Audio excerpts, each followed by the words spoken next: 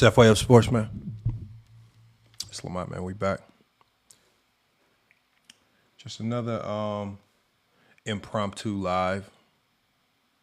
I know y'all not used to seeing me live on a Wednesday, man. Just thought I'll give you guys some more content, man, just to kind of follow up on what we did yesterday, man. Salute to Flea Boy. I see you pulled up in here. Salute to everybody that are going to be pulling up today, man. We got a good topic for you guys today, man. And as always, when we get started, y'all, we're going to try to push through this intro. The number one thing that I ask you guys to do as you come in is to make sure that you share the live. If you can share that live, the best way to share the live is to hit that share button right there in the corner of your phone and add it to your story. Salute to Bandwagon. Salute to Zach. I see y'all in here. You definitely make sure you like the live. Over the last, I would say, probably dang near 10 live streams now, we got well over 30K likes. I mean, that's huge. Those are huge numbers for a live stream, especially when I'm going to different lives and I'm seeing them with 300, 400 likes, man. We've been pushing over 30K likes almost every time we go live. So again, salute to you guys for definitely supporting the content, man. And then also not just supporting the content, but then going over to YouTube to support the content and the content creators over there as well. As you guys know, GOAT James Kingdom is live on Fridays, Friday Night Exposure, and Sundays. And then all the other people that go over there. Ochi Clips, he posts a lot of short form clips of what we see here on TikTok. So salute to you guys. Salute to people like that. Make sure you go follow them on all platforms. But again, we got a good topic for you guys today. We're going to be talking about Kobe Bryant and some of this odd criteria that Michael Jordan fans make. Again, logically, I don't understand the direction, what they try to do. But we're going to try to talk about it today. And as usual, hopefully we can get some of these guys up here to cook, man. It's been very strange as of late. A lot of these guys have been avoiding conversations with FYF Sports, especially GOAT James Kingdom, for whatever reason. But today, we're going to cook and talk about JJ. I see you requesting up. So for everybody that's requesting up, I'm definitely going to be bringing you guys up here. But again, as we push through this intro, make sure that you share the live, add it to your story, share it to other platforms, do whatever you got to do to get the word out, man. Because it's FYF Sports, GOAT James Kingdom. We back live. I know you're not used to seeing us live on a Wednesday, but you know what? This week, I got a little extra time. So you're going to see me a few additional times just live. And then if you miss anything in this live, always know that you can rewatch the live in full on YouTube, on FYF Sports and GOAT James Kingdom. So again, don't feel like you're going to miss anything. If you have to tune out, if you have something else to do, you can always rewatch in full, man. But look, y'all, we got another good topic for you guys today. We're probably not going to be live for too long, but we're going to be live long enough to cook, man. Again, it's FYF Sports, GOAT James Kingdom, TikTok takeover, man. A lot of people are mad about what we're doing, and we back.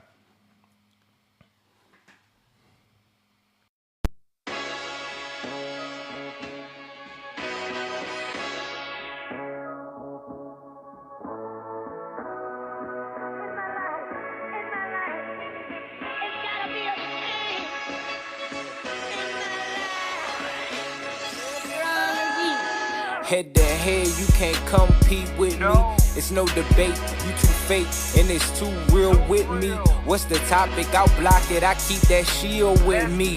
Ammo loaded, I'm cocking, I got that steel with me.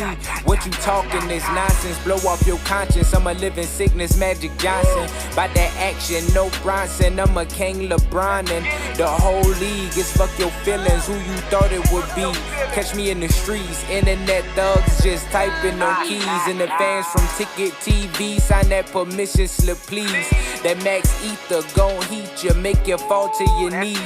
No way out, this the firm. Come near this stove, you gon' burn. Been waiting patient, now it's my turn. What Kevin say? Today you gon' learn. True to the king, what's happening? You got the sauce, keep doing your thing. TKO, I'm from round in the ring. I'm a god to you millions, but stay in your lane. Work it out, I cannot promise no favors. The panel is live, sports talk, sit down at the table. This the family, understand me, don't get it twisted. this, you won't miss it. We on a mission, fuck your feelings. Antisocial, what's the business? We talk it, we live it. Hold on, let's get it. Hold on, let's get it. Got more strikes in the zebra. This for my people, gon' bring out the ether. FYF, they know we too lit. They know we too lit. FYF, they can't do it like this. They can't do it like this. Fuck your feelings. It is what it is. It is what it is. We the realest. Let's get turned in this bitch. Let's get turned in this bitch.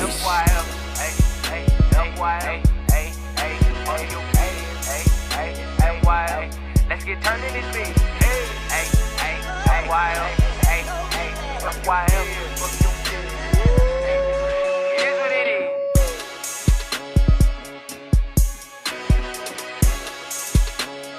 FYF Sports, man. Go with James Kingdom. They hate us for some reason, y'all. I don't know why they hate us, man. But they hate us for some reason, y'all. They hate us, man. Every time I tune into a live, man, every time. Oh, and salute to Ochi Clips, man, the greatest sniper in the building, man. This man snipes these dudes, man. And for whatever it is, man, these dudes hate the way we talk basketball. And I think the reason why they hate the way we talk basketball is we come in and we break and we kind of, we really throw a monkey wrench in a lot of stupidity. We throw a monkey wrench in a lot. Salute to DFJ. Yes, I'm not dumb, man. We are not dumb. That's a fact. We not dumb. Salute to N1 Productions. I see you always in here sliding in the background watching. I don't knock the background watchers. I know pulling up to the panel ain't for everybody. N1 Productions. But you know what, N1 Productions? I give you a big salute for sitting in the background, listening and learning. Ain't nothing wrong with sitting in the back of the class, but you still getting the information in. You know what? We know that you young, you impressionable. It's a couple people on the other side, man. They trying to manipulate you. They don't want you to think for yourself. They don't want you to be your own basketball fan. As a young person, they don't want you to say that any player of this era is the GOAT. I don't knock these young guys when they say these players of this era are their GOATs. What am I going to fight with them because they love their era? No. You should feel free to come somewhere where you can be yourself and N1 Productions. You got to be fake and phony over there. You got to pretend. Come on over here, man. As you saw, we had Eddie up here. We had a couple guys up here. The first thing they said in the last live stream, well, not the last live stream, the one before that, they said, you know what? What we were told about this platform is not true. Y'all do talk the game. Y'all do let us talk. It's only over there where those conversations have to be mucked up into madness. Over talk and confusion, nonsensical takes. You got to go use illogical analytics like game score and SRS. They're stupid, man. Salute to King Shai Solomon. Salute to everybody in chat. I see Goat James Kingdom share it to live. Salute to Goat James Kingdom. Hopefully we can get y'all up here to cook, man. We got a good topic for y'all.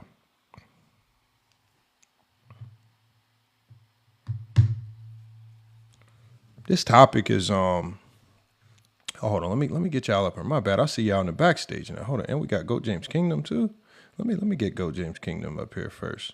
And we got Tylen. I haven't seen Tylen before, so you know what? I'll bring Tylen up. But Tylen, before you go, we got JJ as well. We got Goat James Kingdom, man. The co-host of the show, man. The co-host of the show. Goat James Kingdom, you with us?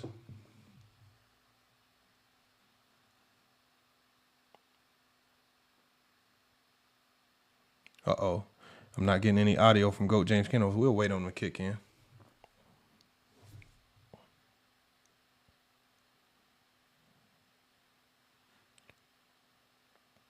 Salute to Catherine following for the follow. Appreciate that.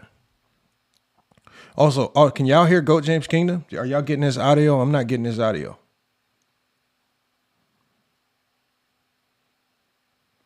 Put a 1 in the chat if you can hear Goat James Kingdom. No, you're not either, so it's not just me. Okay, so maybe it sounds like we having like some TikTok issues because the other two guys aren't loading in. Let me disconnect them. JJ, you're not loading in for some reason. I don't know what's going on. Okay, because y'all can't hear him, then it's a bigger issue. Bandwagon said, not this again. I don't know, man. Yeah, TikTok been on one.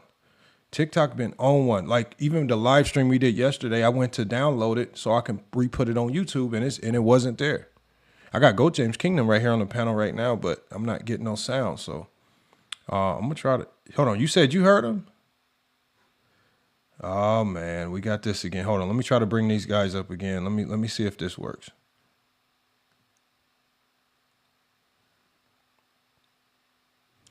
Tylen, you said you can hear him?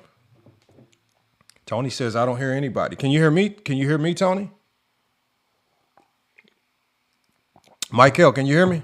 I see you, Michael. Michael, say something. Can y'all hear Michael?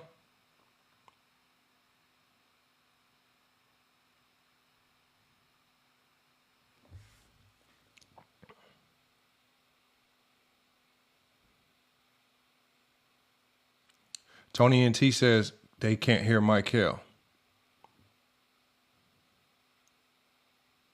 Hold on, let me see if this works. TikTok tripping again, y'all. Yeah, this is on TikTok right here. Hold on, let me see if this works. Sometimes this works. Hold on, we just got JJ loaded in. Uh-oh. Yeah, Lamont's late. Because we having a conversation. We can all hear each other. I can hear Captain. I can hear JJ. I can hear Michael. Oh, hold on. Can y'all hear now? Can the chat put a 1 in the chat? Because I think I can hear y'all now. I want to make sure that the chat can. Are we having? Can hear us? I told you, Lamont, about all that scamming you be doing, man. You can catching up with you, man. I got just catching up. I just got out, man. I can't go back. Hey, Johnny, I just got out, man. I can't go back, man.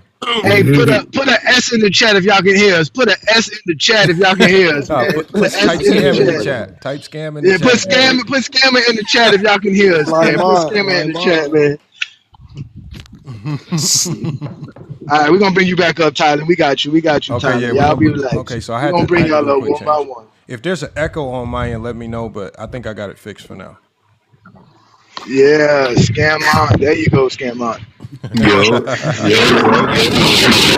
Oh my God. Oh, come on, y'all. If y'all do come up, man, make sure y'all don't come up with hot mics, man. We trying to keep the audio clean, because we will be putting this up on YouTube, man.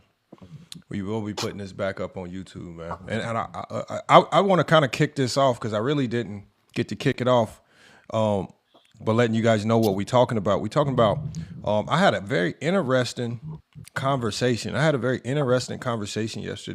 and I don't even know if it's a real conversation because the person I was having a conversation with, he's just known for creating ways to argue with you, no matter what the talking point is. So I don't even know if it was a genuine conversation, but I think this does stem to some of the people that we talk to in these basketball circles, right? Where all of a sudden, and I've been hearing this more often than not, people have been coming around saying that their criteria is the best player on the team that wins the championship. And I've always said that this silly criteria does more of a disservice to players than anything, because it does. It like so, and I think Kobe Bryant is the best example, because as great as Kobe Bryant is, Kareem too, my like something like that, is being the best player in the world while winning the championship. Then how can I fully value Kobe Bryant's entire career? Right? How can I rank him properly? Like, why am I now? Why with this criteria am I literally voiding the majority of his career that helped make him Kobe Bryant?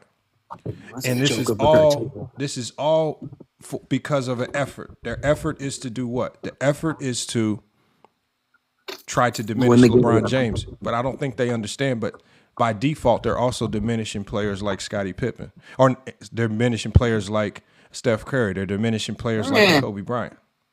I don't think Steph Curry is sidekicks. Oh, salute to Anthony in the chat. He says, giving you guys a follow. Make sure you follow Goat James Kingdom as well. He says, love what y'all doing. Yes, sir. Appreciate you, Anthony, man. Appreciate you pulling up, man. We always going to cook live. It's always going to be, for whatever reason, man, I don't know what it is. we just attract. I mean, there's a lot of people that are supposed haters of FYF, but they give extremely great watch time. They'll sit in for the full 3 hours. They'll sit in for the full 6 hours and listen and be mad. And I mean, so again, even if you are a hater, even if you have nothing, if you have nothing to contribute to the conversation, even if you just type in random stuff in the chat and you sound like a 12-year-old, we invite you guys here on FYF Sports, man. All right, you guys are one of the reasons why we are always going crazy every time we go live. But yeah, this conversation yesterday, because even Herm invoked himself into the conversation, Johnny. Herm came into the comments and said, I would love to debate anybody that says Kobe Bryant was a sidekick. Oh, and I'm saying to myself, I'm like, Herm, this sidekick term is not very complicated. He's just a number 2 option. It's not really that hard to understand. Right? Well, he just was not as good as Shaq. But go ahead, Captain. Ask you a question, because the only thing I did, let's say I turned given to this, I would say it's still Steph Curry, but I don't think Steph was a sidekick. I feel like I don't think it's coincidence that KD and Steph is the only duo where we argue. I can't hear you. Hold on 1 second. Let me make sure I can. Oh, my fault. Say that again. I was gonna say, even if I go into say he was a better sidekick, I would still go Steph. But I don't think Steph was a sidekick. I don't think it's coincidence that. That's just so. This is just the nature of basketball. What do you mean by sidekick? If you're on a championship team, okay, everybody the only way and I'll give you examples of both. The only way a championship team can coexist is if all roles are delegated. Right. And whenever we see a team where the roles aren't clearly delegated, we see madness. And so, for example, when you have Shaq in his prime and Kobe Bryant, Phil Jackson has to, when he's sitting down and he's putting together that offense, they have to ask themselves, okay, who's going to be our number 1 option? Who's going to be our number 2 option? And when you have a prime Shaquille O'Neal, who's arguably the most dominant player in NBA history, I think the easy answer is, well, our number 1 option is going to be Shaquille O'Neal. We're going to run our offense through Shaq. But then when you have a blossoming Kobe Bryant, I think the easy option for the number 2 option is that Kobe's going to be your number 2 option. This is not a discredit or anything. It's just a role that's assigned by a coach. It has nothing to do with a player's greatness.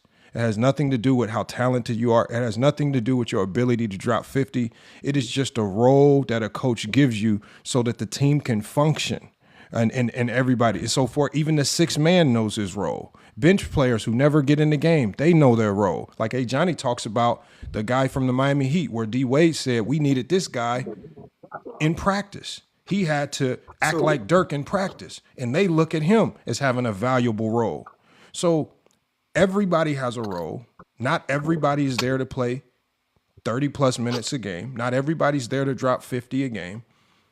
And so when Phil Jackson gave Kobe Bryant the number 2 role, which is what we call the sidekick role, why do people look at that as a negative? It's just a role to keep things organized. So when we say Steph Curry for one point in time might have been a sidekick to KD, it's not a negative. It's just a role. That's just what happens when KD in his prime walks in the building. Right? The coaches who run the offense have to say, well, we have to organize this. Everybody needs to know who are we going to look to first. Who's the second option? Who's the third option? How is this offense going to function? It's nothing. It was never intended to be a negative. And then now all of a sudden, because Jordan fans or Michael Jordan himself created this narrative that being a sidekick, you can never be great. When Jordan gave this information to NBC and they started pushing this about Kobe, why have people redefined what a sidekick is and tricked you guys into believing it's something negative when it's just nothing other than a role? Go ahead, Catherine. So no, I wasn't saying you're good. I wasn't saying that in that aspect, right? I still think we all agree that Steph Curry and Kobe Bryant are still top 10 players. I don't think a sidekick on them diminishes their greatness by any means. But I'm asking you this because KD and Steph Curry, do you not agree their situation was very unique? you understand what Shaq and Kobe. Shaq was undeniably the most effective player in their scheme, the most efficient, effective scorer, and he was their go-to guy. You can't say the same thing with Steph Curry and KD though. The way the offense ran, they revolved around Steph Curry and they capitalized a person like KD as a play finisher, as a scorer on one-on-one coverages. So it wasn't really. It's very unique, if that makes sense. It's not like a Scottie and MJ or like a Kobe and Shaq. If that makes sense. When Kevin Durant joined the Warriors, it was at that time a lot of people looked at LeBron and KD as the number 1 and number 2 players in the world. Correct? Sure, but I don't really care about the narratives. No, I know that's not a narrative. I'm saying so. That's not a narrative. That's so what I'm saying is when KD walks into your locker room and he is a unicorn of an offensive weapon, the coaches have to make a decision. Their decision is, okay, now we have to determine who's going to be the number 1 and number 2 option. There is no good offense that doesn't have roles delegated. It doesn't matter how unique of a situation it is. The offense can only function with order. This is not pickup basketball at LA Fitness. This is an NBA basketball game. They have to know who closes, right? Who is going to get X amount of shots. These things have to be figured out. No. And ultimately, that made Steph Curry a second option for a short period of time. Kobe Bryant was a second option sidekick for a short period of time. Scottie Pippen, for all of his prime years, was a second option. 8 years isn't short. 8 years isn't short. 8 years isn't short. Kobe was a sidekick for 8 years. Well, you know. Yes. Well, I will say, let's say I agree to that, even though like that's debatable. Like Stephen, like you can pick and choose on the day who's the second option. But let's say I agree that Steph Curry was second option. I do still think Steph is probably the best here in terms of what you value. No, let's say I agree. Let's just go with your logic. I think your logic will be better. If KD and Steph, if neither one of those guys were the second option, then who was the second option? No, I'm not saying there was no. I just want you to play the game because I want to follow your logic. Yeah. I had to choose. Your logic is basically saying that, okay, we have number 1 and number 2, Steph and KD. Neither one is the second option. So who was the second option? Well, if I had to put my life on the line, like if you used to actually put a gun on my face, ask like, who do you think was a real second option or the best player on that team? I would say Kevin Durant was second option because he simply could not. No, it's not. This has nothing to do with best player. Oh, well, even second option, I would still say KD, considering the fact that he couldn't generate good. He couldn't generate great offense off Steph Curry, even his efficiency wasn't good off Steph Curry. So like, even their net rating was literally average. Offensive rating was average. It was a good team, not a great team without Steph. Steph without KD was still all-time great. First scoring option, not impact. Michael, you don't know about. Well, Michael, that's your criteria, though. You can't. Your only criteria is scoring. Other people value other things on scoring. So Catherine's boyfriend, or yeah. You say Cat over. Either way, no matter who you believe is the second option, you do believe there was a second option on that team, correct? Of course. So So again, I'm not going to argue with you on who you believe was the second option. What we're talking about is that on every single team that is trying to win basketball games, there is always a second option, no matter how good the number 1 and number 2 players are. I agree. Not consistently, but I agree, yes. Okay, so give me an example of a team with great players that didn't assign a number 1 and number 2 option. That team simply does not exist. If the close team that would exist would be the KD Warriors because there's no – I'll say this is more like Batman and Superman 1A, 1B. On any given night, depending on the playoff series, they were both number 1, second option. If you watch the games, they were letting Steph Curry be the main ball handler, attacking the coverages while KD be a play finisher. They had Kevin Durant scoring one-on-one coverages. When you say 1A, 1B, what comes after A? B.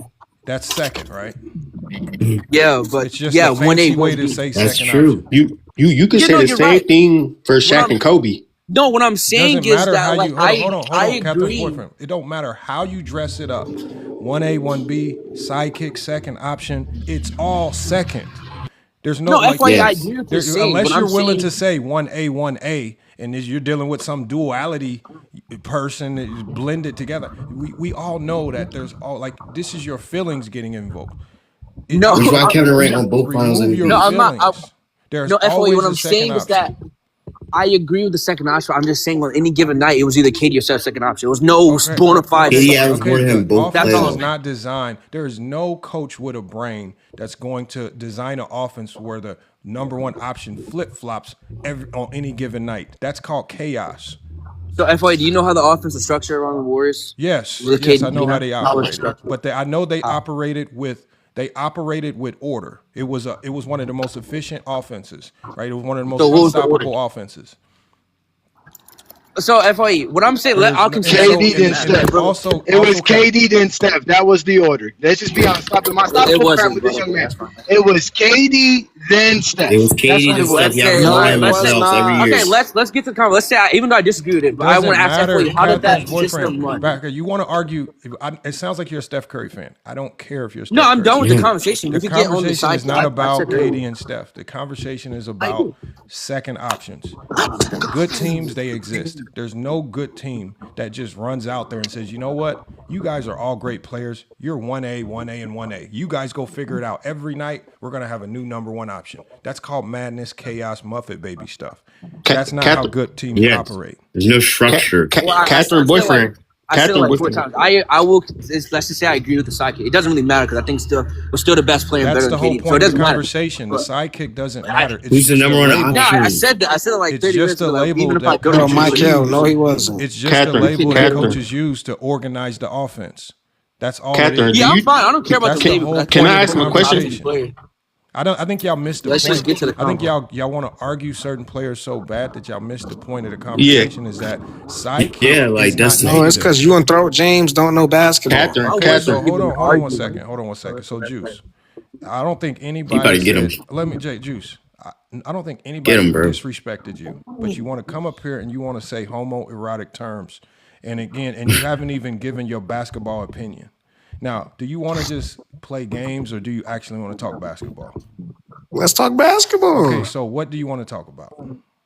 Like y'all talking about Curry was the second option. Curry was not the second option. Hold on. The topic of the show, please mute up. Just so it sounds like you didn't listen very well. The topic of the show is about sidekicks and how fans have evolved the definition of sidekick into being something narrative. Do you believe that Kobe Bryant was a sidekick when he played? Yes, with Shaq. Yes. No. Okay, so what was Kobe next to Shaq? Bro, y'all gotta remember. I'll give you this. In the finals, he was his sidekick. I'll give you that. That's not what I'm asking you. What was Kobe next to Shaq? I think he was a great player. Okay, so who was the number one option? For example, let's go to the year Kobe. The number one option in the year 2000? Who was the number one option for the Lakers? It was Shaq, but it wasn't the same case. Oh my God! Can y'all let Juice answer his own question? Juice, I'm asking you the question. Like I just said, in the finals, it was Shaq. No. Other than that, it was Kobe. In the year 2000, who was the number one option for the Lakers? Oh, year 2000 Shaq, because that's the year when in the finals Kobe averaged 15. Who was the number two option? Kobe, yes, that year, yes. Okay, so Kobe was a number two option. Yes, that year. Okay, so that means he was a number two option. Yeah. So you're just basing it off of just if he was a number two option for 1 year? Hold on. The first question I asked you was, I said, do you believe Kobe was a number two option? You said no. Then when I asked you about the year 2000, you said he was a number two option. But you got to remember, Kobe got hurt. When he came back into the game, he came in and dropped 28 points and carried them to the win in game 4 when Shaq was not doing nothing. What are you talking about? That's one thing. Hold on, Kels, be quiet. Juice, what we're trying to educate people on is being the second option has zero to do with your production. It does not matter how much you score. It's a role that's given to you by a coach. It's just your role. And so with Shaq, who at that time was the most dominant player in the world, he was always going to be the Lakers' number one option. Now, Kobe as the number two, one of the greatest number two options in NBA history, was the beneficiary of Shaquille O'Neal getting double teamed a lot. Kobe got a lot of one-on-ones, and he took advantage of it like no other. and he was able to do a lot of scoring. That does not change the fact that he was still the number 2. So much so, let me play a video for you, Juice, because I'm gonna let you play a video of Kobe talking about how he was labeled a sidekick, how fans demonized it and diminished him, and then why he wanted to go win one on his own to prove the world wrong. I'm gonna play this video for you. I'm gonna let you hear it from Kobe Bryant's mouth, because the world turned on Kobe and used him being as a sidekick to diminish his legacy, when we never did that in the past. Nobody diminished James Worthy. Nobody diminished Scottie Pippen. Nobody diminished Kevin McHale. Nobody diminished Kareem Abdul-Jabbar for being a sidekick. But when Kobe was a sidekick and he was looking too much like Michael Jordan, Jordan went to NBC and told NBC, you can't be Mike if you're a sidekick. Start pushing that narrative, Ahmad Rashad, and they start pushing the sidekick narrative as a negative to diminish Kobe. I'm going to play the video for you, but y'all can go ahead and cook while I get this video queued up. I was gonna, with that logic alone, do you think Steph was not the one? Because what you said with Shaq was the same thing with Steph. So with that logic, do you think Steph was number one option? With that Catherine, can I ask a question? Yeah, go ahead. So you said that the reason why you think that Steph wasn't the number 2 option was because Steph had the ball and stuff like that? Well, because the offense running around him, he was clearly the best when he was on the floor. That's not true. He wasn't clearly the best. That is true. He wasn't clearly the best player on the court. The offense did run. Kevin Durant was the best scorer. Tylen, if you're gonna ask a question, you have to allow the answer to happen. Go ahead, Catherine, and answer Tylen. Yeah, I was gonna say Tylen. He was on the floor. The offense was at its best and most efficient. Without KD, without Steph, the offense was meh. The record was meh. It was good. It was fine. Well, hold on, Catherine's boyfriend. Why do you want us to talk so? Why do y'all keep asking questions about who the 1 and 2 option on the Warriors were, when the whole point of this is, again, we can none of you guys know the offense well enough to really know who was the 1 or 2 option. None of you guys know the sets. None of you guys know the hammer sets. You don't know the split action sets. You don't know the triangle reads. You don't know what was said in the locker room. You don't know how many shots were supposed to be allocated to each, but yet you're arguing over stuff as if you have the locker room facts and the playbook to know this. That's not what we're talking about today. What we're talking about today is being a second option. Is that existent? Yes, we've all agreed to that. Is it a negative? I don't think it's a negative. But why are you idiot fans running around here using it as a negative? See, the reason why Juice doesn't want Kobe to be a sidekick is because he has it implanted in his brain that it's some type of negative. It's not a negative. Who cares? It's just he just wasn't. It's just a Neither role. was Steph Curry. It's just a we're role. talking about So why do you care? Why do you see. care if Steph was a sidekick, or why do you care if Kobe was a sidekick? If it's never been anything negative, it's just a role. FYE. This is all we're doing right now is talking about basketball hypotheticals, right? So when you ask me that question, like we don't know. I'm saying we're sticking to the topic. The topic is not about Steph and KD and who was the number 2 option. Nobody cares about that. We do know that there was a number 2 option on that team. That's the whole point. That's his point. That's FYF's point. I don't know who, but I get his point. It's just this is why we're here to have this conversation. But May I ask something right quick though? I am a co-host, gentlemen. May I ask y'all this for those who are have a problem with the sidekick role? I don't. No, I'm just saying. Juice is the one that sounds like he has a problem with. Just listen. I'm gonna go down somebody's throat right now. There is roles on the basketball court. And there is obviously the first option role, which a lot of people praise. But do you guys praise players who can actually play multiple roles? So someone who can actually be a first option, or the sidekick, or the third option, or just a defender, or just a rebounder, or just a playmaker on the team. Is that something you guys factor in when we talk about a player's greatness, the ability to play multiple roles? Because we know there's certain players like a Carmelo Anthony. He can only be a first option. He can't play no other role. Right? He doesn't have the ability to do such, right? So if there's a player such as Kobe Bryant who can be a first option, a sidekick, who can play the veteran role, because Kobe played the veteran role at the end of his career. Yep. These are all roles that exist in basketball. Do you guys value a player that can play multiple roles, or is it just being the best player and the first option that matters? I do value if you can play multiple roles, especially considering how good and well you perform, not your prime and peak of your power. So, like you bring up, Kobe's a perfect example. I think he gets underrated for his similar reasons. That was good, King James. But yes, I do agree with that. Yes, I do buy that. But you don't value that in Steph Curry? Everything Jay just said, that's exactly what Steph Curry did. Ball handler, playmaker, main attention seeker. The only thing that KD was doing was secondary. Oh, wait a minute. What happened? I went down somebody's throat and they left? No, Man, that's how they always Catherine, do. Hey Johnny, It wasn't Captain. It was what happened? What happened to Beetlejuice? What happened was Juice heard. Man, I was just about to have some fun with him. We were forcing Juice to talk basketball. He ran. He couldn't come up here and just disrupt and throw names and just make it a muck. He was gonna be forced to talk basketball, so he got up out of here. I told you. Them days of just coming up here, messing up the lives with bad language, trying to get the live restricted, trying to get us to argue. It's over with. You will talk basketball. But yeah, James, I agree with what you said. I do buy that. Hey, let me play this clip. Let me play this clip from Kobe Bryant. I want y'all to hear this, man.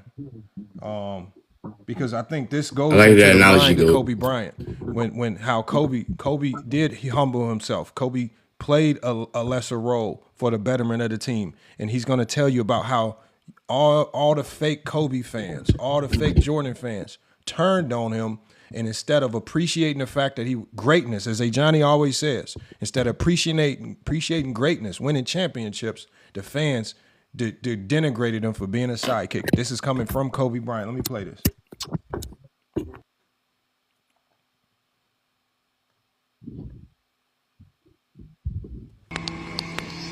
So you win with Shaq. Shaq goes away. More important to win one now with Shaq not there? Oh, yeah. Because that's the challenge. Some said I couldn't for whatever reason, but I knew the truth of it. I think Shaq knew the truth of the situation. I wasn't some sidekick. You see me every day. You know what I'm about. You know what I mean? So it was kind of insulting to me for people to think I couldn't be that dude. Kobe Bryant slashing and hammering home. It's silly. You say, okay, be selfless. All right, you win a championship. You can't win one on your own. Huh? What happened to being selfless? Oh, it's selfless only when you want it to be selfless. It's okay. I accept the challenge. Kobe and Shaq could have won possibly 6, 7 championships. I know a lot of things have to go right to do that. But it was the zesty Jeffrey logic that drove him mad. Y'all say I can't do this without Shaq. What I'm doing don't count if I'm the number 2 option. Y'all drove Kobe mad with zesty Jeffrey logic, man. All because y'all redefined what a sidekick was and then tried to denigrate Kobe's greatness. You tried to take away his championships and tell him his championships don't count because he's a number 2 option. Told y'all the stupidity of fans, man. Yeah, I don't think y'all realize how stupid the criteria y'all come up with, y'all logic is, and then even sitting up here now, y'all have to fight over who is the number 2 option between Steph Curry and KD when we can all understand that being a number 2 option means absolutely nothing. It does not take away from Steph. It does not take away from KD. It means nothing. They're both just as great. The championships count just as much. So after these 3 you got up here, FYF, who you think is like 4th and 5th out of the greatest sidekicks? I don't know. Or anybody up here. I haven't decided to rank them. I'm just giving you examples of when we look at these 3 players up here on the screen. We don't see. The first thing that comes to my mind when I think of Kobe is not second option. I think greatness. The first thing I think of when I think of Steph Curry, greatest shooter of all time, greatness. I don't think second option. Same with Scottie Pippen, one of the best defenders in NBA history, not second option. If you're a zesty Jeffrey, you know what the first thing you think is? Oh, them championships don't count. He was the second option those years. They have to think silly stuff. That's why Juice got up out of here, because he was thinking all that zestiness. He came in here with zestiness. Hey, FYF. And he left. FYF, can I say something to you? Can I say something to you about championship value? I don't value any championship in my criteria. I have championships. I value Dwight Howard's championship and Kobe's championships the same. Like I just do the number. But I have finals MVPs in there too. So it still values my criteria. It still values being the best, because I value finals MVPs and championships. But yeah, for championships, I don't weigh them. So I make my criteria fair for everybody. That's what's up, man. Yeah. That's what's up. We got a couple new people on the panel. Music Professor. We didn't hear from Tylen yet. Tylen, well, I didn't hear your full thoughts on this. I'm gonna go to JJ. We got King James. Everybody, what y'all got on this? I think it's a great conversation to have because of the reasons, and I never really thought about it like that. Like how people thinking you being a sidekick is a bad thing. When, like you said, you need a role for every team, for no matter who it is. Even with Shaq and Kobe, Kobe was averaging 25 points, 26 points a game in some of them playoff series, but he still was a sidekick because he knew his role. Phil wasn't, you know what I'm saying? Phil Jackson wasn't, even though Kobe probably was capable of averaging 30, Shaq was still the best player and the star on the team. So yeah, this is a great conversation. I even think of it like, if, let's say, for example, if LeBron and Michael Jordan played on the same team, the reality is that if you have a good coach, one of those two guys are going to have to be the second option. And it's not going to make neither one of them better or worse. It's just how an offense has to work. Don't matter. You put Kobe and Jordan on the same team. Unfortunately, one of those two guys is going to have to be a second option. I don't know which one. Depends on the coach. But somebody got to be the second option for this team to function right. Don't mean Kobe ain't Kobe and Jordan ain't Jordan. People just dumb. They're dumb. They always they want to try to find new ways to denigrate players. Really what they want to do is they really want to find ways to denigrate LeBron, but don't realize how they're also tearing down other players like the Stephs and the Currys and the Scottie Pippens. Music Professor, what's good, man? And I'm gonna go to you, JJ, next. Yeah, please do. Yeah. What's up, man? I agree. And the thing is, a lot of guys who comment on basketball, they never played organized ball. And this guy, Michael, you know, that's at the top right, he have Scottie ranked number 52. And that tells me a lot. Where do you have him ranked? It's not updated ranking, but I'm going to have him ranked. He's going to be around 37, 36, around that. That still ain't even accurate. Wait, Music, what do you have Scottie Pippen ranked all the time? Bro, if Jordan is number one or number two, okay, Scottie he has to be in that next group 11 through 20. Let me give you an example. There's some second options who's better than first options. You take a guy like Dirk Nowitzki, right? If Dirk is not scoring, what the hell is he doing? He's still generating some good playmaking defensive coverages for his team. Wait. Dirk is a playmaker? So when you're that good of an isolation scorer on volume, mid-range shooting, by default, he's going to generate some good offense. So I'm not saying he's a good playmaker, but he still was providing enough gravity for his teammates. So when you say he's not scoring, you're still going to have to double him regardless in the mid-range or from the top. Hold on, Catherine's boyfriend. I would love to hear you like, and I know we hear this a lot, and I know this is a little bit off, and I'm gonna come back to you. Music is why do you think no one ever uses that argument when they talk about LeBron dropping 8 points versus Dallas in the finals? How come people are not saying, well, he dropped 8 points, but him just being on the court, his ability to generate and gravity and facilitate playmaking, that makes up for it. How come nobody was saying that? Well, because that's one of his worst performances. We all know that, and even LeBron James admitted himself, if he did a little bit more scoring, not just standing around attracting gravity, then they have a better chance at beating Dallas. He did underperform offensively. It hurt them. Him standing around on the court did not make it easier for Bosh and Wade. Him missing shots and not making shots or taking shots made it hard for Wade. The best thing a great player can do is make shots to make it easier for everybody else. Standing out on the court don't really make nothing easier for nobody. I don't know what type of basketball you played, but just standing out during the court. We just lost the game. My best player didn't hit a bucket. That shit made the game hard as fuck. He was out there the whole time. The game was hard because our best player wasn't scoring. Him being out there did nothing. So no, Captain, this is what I mean by real basketball versus what you think is going on in your head. I just coached a game a couple days ago where we lost. My best player didn't make one field goal. He called me the other day and apologized, right, for playing so bad. And the thing is the game was hard because he wasn't scoring. Him being out there did nothing. So I don't know where you feel this impact comes from if Dirk is on the court not scoring, but having this significant impact. Dirk literally does nothing else but score. He has no impact. And Lamont, wait. That's not so. You're a coach, finals. Right? Wait, you're a coach, correct? Hold on. Let music professor finish, and I'm gonna come back to you. You know, if I'm a coach, right, or if I'm a player, I want somebody on my team who's gonna bust their ass on defense. I'm talking about 48 minutes nonstop on defense, and somebody who's gonna make give everybody make everybody better, and also can slash to the hole.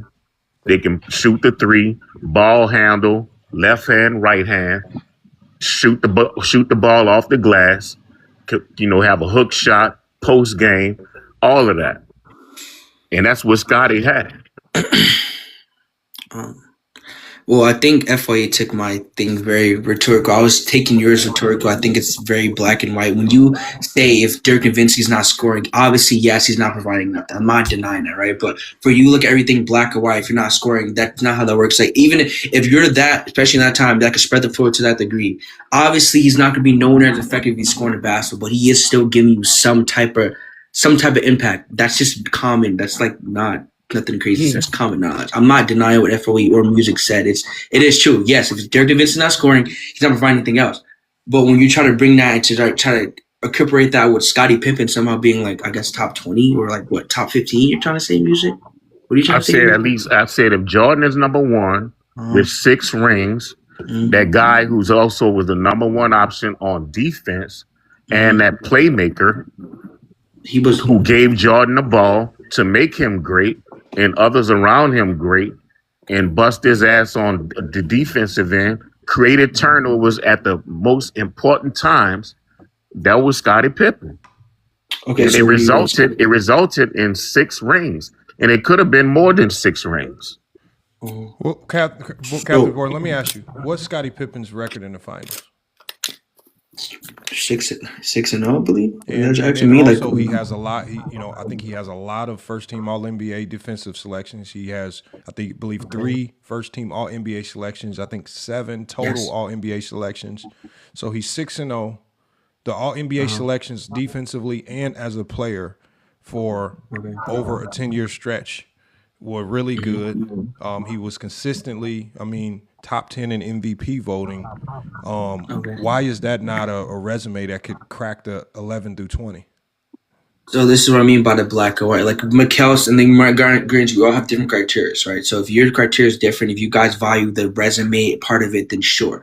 But I don't value every championship as equal. I just simply don't. I'm pretty sure, which is why I even have this conversation, is because unfortunately, we don't agree with it, but unfortunately, people do value number 1 options over number 2 options. So even if you break it down to Steph Curry, Kobe, and Scottie, it's great. But let's be honest, if you're looking at through a glass lens, you're going to view the fact that Shaq was the most valuable player. He produced the more and made that team win the most, right? So you're going to value the person that was number 1 option win a chip over number 2. It's really that simple. So I've looked at Steph Curry versus the white championship. That's false. Don't tell us what we value. Tell us what you value. That's a TikTok thing. I'm saying we don't value that. Shaq won championships because he was on a championship team. Wait, go. That's how you win championships. I just said you guys. The championship teams. Go. I just said you guys' criteria is different. When I've heard other people, the reason why we've been having this conversation at first is because this happens. You're going to value the person one, number 1 option, number 2. Not you guys. I literally just said before I even said that you guys' criteria is different. So please. But if I'm talking about overall, this conversation does not exist if people are not saying that. I've heard multiple people arguing why Kobe Bryant said this in the first place, including Michael Jeffrey Jordan. You're not going to value under number 2 option as much as number 1 option win a chip. You don't have to. You guys' criteria is different, but the overall consensus, which is why we're having this conversation, is that exactly, which is why I'm a Steph Curry and without KD. Sir, that's where you're false. You're saying the overall consensus. Speak for yourself. You don't speak for the overall consensus. My criteria is what I just said. I just said exactly. Gotta listen. I said I don't value. The overall consensus doesn't agree with your criteria. Let me, so please. State it as your criteria, please, because we get tired of you TikTokers coming up here and speaking for everyone as if you guys are the basketball gatekeepers. I've met you on TikTok. I never seen you on YouTube. I never seen you on Instagram. I've never seen you on Facebook. I'm on all these platforms. I'm barely on. I'm not. So don't tell me what I know what I'm experiencing right now. Oh my God, you guys can't never listen, bro. You're cutting me off. So where are you getting your consensus agreement from? How are you getting the consensus agreement from? Where are you getting this from? From when I'm on these lives, when I'm speaking to people in person, going to school, college, stuff like that, talking about basketball. When I play the game of basketball as well and football. So you cut me up. What I'm saying is that I'm not saying you're wrong. When I mean the overall consensus, we're having this conversation for a reason. But not you specifically. I've said it plenty of times. My criteria itself, I do value championships differently. I'm not going to view the third option on a team and say he has the same value as the first option won a championship 2 years ago. I'm just not doing that because I value the fact that one option has way more responsibilities, has way more of a role to play for us, similar reason for winning the game of basketball, right? So not you guys, but my criteria itself, I also value that. I'm not going to value a second option championship ring over the number one option. Not you, once again. But the overall people, if I came across TikTok lives, when I'm in college, I'm going to school, football, we talk about these problems, which is why this problem even exists in the first place. And FYE knows it because we are diminishing these guys that has not been a number one option or a sidekick while winning this championship. That's why we're having this conversation in the first place. Go. But yes, I'm one of those guys that don't value a number two option over number one. I just don't. You could be different. Hold on. Can I say something real quick? A number two option over a number one? As a championship, no. So if you was to tell me that, so personally, I understand that. I'm just asking you because I want clarity. So yeah, number one and number two options are just offensive roles. So how do you value the number one option on defense, like a Scottie Pippen? No, I never said it was strictly offensive role. Like, so I'm a big impact importer. I'm telling you, that's all it is. Oh, that's what you're saying? A number one option on basketball is only an offensive role. It has nothing to do with the full game of basketball. It's just something that the coach gives to organize the offense. So the fact that you don't value a number two option as much as a number one, that means you only value one side of the basketball. Absolutely not. What? No. You just said it. You said you don't value a number two option just as much as a number one. As a championship, yes. Doesn't matter. If we're comparing championships, a number one and number two option, it's only about offense. It has nothing to do with the defense. So I'm saying is, that's not right, bro. I don't know if I agree with that, but that's no. How do you value number one options on defense? Yeah, that's not. It's only offense. Well, if you're looking at number one option on defense, I look at the fact that are you going to, because in today's NBA, a lot of these teams became way more versatile. It's like attacking weakable defenders. So if you're that bad a defender, like a person like Steve Nash or Jalen Brunson, if you're that bad of a defender, there is no way to buy unless you're good at playing pass lanes or you're a decent perimeter defender, or at the very least, you're not a weak link. If you're not a weak link of a defender as number one option, then I can take that. I value that because you look at number one options like Steve Nash, Jalen Brunson, which is why it's hard for these smaller guards, unless you're not named Steph Curry or Matt Johnson, to win these rings because of how bad they are on defensive end. So if you're asking what I value, just don't be an utterly complete dud on defense. Be Tyson, decent perimeter. And the Tyson in the chat, Tyson, can I say something? May I ask something, Lamont? Can I ask something, Lamont? Catherine, and then we'll let Chicago go afterwards. Catherine, so Shaq's championship is more valuable than Kobe's, right? What, like his All three? For me, yeah, I value them more. I mean, the three championships won together. So Shaq's championships are more valuable than Kobe's three, correct? Yeah, if he was to put in a bubble, yes. They're the reason why this live exists. But go ahead, Chicago. Okay, I talked to y'all before a long time ago, and I want to ask one question about basketball because I didn't agree with he said that basketball is about all offense. I don't agree with that because Akeem was a defensive player. So I don't agree with that, bro. He was the franchise player. So I want to ask y'all one question about basketball and in different years. Okay, I'm 56, bro. I grew up when Michael Jordan was playing. When did, in the 90s or the 80s or the 2000s, not the 2010s, not the 2020s, when did anybody ever devalue Pippen, Armstrong, Horace Grant, or anybody of those? Name me a year. Thank you. Name me a year where they devalue Pippins. Great question. Name me 1 year. Hold on, wait. I'm sorry. Hold on, wait a minute. I'm talking about his player, which is called Michael Jordan? When did he ever devalue Pippins?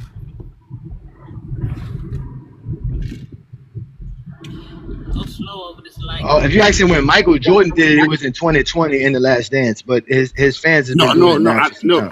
I didn't say 2020, bro. I said that when they were playing basketball. So you don't listen all the time. When they play basketball, when did he? I said, when did he ever degrade Scottie Pippins? When did he ever grade B.J. Armstrong? When did he ever grade any of his team members?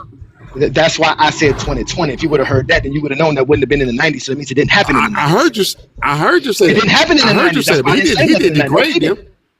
So he did degrade them in the Last Dance. He did do that in the Last Dance. So He did degrade them in the Last Dance. They were upset with him about the Last Dance, and he did, and they felt he degraded them. Don't tell me what they felt that. So that's true. That's true. Go James. So is degrading? You should have kept it to his fans. That's what you call it. Oh, now it's telling the truth. So now let's tell the truth. Him diminishing them, like you said, they wouldn't do it in the 90s. So hold on, listen. So if he said Pippins didn't want to come in the game to play again because his back spasm, whatever he said, that's not true. What game was that? What game Pippen didn't want to go back in because of back spasm? What game was that? When Pippen, somebody he wanted to do a back surgery, he didn't play for them couple of games. He was out for the last championship. He was out for a long time, bro. I watched games, bro. He was out for a long time. He didn't want to play. But Tony Kukoc was there. He didn't want to play. Bill Cartwright came in. Bill Cartwright said something to him too. But I'm trying to see when did the fans? Oh, got a phone call.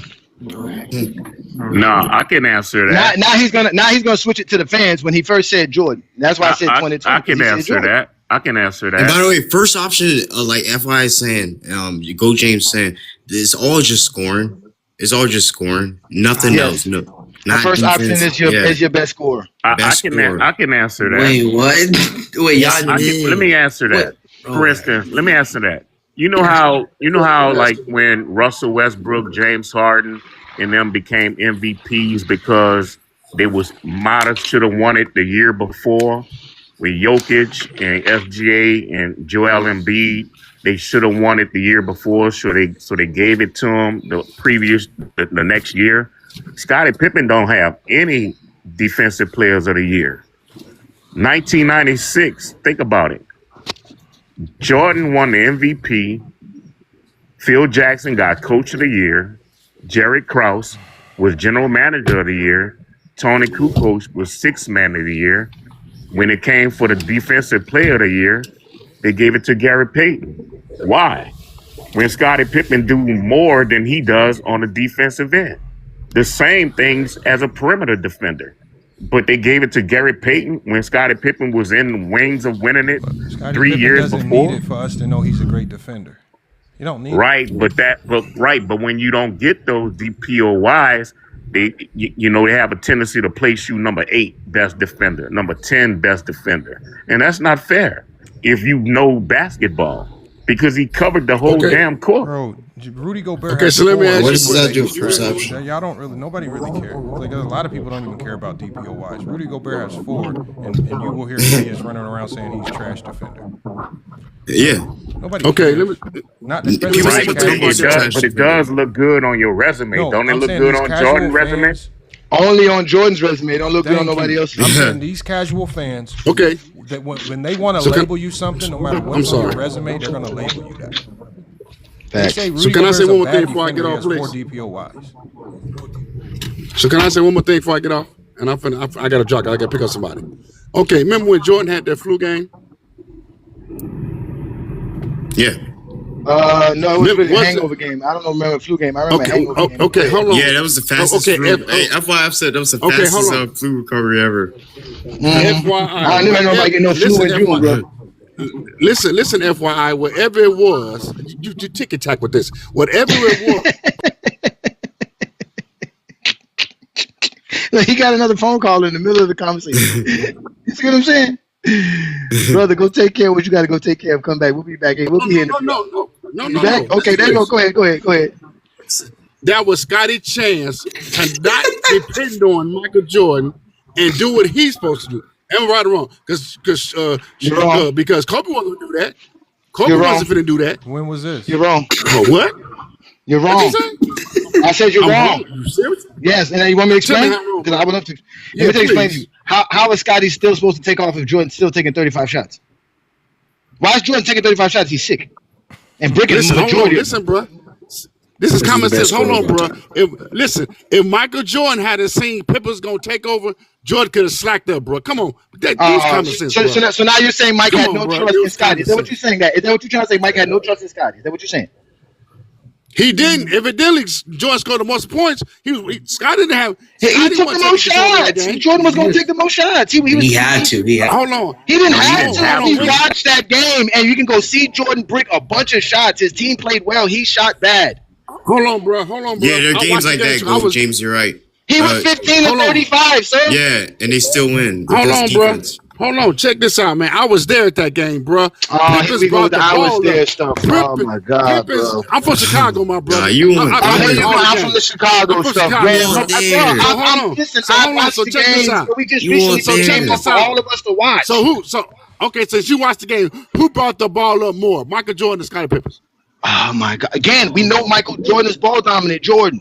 No, Scottie brought it up. No, he didn't. Oh my God, bro! Y'all are sitting here, bro. Quit lying, bro. Scottie, you just said Scottie had a broke back and wasn't doing nothing. Now he bringing up the ball. No, I didn't say that. Y'all stay making up stuff. I didn't say that game, bro. Did Jordan take 35 shots and miss 20 of them? Yes. Did his team? I didn't say that game, bro. Yes. His team played well. He played bad. He still won because he had a championship team. Come on, like y'all gotta stop this. Michael Jordan didn't need to take 35 shots. Hold on. No, he didn't have to take 35 shots. I think Hold on. Pippen brought the ball up, but Jordan. Hold on one second, Chicago. Pippen brought the ball up. Man, Jordan took 35 shots. Hold on one second. This is exactly what I mean, and this is why it's so much more difficult being a second option. And we just heard Kobe talk about how he had to humble himself. He had to be less than. Pippen, when Jordan is on the floor, Pippen has to cater to Jordan. Jordan is the number one option.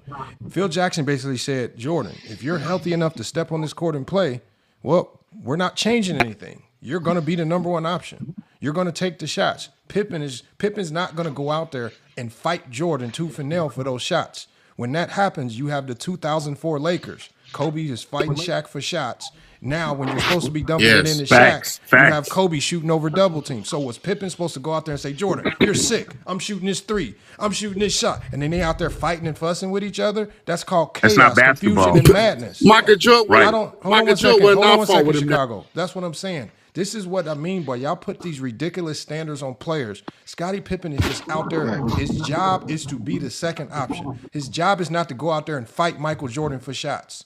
That's not his job. And on a winning team, on a team that wins championships, your second option should not be running around fighting your first option for shots, right? And when they do start fighting, we get the 2004 Lakers. Yep. Facts. I don't know why y'all want Pippen to go out there and just go against the grain and chuck shots, right? When Jordan's out there taking the majority of shots because he's the number one option. Hey, bro, let me say this. You know what I hear people say? What do y'all want Pippen to do? Go against the grain? I just asked you when Michael Jordan left. You know what I hear people say? You know what I hear people say though, bro? Check this out. You know what I hear people say? I hear people say Dominique could have did what Scottie did, and him and Jordan would have won 6 rings. Well, we know that doesn't work. Nobody can defend like Scottie. Dominique definitely wasn't going to. But we never know because they never know. We do know because we saw Michael Jordan. We do know. Dominique, let me go to D Mills. I'm gonna go to D Mills next. We do know because we saw Jordan play with a 20-point per game score in George Gervin, and it didn't work.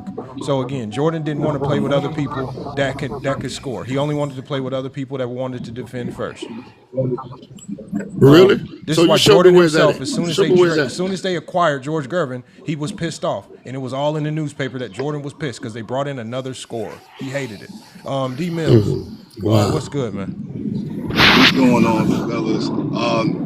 I like this conversation though, bro. Like it really brings up a lot of things that they don't talk about in the media. But what I will say, I just want to address a couple of things. Like when Kobe did that in 2004, it was more because he was just tired of Shaq just coming in unhealthy and out of shape. So he just got tired of that shit. And he had to take that. He had to take it from Shaq because on top of that, when we talk about the 3 wins they won, the one against the Pacers, Kobe Bryant had to close that one out. So it ain't like Shaq won all 3 by himself. That's not not saying anybody said that, but it just. That's not what I know. I'm not saying that anybody talked about it. I'm just bringing it up for context. I'm not saying that anybody said anything. Being a closer doesn't make you a number 1 option. It just makes you a closer. Tony Parker was a closer. Then that's what Kobe Bryant's role was. No. As in basketball, we're not taking from his role. One of his roles was to be the closer. He's still not the number 1 option.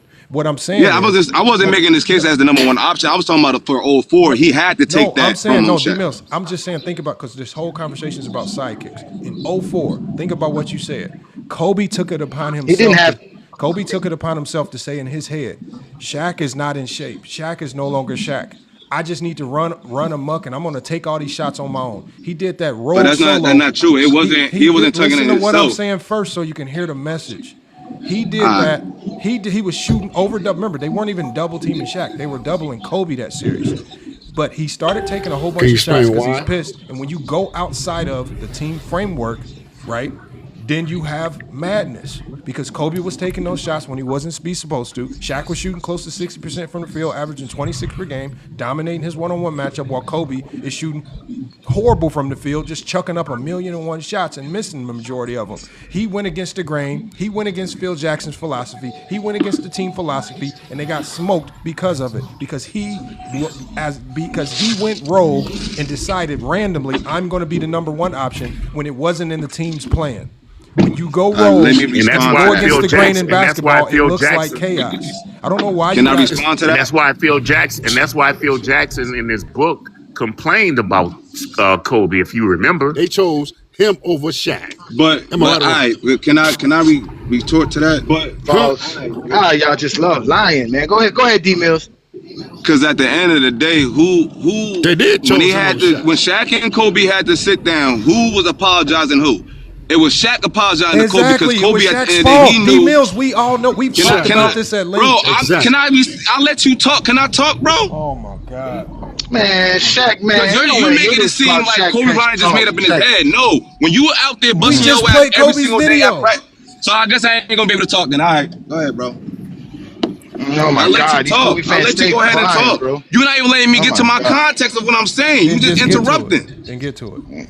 Go ahead, get to it, man. Yeah, my thing was just trying to correct on what he's saying, because the context you're making it seem like Kobe Bryant just did it and he just created chaos. It was a reason why he did all that. But at the end of the day, you didn't listen to our live. Hold on, wait, D-Mills, we gotta cut you off. We told you why. It's because the it's not. You said it was wrong. We're gonna tell you why. I'm trying to give.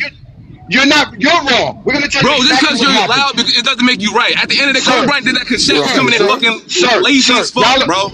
Come on, bro. And he wasn't winning his matchup. He was getting shut down by Ben Wallace. How was he getting Nobody want to hear y'all lying about Shaquille O'Neal. He said Shaquille O'Neal was lazy. And come on, man. It's Shaquille O'Neal we're talking about. I don't want to hear this nonsense from these Kobe Bryant fans. I am the co-host of this show. Y'all got to shut up. I'm ready to talk. I'm tired of these lies. But he was lazy. We already explained to y'all that it was the media and Michael Jordan who went to the media and told him that Kobe doesn't get respect for his 3 championships and made him feel like he had to get away from Shaq. That's what it was. Okay. If Kobe wanted to win more championships, he could have told the Lakers, "Yes, I need Shaq," and re-sign him, and they would have. He told them to get. So could it been he was just a leader? Could that have been the case? Leader of what? A leader to lose? And he didn't lose because he won 2 more. He didn't make the playoffs in 05. He didn't make the playoffs in 05. But he was demanding a trade in 07. He was demanding a trade by 07. He was demanding a trade by 07. Hold on, bro. Hold on. Check it out. Shaq did not win every time he went to the when he played, bro. He didn't win. Shaq won a championship in 06. What are you talking about? Shaq lost, bro. He didn't win every time. He didn't win every year. Shaq was in the Eastern Conference Finals the next year on a new team with new everything, with a young player, a second-year player, and he went to the Eastern Conference Finals. So did he win? If we let Shaq tell you, he said he was hurt. If you let me tell you as a Heat fan, our team wasn't a championship team in 05, but it was a championship team in 06. Championship teams win championships, not players. Not one player, not your first option. In Chicago, I think y'all missed my point because I think y'all are kind of agreeing with my point, but don't even know it. This is what I'm saying about Kobe. No, we understand. I understand what you're talking about, but Kobe was a leader. Please hold on 1 second, Chicago. So was Scottie. He was a leader too. This has nothing to do with Kobe's leadership. This is more to do about how teams function. So when the other guy, D Mills has said, Kobe took it upon himself to say, Shaq don't have it. Let's just go with his logic. Shaq is lazy. Shaq don't have it. Shaq's out of shape, so I'm going to take all these shots. Kobe came up with that. Kobe did that on his own, independent of the game plan, independent of the coaching staff, independent of nobody was in alliance with it. You have one piece that's just now doing his own thing while everybody else thinks that they're supposed to be going through Shaq. This one piece that's out of whack is the sole reason why nothing could function right, and you lost to a Detroit Piston team that nobody thought would be able to beat that Laker team. Because one person went rogue. The second option was no longer the second option. He was trying to be the first option while the team already had a first option. You don't have to like that Shaq was the number one option, but that's who Phil Jackson made the number one option. Kobe didn't like it. He went rogue, and it caused the team to lose. This is the whole point of this conversation is that number two options have to do less sometimes because it's their role to do a little bit less, not because they're less than as players. Okay. The whole point of this I got a question, guys. So check it out. Kobe was there. Kobe was there when Shaq was practicing, but he's seen he wasn't doing what he's supposed to do to win. So you telling me just nobody on the Lakers said that about Shaq but Kobe. Nobody said that about Shaq but Kobe. None of the Lakers said it. None of Phil Jackson said it. No one said it. Kobe was there. Kobe. That's why Phil Jackson wanted him to be traded. That's why Phil Jackson said we need to trade Kobe. That is true. So what happened to Kobe? Kobe. See, I don't want to talk about that. Come on. Hey, Pete versus Phil Jackson left because of Kobe. Phil Jackson left because of Kobe. That is true. And Phil Jackson came back. Right. Because and that was after Kobe apologized. I want to talk about people apologizing, and that's because Jeannie Buss was his girlfriend. Wow! Congratulations, you got your coach back. No, and then Shaq was the better player. Let's go to the new people on the panel. We got Xavier up here. We got Inside the Arc. Xavier, what's good, man? What you got? What's going on? How y'all doing? What you got, man? I heard you trying to chime in. What you got? I was just trying to grasp what the conversation was about, but I think I seen the poster a little bit. I'm blind, but it's a little bit deeper than what people are trying to make it. So we're getting hung up on like this conversation. What they're doing is they're taking it too much at face value, because this conversation revolves around how being a sidekick just means you have to play a role. It doesn't mean you're not great. It should not mean that the championships don't count for you. It just is a label that teams and coaching staffs give to players so that everything stays organized. It has nothing to do with being less than. So, for example, when I talk about Kobe has 5 championships. I don't give a damn what option he was. I don't give a damn what role he was. When I talk about Pippen 6-0 in the finals, I don't give a damn what role he was, because I understand that the only way you can win, if you've ever hooped, it only works if everybody falls in line and takes their role. 6th pick, an NBA player came up here and talked about it. He said, I know a lot of people that can go drop 30, but because they have to buy into roles to win, they can't go out there and drop 30. So, again, they're taking it out of context because they're trying to make it seem like when we call Kobe a sidekick, we're calling him a less than player than Shaq, when it just means Kobe just had to take a lesser role because the coaching staff said, we're going to run the offense through Shaq, and you'll be the number 2 option and the closer. That's nothing bad. That's just a role. You know what I mean? I 100% agree. I agree with that. And I agree with that. I agree with that too, but that wasn't the role Kobe wanted to play. That's what I'm saying. It wasn't the role. No, hold on. Let me say one thing. That is the role Kobe wanted to play until the media and fans tried to say he was less than. That's why I played that clip. Exactly. That's why I played that clip of Kobe's. Kobe was like, all of a sudden he started hearing in the media, oh, Kobe can't do this. Kobe ain't this because he an option. And Kobe was like, hold on. And don't forget, around this time. And Kobe got mad because he said, hold on, Shaq, you ain't gonna say nothing? Phil Jackson, you ain't gonna say, you just gonna let them say that? He was like, all right, now I gotta go prove y'all idiots wrong, because now being a second option is bad. That's why he pushed back and he went rogue. And whole time, remember during this time, Kobe is trying to eclipse Jordan too. So you gotta think in his mindset. My bad. My thing is, I agree with you though, man. I mean, it don't make you less than nothing, especially Kobe. Even if he was labeled as a sidekick, you the second greatest shooting guard to ever play the game. So at the end of the day, I wouldn't take no disrespect to it. You know what I'm saying? Shaq needed him a lot of times, like they needed each other.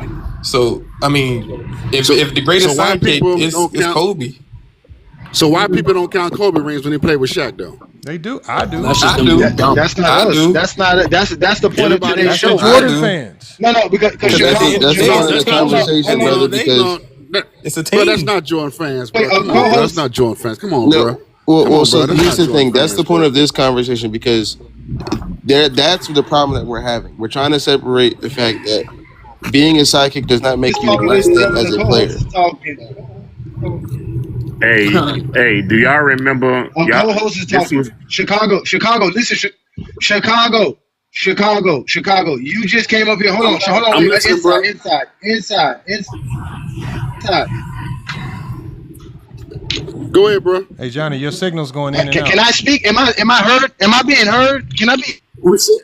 We said go ahead. You ain't speaking. We said go ahead 10 times. His signal screwed up.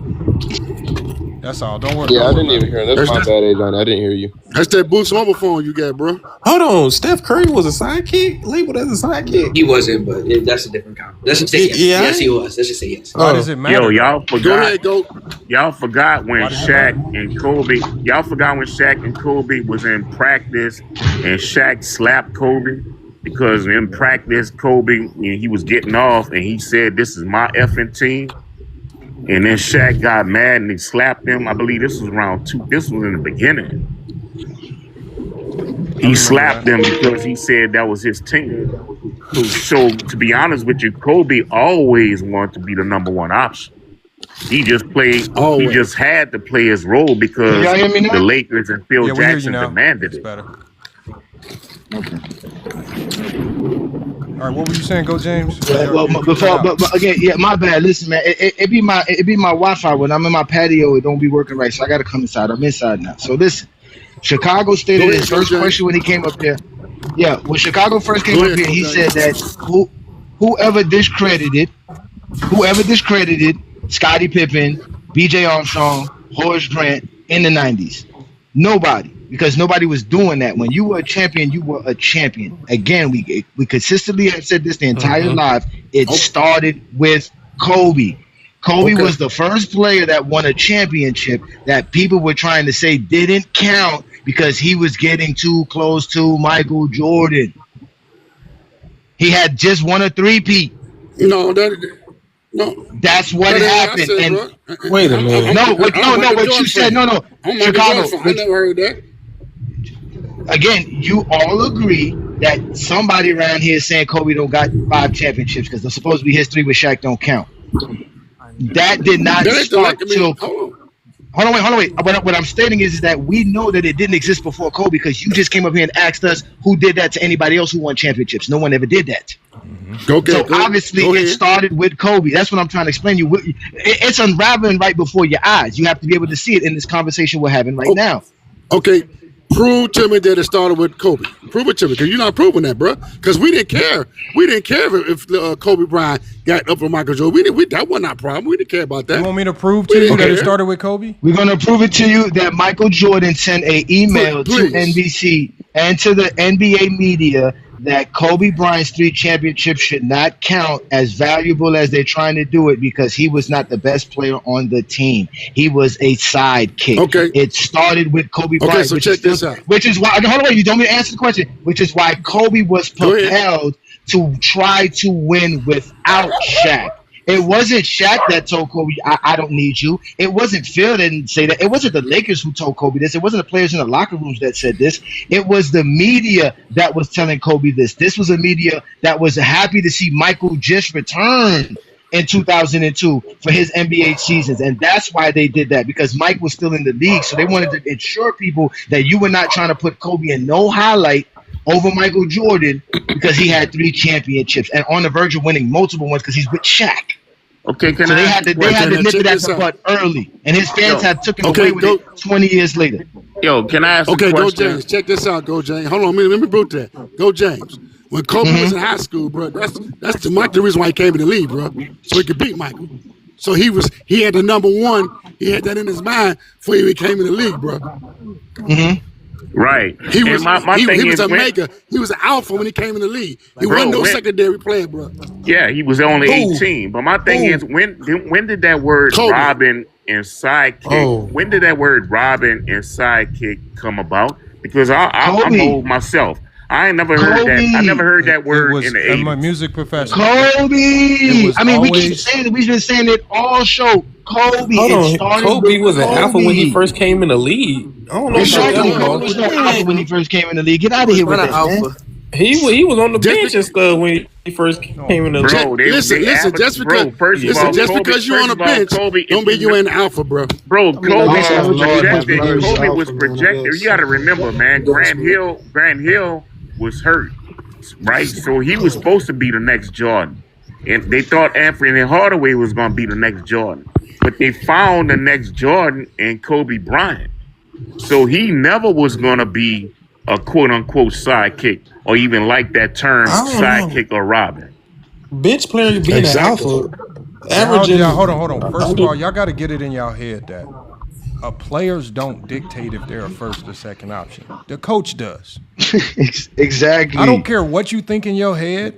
Like Cam Thomas, he just got waived by the Brooklyn Nets. In his head, that motherfucker thought he was the first option. You know what the coach said? Sit on the bench. You ain't shit. Jordan Poole. When he got traded to New Orleans. He thought he was gonna be the number 1 option. He scoring wise he can be. But you know what? They benched him the last 10 games because you know what? Coach said you ain't gonna be no number 1 option. You ain't a number 1. But you can't say that, bro. This whole conversation. I got a question for me. This whole conversation is about. Please hold 1 second, y'all. While I'm you talking. Cannot say that. Please hold 1 second while I'm talking.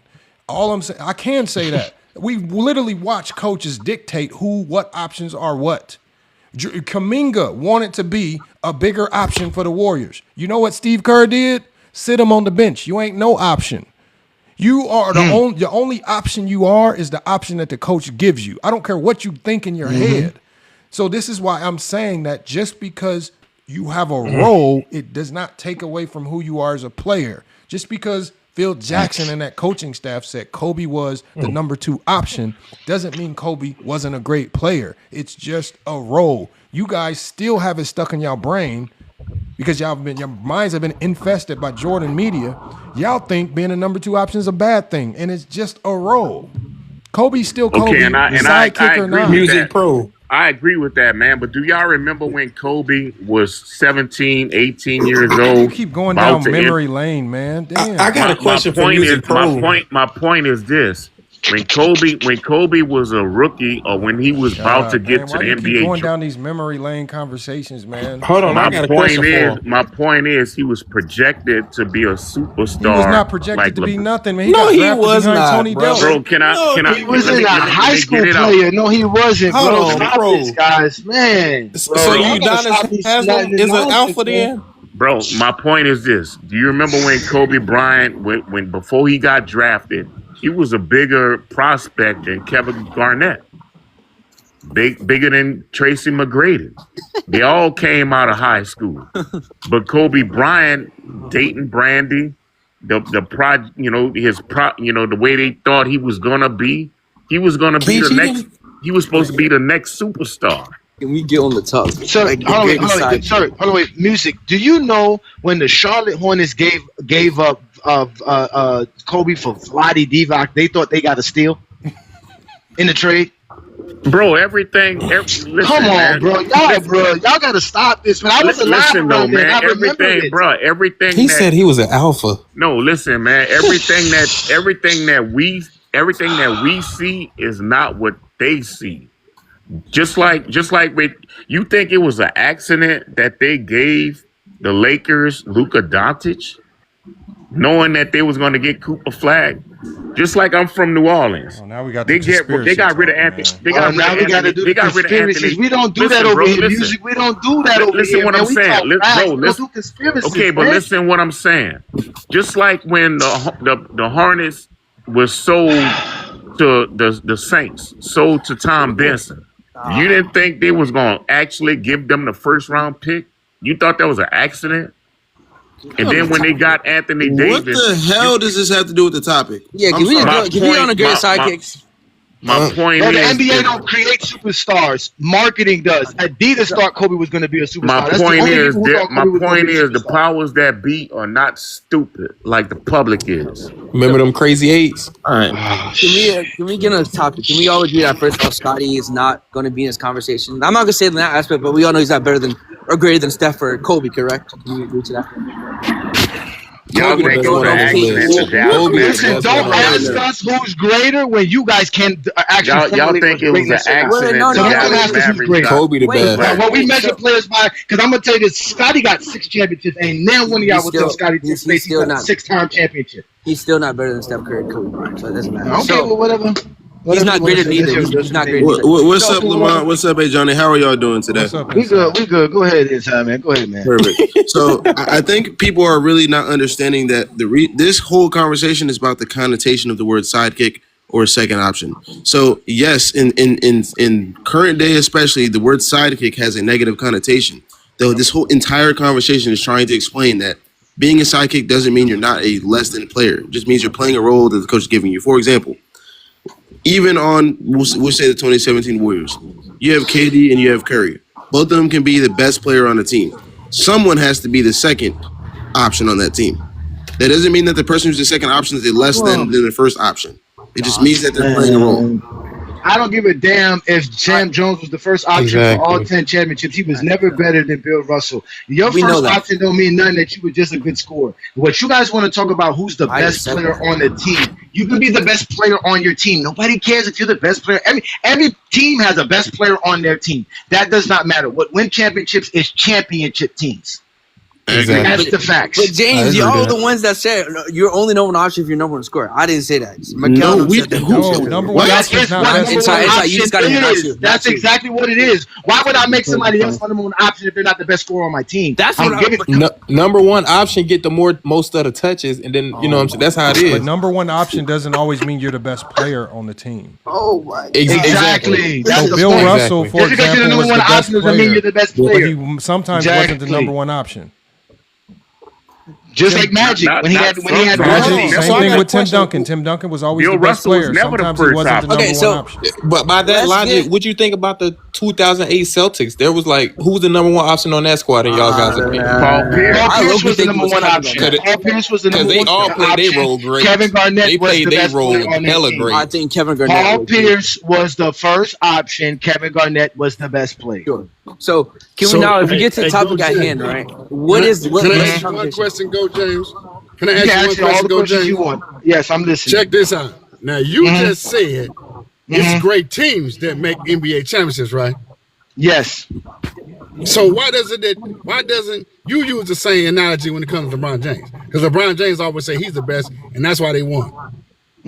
So why you don't use the same analogy with when does LeBron LeBron James? say this? I do. Hold on. First of all, I always said it. Hold on, wait. No, come on, Lamar. Why you derailed him, man? I don't care what LeBron says. I don't listen to players' opinions and how they feel about themselves. He can say he's the man who invented the earth. Why should you be mad at him for that? That's how he wants to believe in himself. Now, I'm going to explain to you what I've always told people. Yes, LeBron James has won when he always had a championship team. All the teams that he's won with, they've been championship rosters from front to end. Good coaches, good players, good systems, winning championships. That's every team that wins the championship, sir. Exactly. Yes. Exactly. Yes. Exactly. Yes. So that has nothing to do with it. So I'm asking you a question. So everything LeBron James said you disagree with. When he said I tell you, I don't care what LeBron James says. Whether I disagree with it or agree with it, I really don't care. I don't use it in the sense of talking basketball. What LeBron James says has nothing to do with how I view basketball or see basketball. Hold on, wait a minute. Hold on. You just said you don't disagree with what LeBron James said, but when we say about Michael Jordan, it's a team sport. It's a team sport. So you disagree. So why can't you use that same energy with LeBron James? What you mean? It's a team sport for Jordan too. Jordan won with the best teams on the court. Okay. So when LeBron, like I said, when LeBron says, "I did this by myself," do you agree with that? I've never heard LeBron say that, and I disagree with that. Listen, hold on, wait. I've never heard LeBron say that, and I disagree with that. He just when he won that championship, bro, when he was down 3-1, he said, I didn't need Miami Heat to do what I did. I didn't need the Cavaliers to do what I did. I didn't need the Cavaliers to do what I did. I was gonna be LeBron James no matter what. That's what he said, bro. LeBron James. That's going to be LeBron James no matter what. But the Cavaliers won the championship, not LeBron James.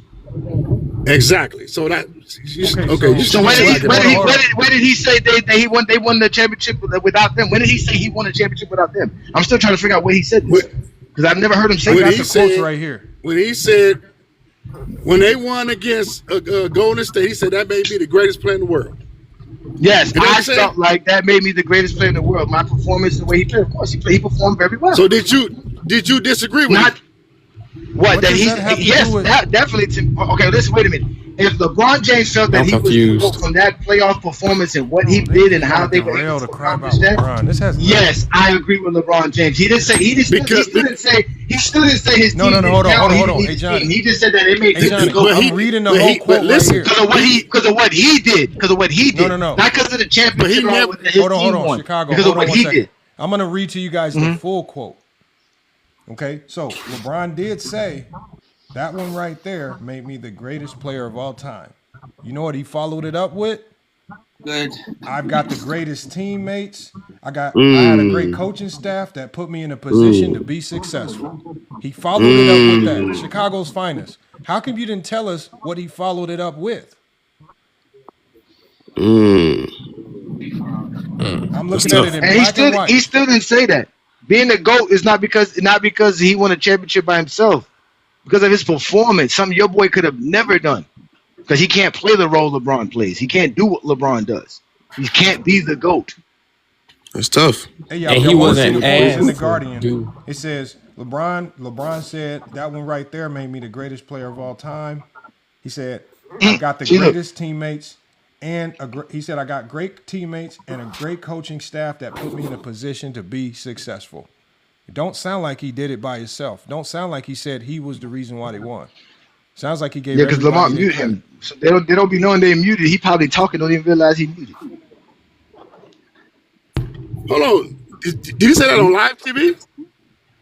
What you mean on TV? That's on a show he said it on. He said it on his show when he was sitting in the Undisputed chair, or uninterrupted. Barbershop or the Undisputed, whatever that is. We all seen him say it. He never discredited his team. He never said I won with nobody. That's what Jordan did in The Last Dance. So he never said he was he didn't have as good of a championship team as Jordan didn't say that, but that's what he implied. To be fair, Jordan didn't have the star power that LeBron had either. But he did have. Jordan was calling his teammates cokeheads, winners, crybabies, punching him in the face. He was calling his teammates everything in that damn document. Yeah, he punched Steve Kerr in his mouth. Catherine's boyfriend. What team in the 90s did Jordan face that had more talent than him? So when you mean by talent, I mean I could bring up the Utah Jazz, the Phoenix Suns. The Utah Jazz were more talented than the Chicago Bulls. The Chicago Bulls. So wait, what talent? So FYE, what talent did the Bulls have on this? Like what talent? Like what serious talent did they have? Stop. Listen before you take out a context. Stop and listen. Compared to LeBron James, what outside of Michael Jordan, what talent did he have? Catherine's boyfriend. I can tell him that. I can answer that. Don't do that, Lamar. Stop. No. Go ahead, James. The explosion's here. What 96, 93, 96, 93. LeBron James never had a team like that. Wait, no, James. Because I said MJ had a better team overall throughout his career. Like LeBron had good teams, he had great teams. I said teammates itself. So when people bring up the scoring, MJ, there's scoring, there's stretches where Scott. Stop. Do I gotta show you his efficiency in scoring in the playoffs? He's awful. He's not that good. He's not consistent at all. Okay, so hold on. Actually, if LeBron's teammates shouldn't be bad in the playoffs. Let me just help him out. y'all. So Catherine's boyfriend. What team did? Let's just get a foundation so we can help you. What team did Jordan face that had more talent than him? That's what he. No, because he was the best. What he was the best. So y'all say No, hold on y'all one say second, Chicago. Oh, there's when nothing you all y'all say he never There's may no go. y'all. There's no y'all say nothing. Okay, whoever. Okay, check this out. When people say No, he hold on never one second. played I'm against trying to get a groundwork. I don't need you to explain it for me. Y'all be saying this stuff wrong anyway. Catherine's So I will tell you, MJ did have the best team overall consistently. Okay, so stop right there. Hold on. So Jordan only needed to have. Wait, the I was best, going to answer the question. Hold 1 second. If you can agree that Jordan had the best team, why does his team need to be as good as LeBron's? He just needed to be better than everybody else that he played against. He didn't need. You think Jordan was sitting around back in the 90s saying, "Damn, I need to make sure my team is a little bit worse than LeBron's team in the future." Jordan was just basically wanting to make sure that he had the best team in the NBA. He didn't, and again, it's relative to era, because there were times when LeBron did have a Kyrie Irving and a Kevin Love and still didn't have the best team in the league because there were other teams that were stacked up. Yeah, the top two. Hold on, it don't matter. What I'm saying is we don't knock players for playing with other great players. That's literally the only way you win in basketball. You cannot win historically without great players. There's probably only been 2 players in NBA history that have done it. We don't hold nobody to that ridiculous standard. You don't win without great players. You don't win without a great team. We don't knock you. We don't knock you for having a great team. Facts. Hold on, Catherine. First of all, you are knocking. First thing you got to do is you got to fix your profile name, because that's a reckless, crazy. My girlfriend did it. You could just Secondly, this is a very low-level logic tape to run with, talking about who had the better team. Because when you run around, I want you to talk about the '98 Bulls. Are you going to tell me that? Wait, FYF, you're not listening to me. I don't want to hear what you got to say. I want you to address this. The '98 Chicago. No, because you cut me off. I know. I can't cut you off. The '98 Chicago Bulls. Are you going to tell me that Jordan didn't have any help? No, I'm not going to say that, but you literally just went blabbering. I only brung up the comparison because we're bringing a Michael. No, we don't compare. Well, you cannot compare teams across eras. It makes no sense. Think logically. Stop being That's stupid. That's not what I'm doing. You're not listening. You can't. That's not what I'm doing. First of all, don't come up here and be stupid. Don't compare teams across eras. We're not dumb. We're not dumb. To be great in one era is not the same team that you need to be great in another era. You don't need Jordan. Jordan had the best team in the 90s. It didn't need to look like one of the teams in the 2020s. It don't need to look like that. It needed to look like what it looked like in the 90s. Magic's team in the 80s needed to be what it was for him to be dominant. Bill Russell's team needed to be stacked up because everybody had loaded with Hall of Famers in the 60s. So it needed to be stacked up with Hall of Famers. So again, I don't know why y'all want LeBron's team to look just like Jordan's. Oh, it was much better. No, Jordan had the best team every single time he won. Every time. Literally. Jordan never won when he didn't have the best team. He never won. Literally. I think Jordan had more Hall of Famers. Y'all use this stupid every logic. Time. This is when these idiots go down the path of trying to diminish Scottie Pippen because they don't know basketball. Right. They try to act like y'all. They're so stupid. They try to act like Pippen's 19 points per game was minimal when the Bulls were only scoring 88, 93 points in the games. They weren't even getting 100 points half the time. And then not only that, he did so much other stuff on the court. You talking about creating turnovers at important times. Pippen created better turnovers than Jordan.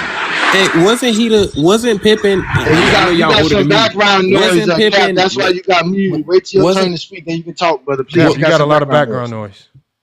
Wasn't Pippen? Because I know y'all older than me. Wasn't Pippen in '91 was the key factor in that championship since he had to guard Magic? Because Jordan couldn't. Jordan was the primary defender on Magic and got barbecued. Yeah. The reason why they played Pippen off of Magic is because Magic is a facilitator, and they needed Pippen in the passing lanes. But you know what Magic did? Magic reversed it. Magic reversed it and said, "Oh, y'all gonna put sorry ass Jordan on me? I'm about to cook Jordan." So Magic just went to work on Michael Jordan. That's all he did. But see, it was also important for Jordan to play against Magic, to guard Magic. That was important for Jordan. Phil don't care about that. Hey, ain't gonna lie, Music Pro. You got your cap and gown on your profile now. You gotta be saying stuff like that. You don't think Jordan wanted to match up against Magic? Bro, you think Phil Jackson sitting in the locker room talking about it's gonna be good for your legacy if you guard Magic? If he had the If he had the choice, he would have put Scottie on him. But at the end of the day, he can't. Right, but Jordan is Jordan. He was the biggest star in the world next to Michael Jackson. He wanted that matchup against Phil Magic. does not care about none of that, man. Phil Next to Michael Jackson, that's a stretch. Okay, who was bigger? Who was the two biggest stars in 1991? Man, why do we keep going off this silly stories, man? Come on, man. Stop. Magic was just care. I don't know what you talking about. Magic's a Hey, big star. music, tell the truth. Music, tell the truth. Jordan didn't have an ego, right? So No, he didn't we're want telling you that. We're telling you that. Jordan ain't want a matchup against Magic. Music. He must be related to Jordan or something. That's probably what it is. Listen, Did I say that was so wrong? Stop doing that, guys. Listen. Phil Jackson devises a game plan predicated on what is the best way to win the series, not how Michael Jordan feels. But after that game 2, Jordan in game 3 was guarding Magic. Bro, I don't care. Because the strategy is best. Jordan can't really guard no one else, and you have John Paxson, who is completely has to be on Byron Scott. So who else can Jordan guard? It's Magic, or he guards a Worthy. Jordan's not going to guard Worthy. Worthy's going to cook him. So we put him on Magic, and we're going to set up defensive strategies to trap Magic, slow Magic down with Michael Jordan, and that's what they did. So Jordan couldn't guard Byron Scott? No, because where are you going to put John Paxson?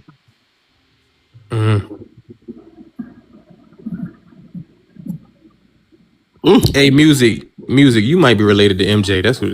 Just tell the truth. Don't do that, man. We're not here to do that. I'm not sticking up for MJ. It's not me. Again, I understand this again. Zesty Jeffrey logic has been permeating basketball conversations for years. It's hard for these brothers to accept what we are doing here. We are really changing how basketball is taught. It doesn't diminish Jordan and what he did in the championship he won and averaging 30 with 11.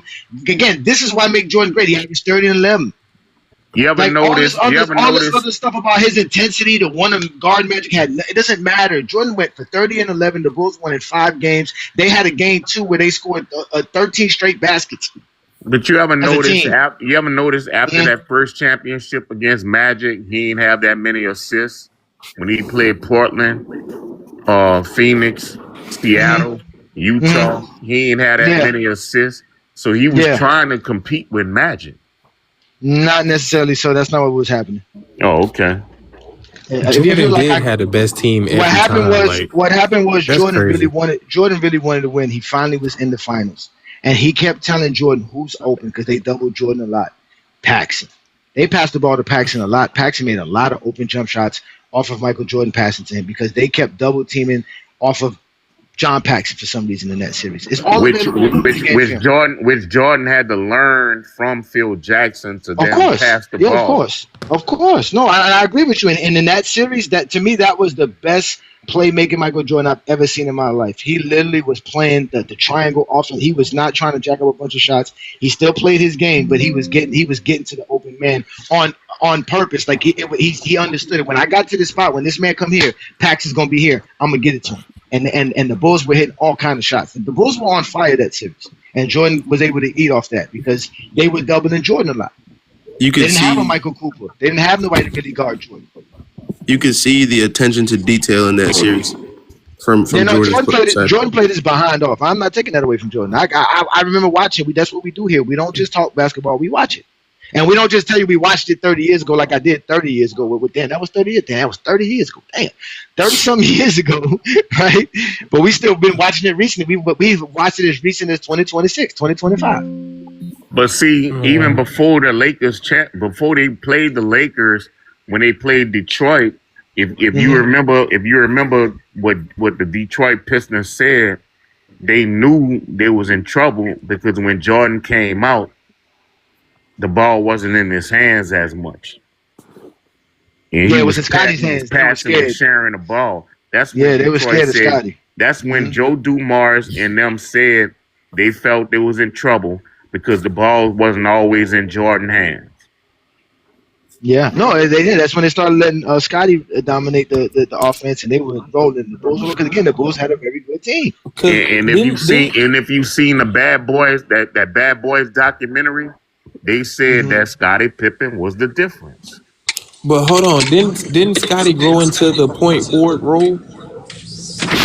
Yeah, he did it more. He did it more later when he won championships.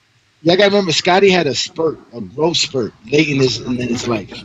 He went from being like a 6'4" guy to like 6'8", like one No, something like that. actually, At the age of when he 20. was in college, he was 6'1", and he grew Something 7 like that, inches in college. yeah, He was always a exactly. point So guard. that's what changed. He was always a point guard. He just ended up growing into this massive Oh, body. okay. And so he always had that he skill was set. like a Doug point Collins forward. didn't have the foresight.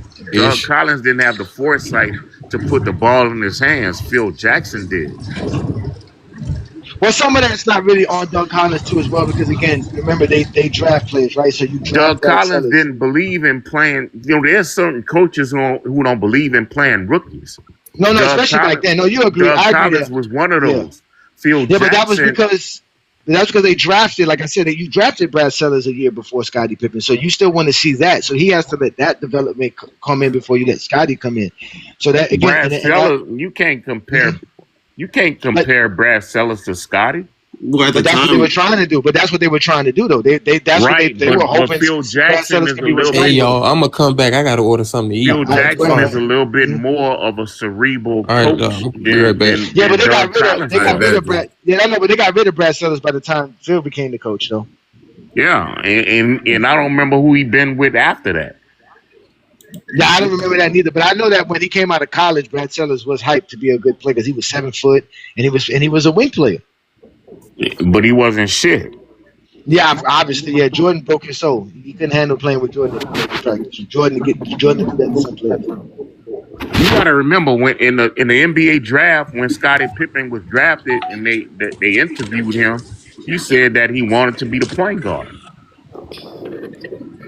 Well, I mean, again, it's on the coach. Didn't he say that? Well, I mean, I don't remember him saying all that. Yeah. Look it up. You got YouTube. I know him coming out of college. Look it up. You got YouTube. Brad Sellers would never say that. Well, again, I'm just telling you, they drafted Brad Sellers high, and they have to allow that development to come through. They're not just going to stick some rookie. And he never developed. I understand that. That's why they waited till Scottie's second year, halfway into the season, to start Scottie. In 1989, and halfway through the season, Scottie became the starter. Well, they saw what he could do. They saw what he could do in the playoffs. Well, let's go to Cap against or not. Cleveland. Let's go to Cap or not, man. Yeah. Let's let Cap in, please. Okay, first of all, Brad Sellers was the top rebounder, right? Top rebounder. When he was in college, when he was coming out of college, he was a good player coming out of college. I got to stop this. This was a high draft because Michael Jordan. I mean, Stacey King was a good college guy out of Oklahoma. Okay, and because Michael Jordan, he was cool too. But when he got to the pros, they got all these high draft picks, and he can't make great players out of them. Yeah, but when Stacey King, bro, it's just like Deandre Ayton. He was the shit in college. For the Lakers, Deandre Ayton? He was the shit in college, if you remember at Arizona. Deandre Ayton. Yeah, he was the shit in Arizona. Arizona. You talking about Deandre Ayton? Yeah, he was the shit. If you remember, he was the shit in Arizona. Yeah, he was #1 pick. Yeah. Wasn't he the shit in Arizona? Just don't ask questions. Just give your take, because otherwise. Y'all don't remember him? Y'all don't remember him in Arizona? Go ahead, Kaepernick. No, we're not talking about that right now. No, what I'm saying, but what I'm saying is, you mentioned Brad Sellers in college. Mentioned Deandre. All right, it's on Kaepernick. Hold on, let me address music. I mentioned Brad Sellers because it wasn't because of Doug Collins. I got you, Cap. It wasn't because of Doug Collins. It is something that it's a franchise thing. I draft this player. You need to play him. Damn, that's what I said. Go ahead, Cap. I'm trying to get to everybody. Go ahead, Cap. Damn.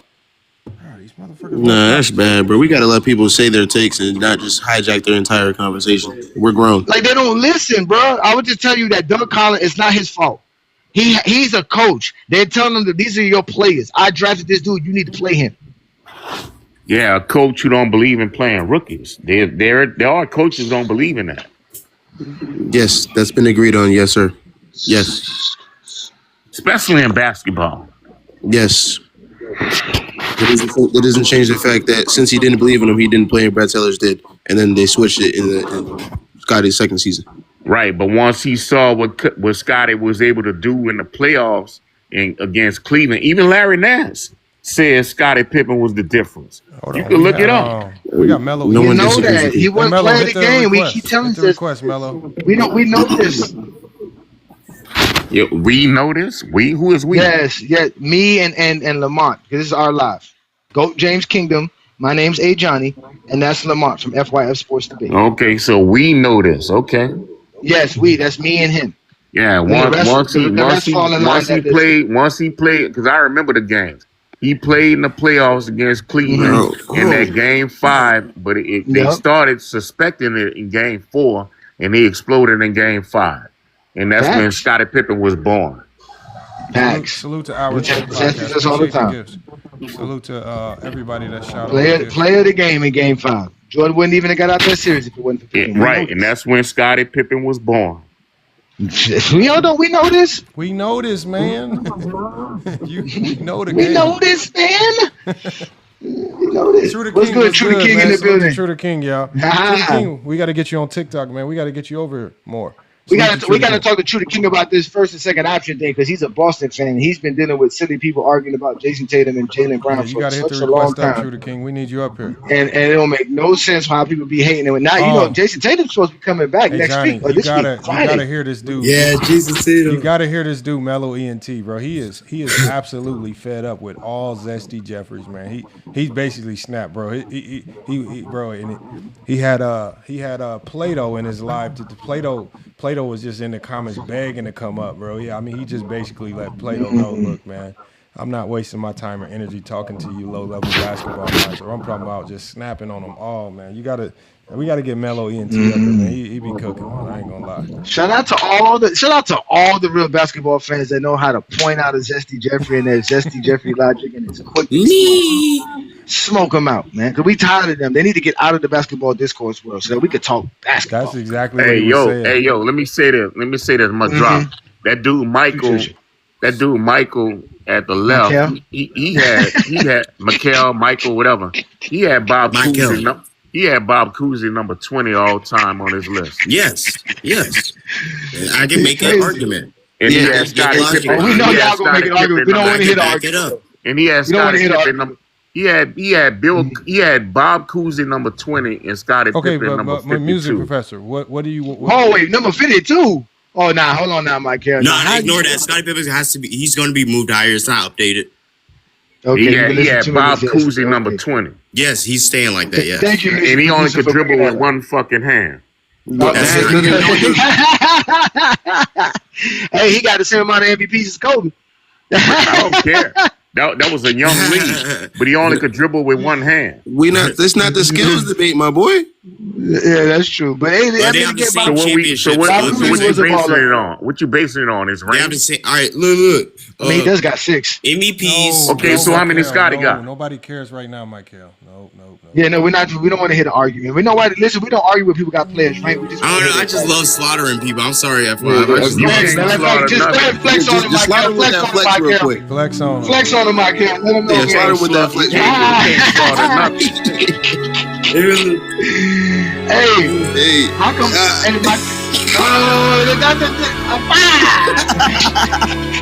You can't do the shit Scottie did. Hit that jumper again. Hit that jump again.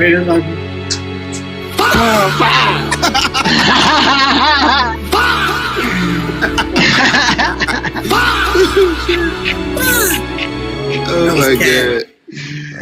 I'm 5'5", King James. Stop boosting, bro. Yeah, put Bob Cousy today. Put Bob Cousy today. He still only have that one damn hand. Put Scottie Pippen in the 60s. He'd be the best player in the game. Hey man, I can say the same thing about that boy from Akron. There's a lot of fiction books out here. Yes. Nah, it's fine though, man. But again, like I said, we don't argue with people place players. Lamont said, we want to know your criteria, why you got them there, how you got them there. Most people can't even give us the top 20 list. So shout out to you, Michael, for even having the top 20. I have top 55. Shout out to Go James Kingdom for hitting 90K on YouTube. Oh, appreciate that. Appreciate the love, man. Y'all keep supporting what we doing, man. I have a top 55 list. Yes. Yeah, we did a top 50 list. Really was a top 75. But that was back in 2023, so we might have to update it. We still just waiting for LeBron to retire. You gotta wait for LeBron to retire, man. That dude don't never want to retire, man. He just want to play forever. He ain't slowing down or nothing, which is crazy.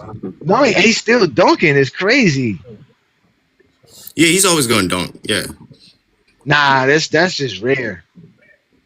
Vince Carter used to say that he could dunk, but he just don't like coming that's down. what I mean. Like he's always gonna dunk. Like just LeBron is LeBron. Like I said, man. Listen, when I saw him, 15, 16 years ago, I said, man, this kid's incredible. That's it. No, we can say, man. LeBron, his last game, I want him to get 70, but yeah, that's too. You know. I mean, I'm gonna be honest. About LeBron too much, but I'm gonna be honest with you. Tony Kukoc recently said his game is similar to Luka Dončić. He said if he was playing a day with the ball in his hand, because he played with Scottie and Jordan. If he had the ball in his hand, he would be like a Luka Dončić. If you look at, oh my God, bro. No, bro. Why do we stop it? Tony Kukoc was barely cracking 13 points a game sometimes, man. He is not no Luka Dončić, man. Playing alongside Mike. When Mike left, he played with Jordan and Scottie. It don't matter. When Mike left, he played with Jordan and Scottie. Stop it. He played with Jordan and Scottie. He also the bleachers. You'd be in the sidelines, bro. Yeah, you talking about 19. Okay, you talking about what, years later? He'll be playing for the main Celtics. He'll be playing for the G League Celtics, man. Why do y'all gotta try to compare bums? Like y'all be saying Arvid Diaz could be Jokic. Y'all be saying Tony Kukoc can be they cannot be none of these stars, man. Somebody said cut his water off. Somebody said cut his water off. You have to cut off your water music. Jesus Christ. Tony Kukoc can be Luka Dončić. Luka Dončić. Y'all boosted these Jordan. Okay, let me ask you this. Who's a better shooter, Luka or Tony Kukoc? Luka. Really? Luka's better at everything. Luka, what the world? He's a better rebounder. Wait, he was a better shooter. Wait. Luka shoots off the dribble, better in the post. He's better at every aspect of basketball. From 27, every aspect, he's better. Who's a better defender? Luka better defender than Kukoc. Tony couldn't defend either. I wish Luka would have to guard them players in the 90s. Stop. Alcoholics. He might get a DPOY. Y'all don't know basketball. Y'all thought Luka was a better defender than Kukoc? Yeah, Kukoc ain't guarding the players. What do you think Kukoc gonna do against defenders players today in the NBA? How do you think he gonna look on the basketball court? Bro, the guys that play today. Bro, when the players the next day watch film, and the players play. These long conversations about absolutely nothing, man. Tony Kukoc is not. My point is, when you watch film the day after you play, you're gonna see Luka give up a lot of defensive assignments. And we saw you ain't gonna see that with Kukoc. No. What assignments does Kukoc have? Who's Kukoc's assignment? Bro, he's a better shot blocker. He's a better passer, stealer. Everything. Nah, that's a lie. He never averaged one block a game. Hey man, Luka could win a DPOY in the 90s propaganda. Let me see. Oh, so we get it. Man, at the end of the day, if Luka just had to guard the fourth best player on the team that's never gonna get the ball on the weak side of the floor, man, Luka be okay. So y'all think Luka was a better defender than Kukoc? Bro, why are we I'm quite sure he was. I'm quite sure he was. Why are we talking? I don't like talking about trash people. Okay. This is how I judge. This is how I judge a defender, right? For one, I judge you by your size. Pause. I judge you by your athleticism, and I judge you by your IQ.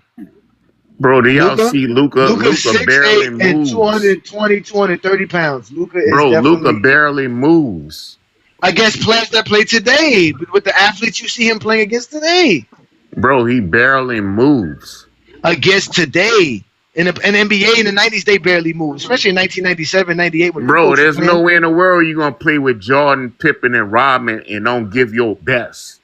Luka gives his best. Luka gives his best. He's just not enough. Oh, okay. Y'all what funny. do you want from Luka? What else do you want from Luka? Y'all funny, man. You want Luka getting silly fouls? Luka's stronger and everything. He's stronger and everything. Come on, man. We're not funny. We're basketball fans, man. We're basketball fans. Funny. That's like asking Steve Kerr to play defense. So you think Steve Kerr played better defense than Luka? Fucking right.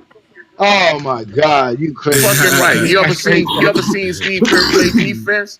Oh yes, more effort. The guy he's playing against can't even dribble. He gives more effort. Luka don't give no effort. Effort on to who? Effort to what? Yeah, okay. Hey, Lamont, I've been watching. Lamont, you can get the live back, Lamont. I'm sorry, I didn't mean to go to live. You're fine. Go ahead, inside. I've been watching a little bit of this game all day. Number 2 on your squad against Grossmont College, his ball pressure is crazy. I just wanted to say that. Oh, number 2?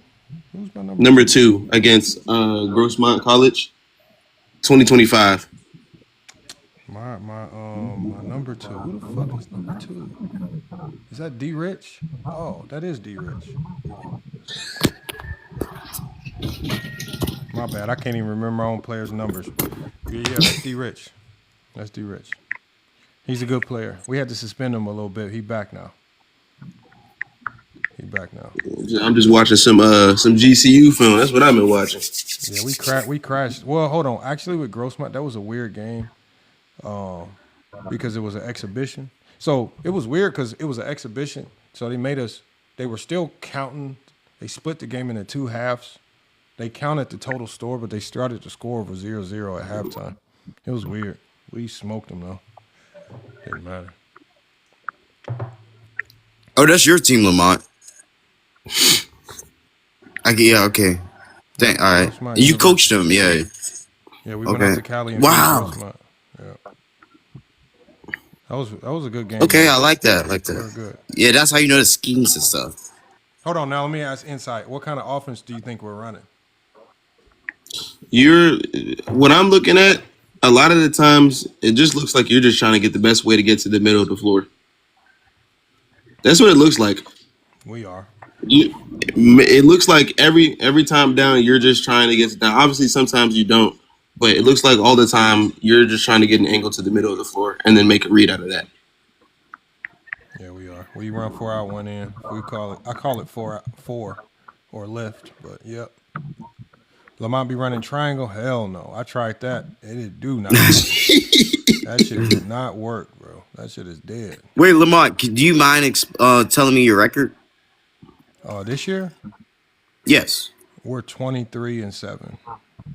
Wow, that's crazy. Crazy good, man. 23. Yo, man, I'm gonna say this and I'm gonna drop. Let me ask y'all this. If you playing with Hall of Fame defenders, wouldn't you wanna play defense to make sure you don't get singled out? Sure, you may want to play defense. If you ever played organized ball. Yes, you may want to play defense. When you got the players on your team busting their ass for 48 minutes playing defense, wouldn't you want to also play defense? Sure, you may want to play defense. Some people can't play the defense. No. Listen, when I'm talking about Kukoc, whether 6'11", long arms, getting rebounds, getting steals. Isn't he like 6'8", 6'9"? My boy is related to Tony Kukoc. I'm be honest with you. My point is, when you playing with all these defenders, wouldn't that make you want to also play defense? Because Jordan gonna make fun of your ass. Jordan is gonna make fun of you for not playing. Yes, Jordan gonna he punched Will Perdue and Steve Kerr in the face. He's gonna ridicule your ass. That's his ego, bro. Okay, but music. I would love for you to tell me how the Utah Jazz are going to use Adam Keefe to target Kukoc. So my thing is, when you got a player like Luka Dončić and you not playing with defenders like Austin Reed, you didn't hear my question, with Austin Reed, you're not playing. You got to hear my question. I asked you a question. I don't care what you think about Luka Dončić. How are the Utah Jazz going to target Kukoc with Adam Keefe? Because that's who Kukoc is sticking. Bro, when you playing with defenders, it's going to make you play defense also. Sir, answer the question. How do you attack and target Kukoc with Adam Keefe? But that is who Kukoc is sticking. Adam Keefe? What you talking about? That's the starter for the Jazz. That's who Tony Kukoc is sticking. I'm talking about for the entirety. Who you think Tony Kukoc is sticking? Who you think Tony Kukoc is guarding? I'm talking about for the entirety of the season. Who you think exactly? For the entirety of the season. Kukoc is not guarding no offensive player to target him. Bro, he's guarding the least offensive player on the court. Bro, he made more defensive plays than Luka did.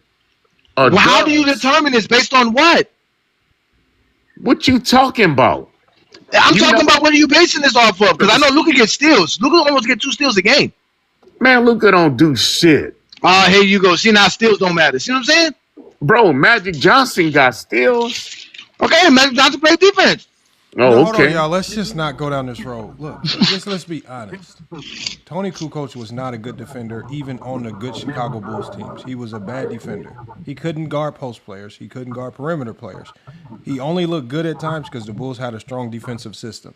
Don't make Tony Kukoc better than what he was. He does not play enough defense to catch up to no Luka Dončić offensively. Luka Dončić is light years ahead of a Tony Kukoc. For you to try to On put the defense? two, for you to try to put the two in the same box as if Tony Kukoc could step in today's game and beat Luka, you must be out of your mind. There's all types of drugs you must be on, man. They are not close. They're not close. They're not in the same stratosphere. Luka is one of the greatest players you've ever seen. Tony Kukoc is not. I don't care. Okay, so you can could I put ask you Tony something? Kukoc. You could put Tony Kukoc in NCAA college right now, and he won't be one of the best players in Okay, college. can I ask you something? No, Can I ask you man, something? no, not if it's about Tony Kukoc and a Luka Dončić. There's not No, a conversation. I just want to ask you a question. Bro, you got these. What you got? How old are you? Oh my God.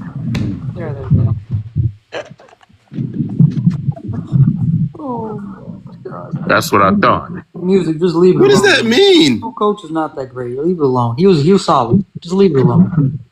Leave it alone. Come on. What does it have to do with anything? Let's talk about the basketball points that the young man in the white and black chair made. Talk about his man. Come on, music. I don't even want to talk about this no more. I don't even care enough about Tony Kukoc's defense to talk about Tony Kukoc.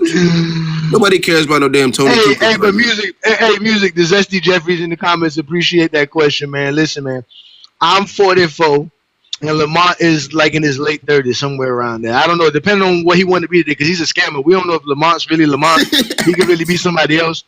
But as far as he told us, he like 38. I really don't know, brother. I really don't know. I'm 44. I was born before crack. So you didn't see the nook and crannies of the shit. I did. I was 17. No, when I'm talking Jordan about the host. He 38 years old. You ain't seen let this me shit. ask you a question, the host about to go get a snack or something. I don't know what happened to him. Let me ask you a question, music. Bro, So 20, do you know 20 years, if you 38, 20 years ago, you was 18 years old. So let me ask you a question, music. On when you have Netflix, right? Yeah. So there are shows that are on Netflix that came out in 2003 and 2004. Why can, with any other situation in life, you can go back and watch this, but when it comes to basketball, if you weren't there live, it doesn't matter? Bro, I don't think most people really watch those games like that. Like Kobe watched games. He was a basketball savant. You know what I mean? Like when he wasn't playing, he was watching the shit. In his basement or whatever, he was watching film on top of film on top of film. He was a fanatic. I don't think people are really like that. I think they watch highlights and they look at stats and they draw their conclusions on that. I don't think people are really basketball savants. So let me tell you something. When I say Tony Kukoc was a Luka Dončić type player, he was. The only difference was he was playing with Jordan, Pippen, and Ron Harper. Let me highlights. We're gonna see. Okay, and then let me also say the beautiful thing about the content creation world, especially up here, there's a YouTube channel and the @ is FYF Sports Debates, and there's one by the @ of Goat James Kingdom. And on those two YouTube accounts, especially, there's actually videos, raw film of said individuals watching raw film and not highlights. But okay, so again, y'all think Luka was a better defender than Kukoc? Oh my God, bro! Why are we? They're both. Hold on. Why do you want to know who's the best when you have two bad defenders? What is it to be the better of bad defenders? They're two bad defenders. I mean, that's like me asking who's taller, Kevin McHale or Larry Bird. You keep asking. Hold on. First of all, you don't even know that Tony Kukoc was a bad defender. You trying to sell? I never said he was a good defender. No, what I'm saying was hold on. Just so we can get off this stupid topic. They were both bad defenders. Their games were primarily built around being good offensive players. Tony Kukoc, if he was anywhere close to Luka, there's no way he would have been a sixth man coming off the bench for the Chicago Bulls. He's not close to Luka. He's not close to Luka. He's not as talented as Luka. He's not the playmaker, passer, scorer, post player, any of that. He's not close. Luka's going to go down as the top 20 player in NBA history. Tony Kukoc is not going to come close to that. I don't care what team he's on. I don't care who his teammates were. No, there's no. Why there? Why do you got to make nonsensical comparisons with all old '90s players pretending that they can step into today's game and beat Luka? So why Luka gonna be top 20 player of all time? Based on what? Based on what? Wow, even if he's not top 20 or even if he's top 30 or 40 or 50. Don't Luka ain't Luka like a 5-time, 6-time All NBA player already? Yes. Like we think he's gonna make another All NBA team this year. Correct. Bro, everybody win the scoring title again. But everybody. Hey Johnny, even if he's top 30 or 40 or 50 or 60. My point is, bro, there's only 20 people. Everybody can't be a top 20 player. Okay, music. No, even if he's top, all we're trying to say is there is no comparison to Luka and Kukoc. There's just none. You can't make none. You can't. There's nothing you can say in here on this platform with the gentleman that you're speaking to that could ever convince us Kukoc was better at anything in basketball. I never said he was better. Nothing at basketball than Luka. Anything in basketball. At anything in basketball. Bro, I never said. 9 to the IQ. He's not more athletic than Luka. So he can't play better defense than Luka off the top. Nope. Luka's the same size as him. They're both 6'7", 6'8". Luka's bigger than him. Luka's smarter than him. Oh, wait. Kukoc is 6'7" now. Well, even if Luka was top 30 or 40 he might or 50. even be a 7-footer, but Tony Kukoc is not doing nothing, bro. He ain't guarding nobody. They would target him. They would target him even worse in today's NBA. He would definitely. You would be mad watching him play defense in today's NBA. No, I never said none of what you said. All I'm saying. But that's my point. But you're predicating on what he did playing in the '90s because you watched him play during the '90s, which is different basketball than today's NBA. Today's NBA is different. So that's what I'm saying. We put Luka in that span. Luka's going to be guarding the Adam Keefes. He's going to be guarding the who was the third man on the David Wingates. It's players like that on the Supersonics. Like he's not going to be guarding nobody that's going to break him down and anybody that's going to be a focal point of the offense. That's the point. So you can hide Luka in the 90s. You can hide Kukoc in the 90s. You can't hide these players in today's NBA. But Kukoc wouldn't even get on the floor because he can't play defense or score. Bro, so we gonna be like, you start with him. All I said was Kukoc was a better defender. I think he'll be a He's good not. Today's okay, that's not. all I said. It's not. I know we heard what you said. We heard it. Okay, but let me ask you. Minutes ago. But is it ridiculous? They keep asking more, bro. But is it ridiculous? Yes. That I said? No, it's let's just do this. Let's give you. It's ridiculous. You said it. We give you Tony Kukoc is a better defender. What does that mean? That's one side of the coin. Okay, no. Hold on. We give you that Tony Kukoc. So that means because Tony Kukoc is a better defender than Luka, he's now better than Luka Dončić. I never said that. So what does it mean? I said their game. So what does it mean? Just get to the point. What does it mean? What is the meaning? What are you trying to say? I said their games are not similar. What does it mean? I said the games are very similar. They're not similar. They're not similar. What does it mean? So their games are similar. He's a better shooter. Okay, Tony Kukoc is a better defender. So that means and in your mind, shooter. Tony Kukoc can be better than Luka Dončić. Now, Lamar, we've entertained this a little bit on. There's people in the background, bro. Music, we really appreciate you, bro. We understand you have an intellect and we're not disrespecting you, but we really gonna move on. We're gonna let somebody else up, bro. Appreciate you, man. Thank you so much, man. Appreciate you, bro. Appreciate you. We got other people. We can argue with Zesties. Where did he go? Where's Coda? Coda, bring your behind over here, man. Stop it, man. OG. Hello. They were talking about your boy today? I think it's every day with these niggas. Oh, man. I just want to make sure, man. We got to keep the streak going, ladies and gentlemen. Welcome to the TikTok takeover with FYF and Goat James Kingdom, where we talk hoops and we also watch it. We got Tyson in the building. Tyson, go ahead. I know you heard something that got you going crazy. So go ahead, Tyson. So go ahead, brother. Nah, I ain't got nothing going crazy today. I just, wanted to speak about the Sidekick thing. Like you guys said, we discredit sidekicks. But you just look at Pippen. He's just a great player, bro. He just a great player. I don't care where you rank him. You know what I'm saying? People had a debate. I will say that I appreciate a player that I don't want to call an offensive hub. I know you guys hate certain words, but the coach builds the offense around this player, right? I think that's and can lead like top offensives. I think that's offensive hub is a new one though, Tyson. You might have just created a new one. I never heard of offensive hub. That's a new one. The player that the coach, we gonna roll with that one. That's not better than what we've been hearing. No, we ain't doing that. Just a player that the offense or the coach says we're gonna create our offense based off these players' skill set or whatever. So I think that's of high value and can have like a high ranked offense, based off that player's skill and the players around them. I think that's very hard to come by in today's NBA.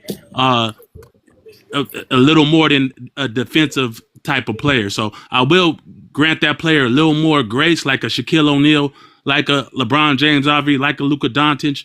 I think those players are very, very, very valuable, as well as defensive players. But I'm just saying it's a little higher value to me. It's very hard to do, I think. So I just wanted to say that. You know what I'm saying? So, but Scottie is great in his own right. Let me give a shout out to Drew. Let me give a shout out to SJ, Quoted, The Royal Highness, Michael, Our Take Podcast, Inside the Arc, and Danielle all sent gifts today. So salute, appreciate that. They sent some gifts to Goat James and they sent gifts to FYF. So salute. What do I do with these gifts, ladies and gentlemen? I stay getting gifts. What do I do with them? I don't know. What are they for? They're supposed to add up to money, I think. They're supposed to be money. They add up to money. I don't know how you spend them. Or get up. One coin is like, is it like Bitcoin? It's like Bitcoin is something you can have but can't spend. one rose is 1 cent. Crypto. There's a crypto. Yeah, but TikTok money. You can go to the TikTok shop with it.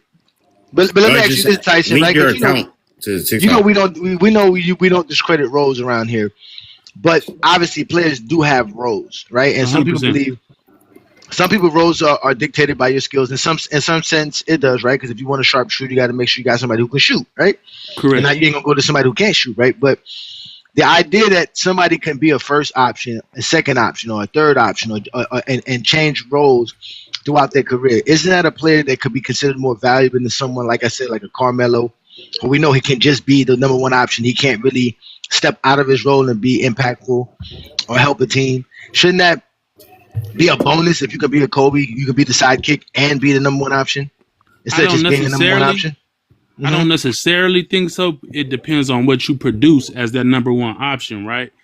If I'm continue giving you deep playoff runs, elite points, whatever, elite offensive rankings as the number one option, I think, that can be valued more than somebody who can do play in multiple roles. Because I'm doing it at an elite, doing my role at an elite level, right? And I think a number one role on offense is, a little bit harder than being a number two role or a number three role. Wouldn't you agree?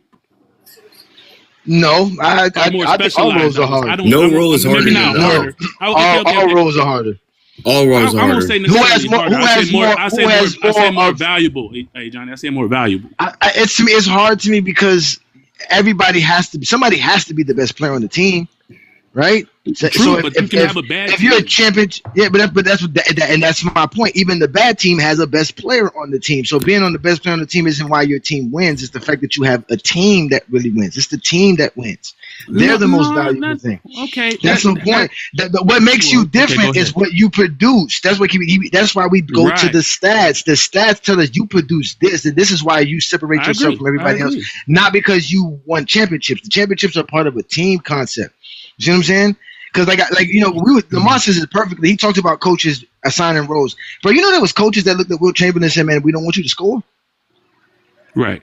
But can you think about that? Can you really think a coach looked at him and said, "Man, you got to take less shots for us to win"? Same thing with Jordan. Phil looked at Mike and said, "Man, you got to take less shots for us to win."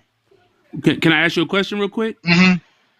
So if I got a player like Allen Iverson per se. Okay, he's a great offensive player, a great scorer, blah blah blah. Got stats, whatever accolades, all that stuff, but didn't necessarily lead great to good offensives, right? We agree with that. I mean, it was the dead ball era. So I'm sorry, I cut out. It was the dead ball era, so I don't consider no offense around that era to be a great offense. No, I'm saying for I'm just saying. Era, I mean, for that era, he didn't lead great. Hold on, for that era, he didn't lead great to good offenses. I mean, you can blame it on the system. That's Larry Brown's system.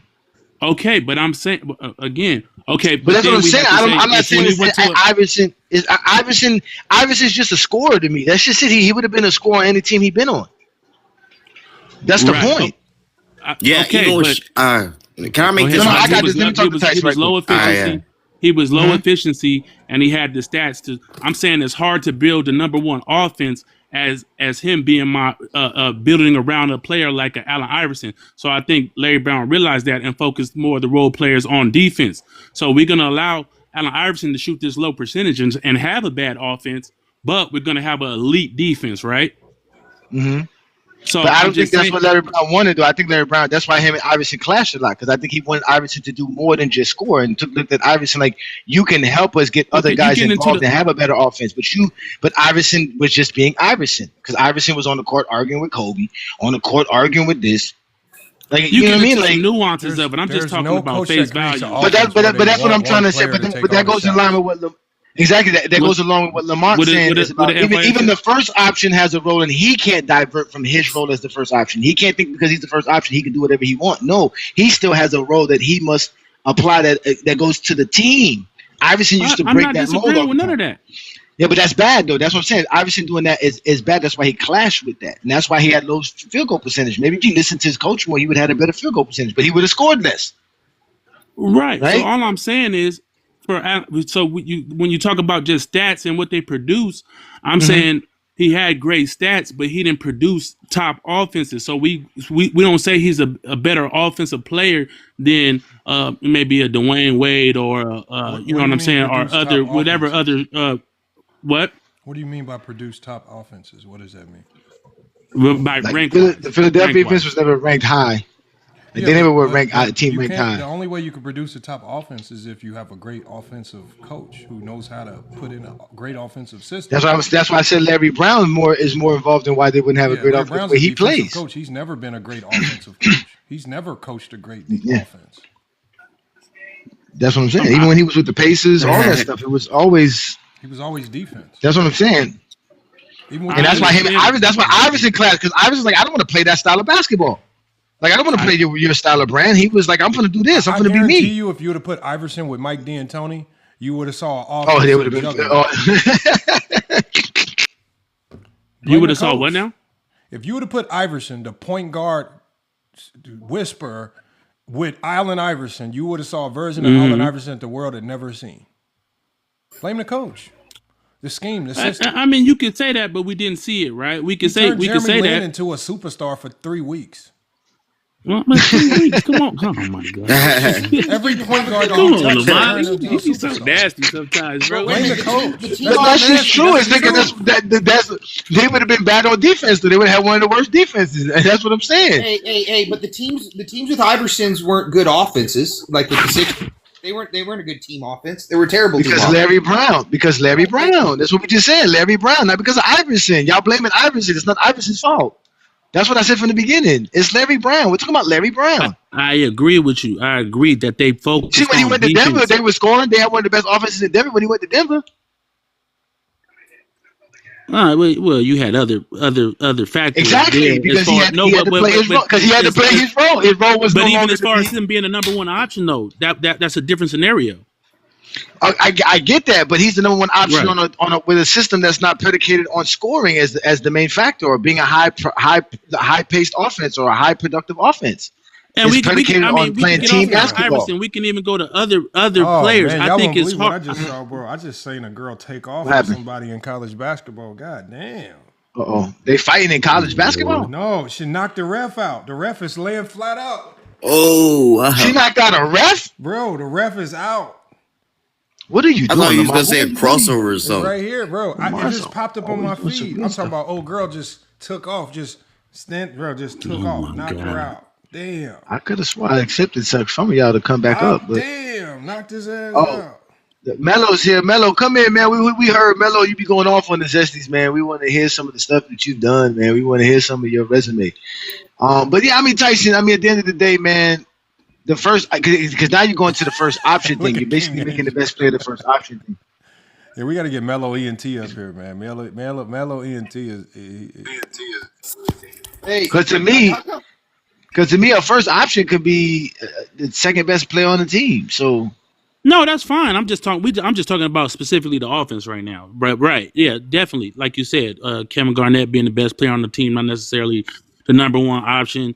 You go to Bill Russell. You can go to a lot of different guys that may be the best all-around player on the team. That not necessarily the one. Some people may argue Min Thompson's value on the Houston Rockets is greater than some of the scores they got. I'm starting to think that's just a Mars thing and PC thing, bro. I don't know what people seeing on Min Thompson. I mean, he's a good defender, but I don't know why people make it like I don't know how he's this star. Like I'm just like, what do they see? I don't get it. They want his athleticism to translate so bad that everybody sees they see potential in him that it's just not in his talent base because he's super athletic. He can defend. And it's kind of like what everybody. So is his brother too. His brother's the same. His brother's just as good. But they just cap out at a certain level. Like I think what we're seeing now is about the best we'll see of him. Like this is.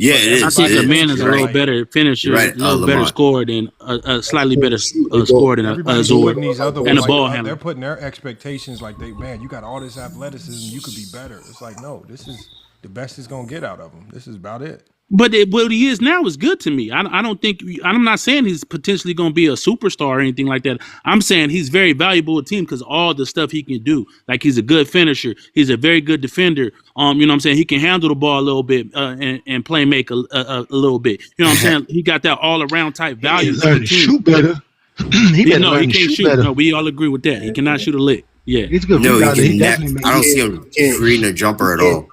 He can't make no shots outside, like really, like under the paint, bro. Yeah, I'm saying, but I don't think you necessarily that's not the end all be all. That's bad. That's bad. You can't be a guard and not be efficient outside the paint at all. Like if it's not outside, he's looking like Ben Simmons right now. They go like Ben Simmons. We talking about Ben Simmons without the mental was an all NBA player, brother. Ben Simmons went 2 years while shooting a 3-pointer. Right, and was still all NBA, so he still had great value in my opinion. Yeah, but he wasn't Ben Simmons though. Amen wasn't Ben Simmons though. We slow down. No, I'm not saying he was good as Ben Simmons. I'm just saying you still can have very good role player value in Min Thompson and can help a championship team is what I'm saying. He need to take 1 million jumpers off season. Him and his brother need all shooting workout. I think they work on it. I mean, he's getting better. I mean, it's not like and I'm not saying that's another thing too. That's again his roles change. It's what Lamont was saying. Last year his role wasn't to play point guard. This year his role is to be a point guard. So exactly. So like your roles change. That's why I say, man, you're actually more valuable when you can switch roles. Yeah, but right. So it's hard, man. Yeah, bro. Because remember, he's playing behind other guys who are gonna get shots. Like y'all be wanting these guys to make shots on limited shot. Like that's why I say being the number one option is much easier because you're gonna get your 15 to 18 shots a game, sometimes even more, right? For the number two option for other guys, you gotta get in where you fit in sometimes, depending on what type of offense y'all running. And, and you for you to get going, you don't get the warm up shots. Like Luka can miss his first 9 shots. You think they're gonna stop going to Luka? Luka's gonna get another 9. Not at all. And he gonna get warmed up. He eventually gonna start making them. If you Rui Hachimura, you got about 3, 4, 5 shots to get warmed up. That's it. That's hard. Yeah. And it's hard to get a rhythm. That's your role as a specialist. And I play basketball, Lamont, so yeah, you're right. That's why I believe that being the 2, the 3, and some of these other options is much more difficult than the 1. Because you're asking these guys to do more, and they need to be, and you want them to be more efficient than a superstar. I don't know about asking them to do more. That's a crazy statement. Okay, so let me ask you a question, Tyson. Who did more in the Chicago Bulls than Scottie Pippen? Who did more? Yeah.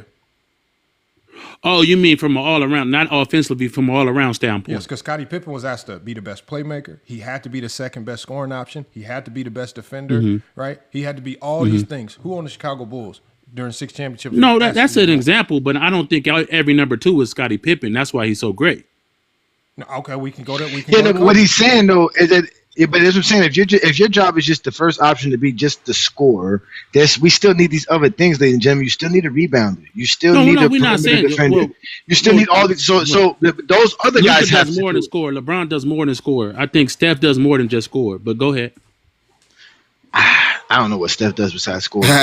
He doesn't. I mean, he passes a little bit, but he can pass. I'm not saying he can't pass, but I'm just saying like the offense is predicated around him taking shots. Like he's really like you can't run your offense through Stephen Curry and be successful, man. That's one of the things we. Yeah, he's a scorer to me. That's why he's a scorer. He's a great scorer. That's how I see it.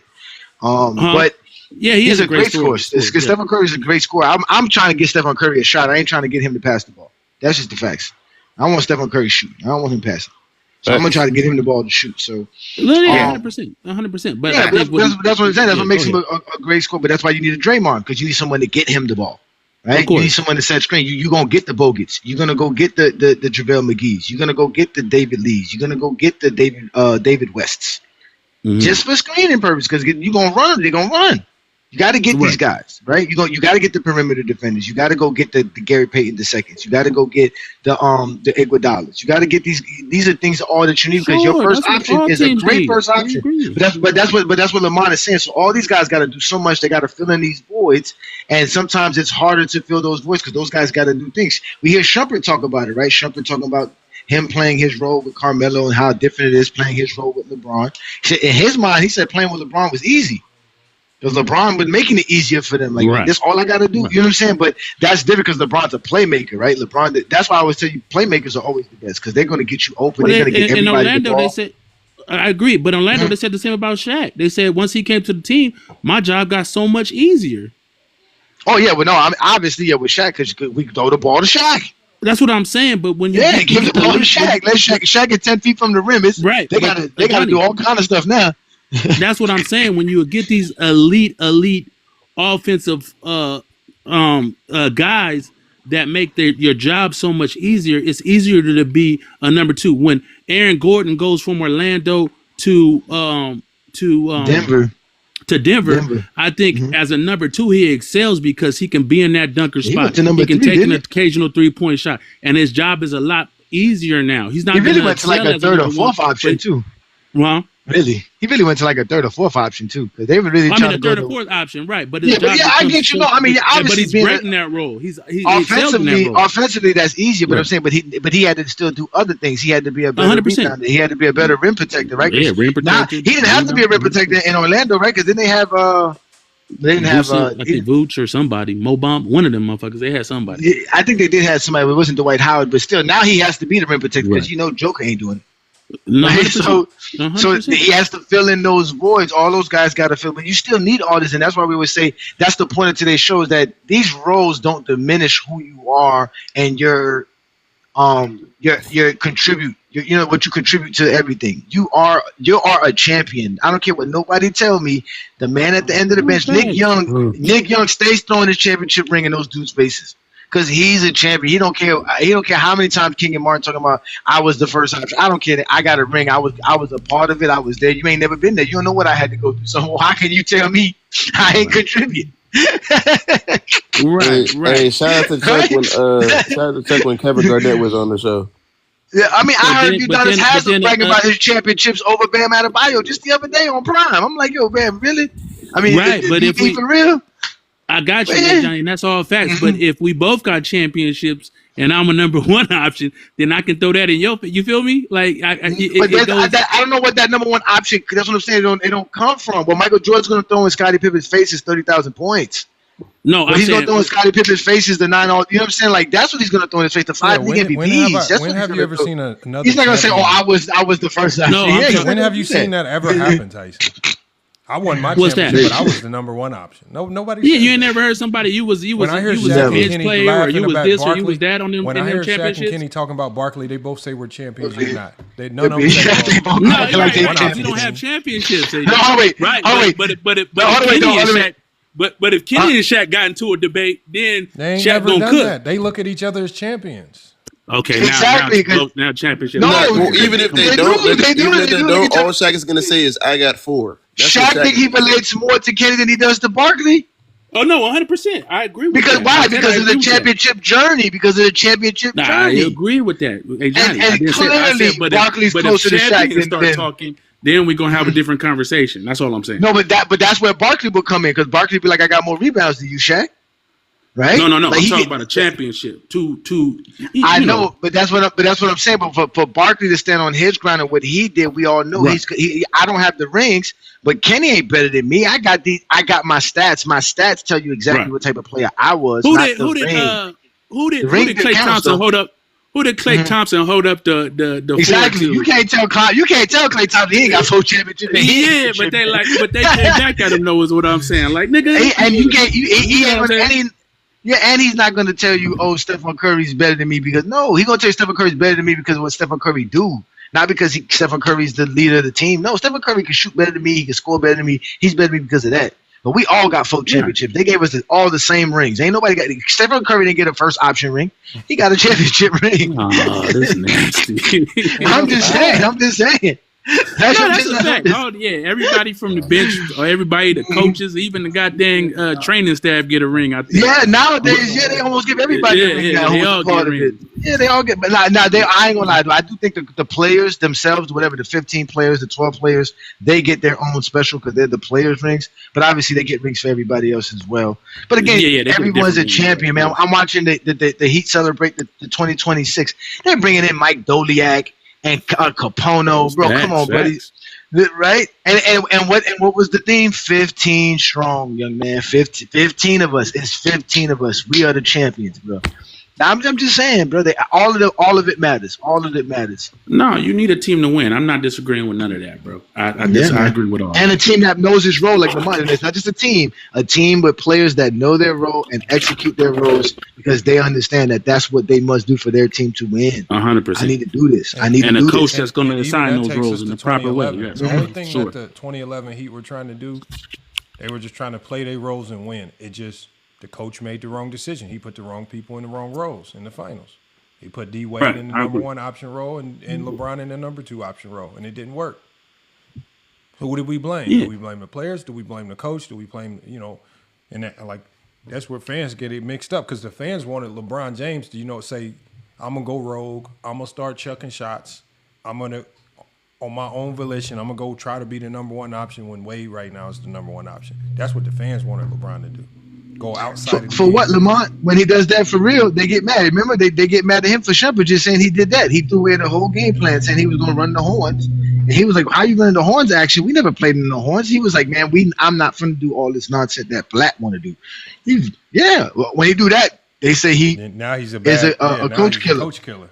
Now he's a coach killer. But then when he does what the coach tell him to do, he play with the system. It's he don't got the heart to take over like Kobe did, supposed to be to kick Shaq off a team. That's what I'm saying, bro. I can't with these people, man. I can't, man. LeBron could have played better in that role, though. We agree. If them dudes would have hit that jump shots, no, he just wasn't aggressive. LeBron could have played better in that role, Johnny. Come on now. He wasn't aggressive. He played the best he could in that role. That was the first time LeBron James was ever asked to just be a facilitator. Don't worry about the scoring. We're going to use you as a decoy. He could have played better. Yeah, he lost 4-1. He did play good. He shot well. He made the right plays. He made the right passes. The team was just missing the shots. And in the fourth quarter, Dwayne Wade was supposed to take over. We had 4 quarters in the fourth quarter where we all lost, where Dwayne Wade didn't do nothing in the fourth quarter. It was his job to close out these games, and he couldn't do it. So you want to blame anybody for not doing their role correctly? It was Dwayne Wade for not closing out for game. Blame Dwayne Wade. I think again we can't blame one player if it's a team sport. But I'm just saying LeBron could have played better in that role. So you can't give credit for all the guys doing when the team. He had 6 or 7 assists per game. What he had? Wait, what could have LeBron have done to play better? That's what could he have done? Number 2 option. His field goal percentage is pretty good, actually. Like really, the number 3 option, Lamont, because remember I said they made him just a ball 47%. facilitator. They didn't tell him to score. They didn't tell LeBron here. We saw them put LeBron in the corner in the first quarter. Go in the corner, Lamont. I mean, come on, man. They put LeBron in the corner. That was bad. They made LeBron a corner nigga. Yeah. Come on, man. Come on, man. He did have an 8-point game though, like. Yeah, and then in that 8-point game, he only took 9 shots.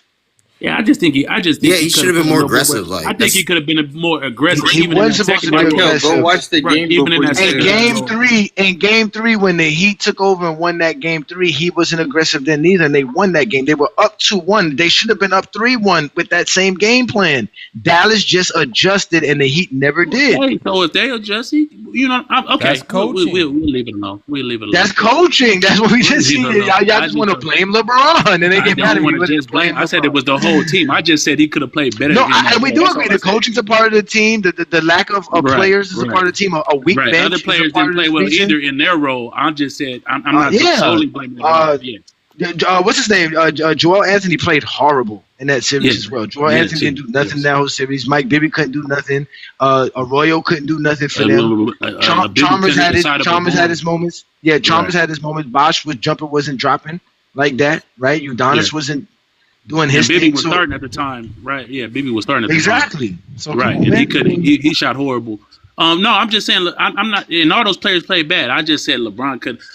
I thought we could all agree that LeBron could have played better in his role. But you should know me better than this, Tyson. You should know me better than this, Tyson. You should know me better than this, brother. You should know me. And I'm not blaming him. I just thought he could have played better in his role.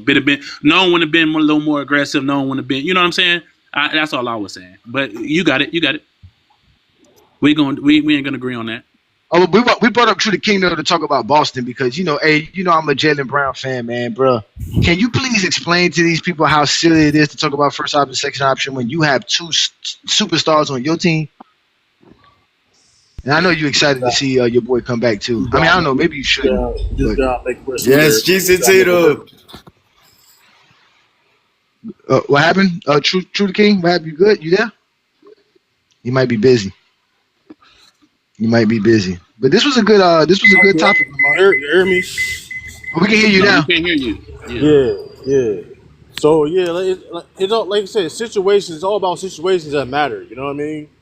Like I said, like Jaylen Brown, the whole Tatum thing. Listen, and then the one thing about when it comes to these roles is understanding your role and having self-awareness. If I have a guy on my team that's better than me, that is where it is sometimes. There's no disrespect to your game, but that's just the reality of the situation. You know what I mean? Scottie Pippen understood that, hey, Jordan's on my team. He's the best player. D Wade understood that, okay, LeBron James, I'm Dade County. I am Miami Heat, right? But LeBron James on my team. This is going to be LeBron's the best player. You got to understand that. And Jaylen Brown, even though Jaylen Brown is super talented, and he's proven to be a number 1 guy, he understands that, okay, this is Jason Tatum's team. Jason Tatum's the best player, and when he's on his team, I will have to play a certain role. Simple as that. It's just really that simple. It's self-awareness, situations of when it comes to playing these roles. You know what I mean? Mm-hmm. And mind you, when Jason Tatum come back, guess what he's gonna do? He's gonna play his role. He's gonna take a step. He's not gonna come back trying. He's gonna play his role. He gonna fit it in because that's what he can do. He's that talented of a player. Yeah. It's that simple. You know what I mean? Like it's really that simple. I don't think people. It's not that. I don't think it's really not that hard to grasp. Well, the reason why it is hard to grasp because people got egos. Mm-hmm. That's when you talk about these roles, is really, and the reason why it's an issue is people have egos. Oh, you a sidekick, or oh, you're not the best. But at the end of the day, listen, if like I said, everybody ain't gonna be the best. Everybody, it's only gonna be one. Like it only can be one guy can take a certain amount of shots. You know what I mean? So it's like it is what it is. My thing is right. Imagine. Oh, my fault. My fault. Go ahead, my fault. No. My fault. Imagine if Scottie Pippen was like, you know what? I'm not going to play this system. I want to be the best player. It just went rogue. You think the Bulls are winning 6 rings? He getting traded. He getting traded immediately. They're not winning 6 rings. He getting traded. Because it's very hard he getting traded, but it's very hard to replace a Scottie Pippen. You're not replacing Scottie Pippen with anybody. You feel me? Hey, Lamont, remember when we told Play Dumb that if you ever step on a basketball court telling the coach I want to be the best player and win championships, you're going to be at the end of the bench? I wish you would walk into a tryout. Deandre Ayton. That's a prime example. And guess what? And guess what Deandre ain't going to be? Out the league soon. Right. So he don't have no self-awareness. He had no self-awareness. He don't understand his role. Man, I don't He know. said I he just wanted think, money. Yo, King Shot. I think JJ's losing the team. I think JJ's losing the team because I mean, again, you to have a player come out in the public and say that means he done told his coach countless time like I don't feel comfortable in this, and he's tried. In reality, he's not Clint Capella. Clint Capella is way much more athletic than Deandre Ayton. Deandre Ayton, if you wanted that, you need to play Jackson Hayes.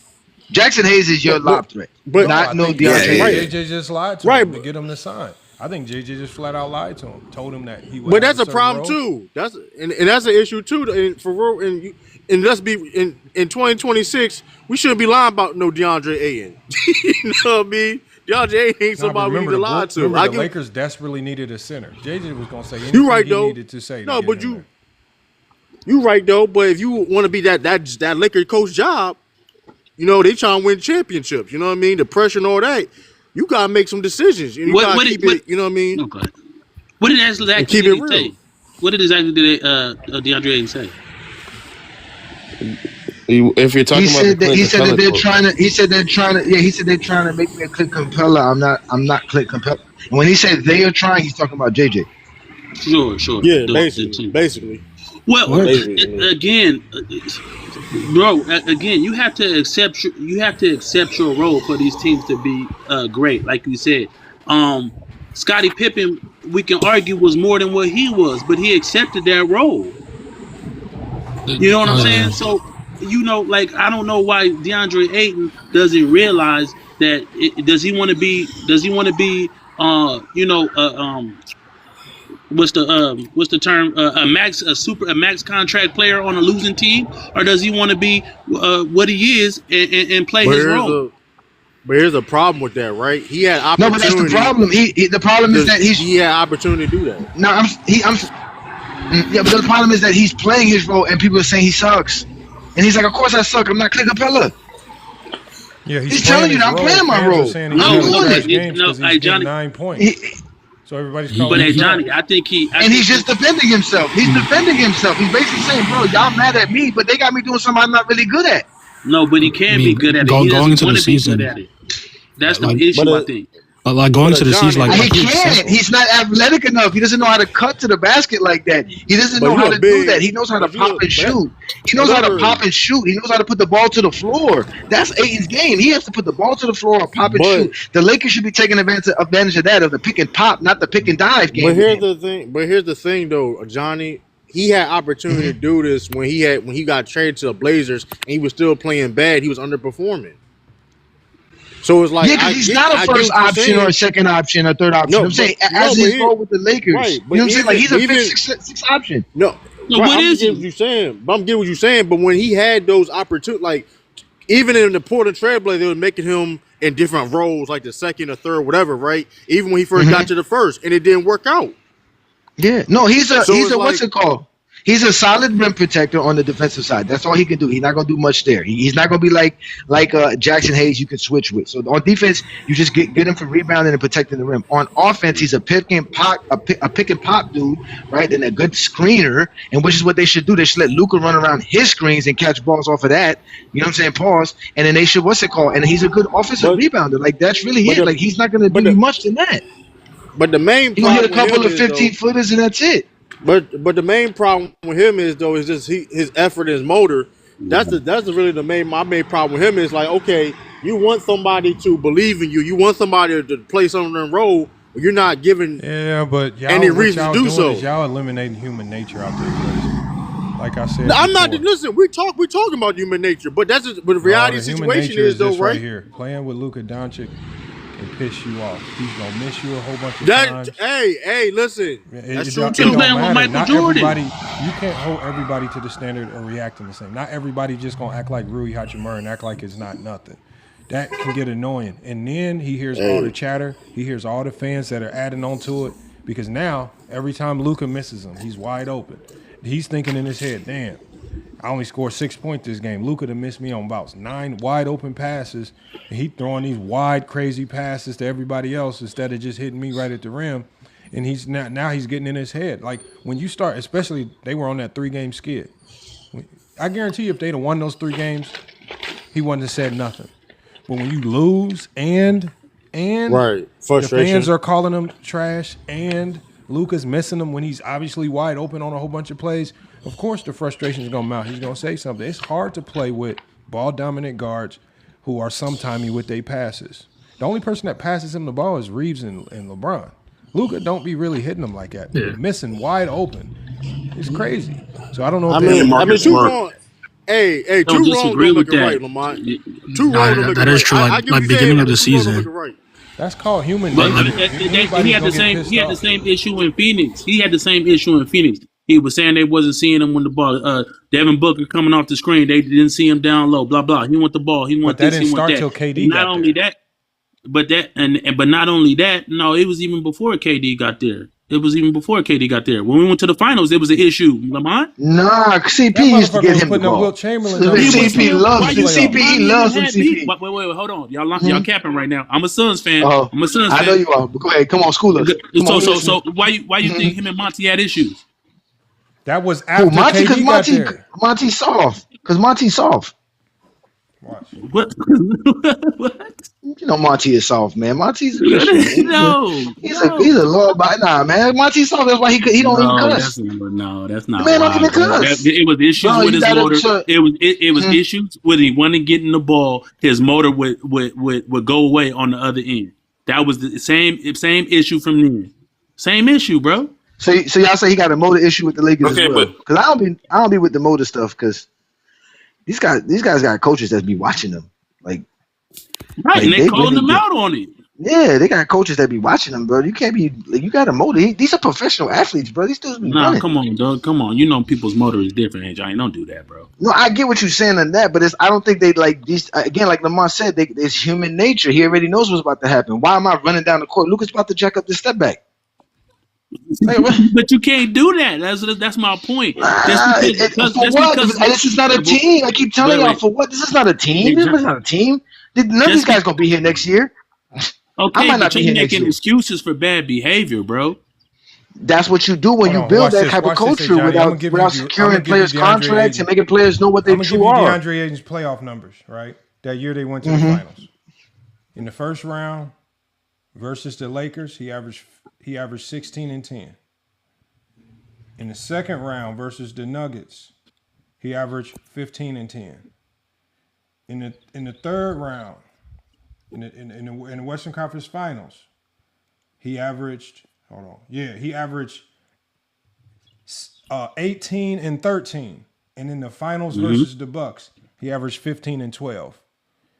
I don't know why he was not complaining that year. He didn't start complaining until KD got there, and it lowered his role. So again, as I said, when KD walks in, everybody's roles is about to change. This is KD. 100%.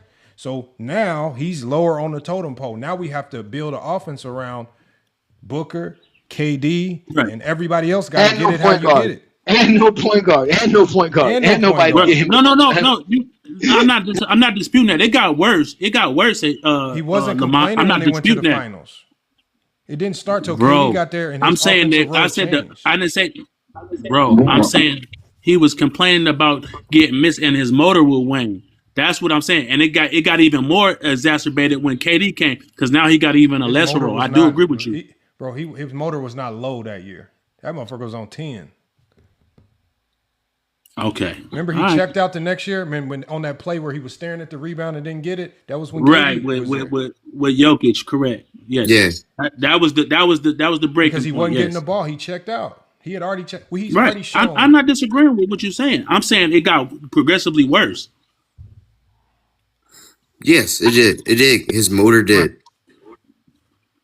Yeah, that's all I'm saying. I'm not disagreeing. I think he came in positive with the Lakers this year. But like I said, I think now he's seeing how it is. It's rough playing in LA for number one. There's a lot of eyes on you. It's Los Angeles, right? It's the Lakers.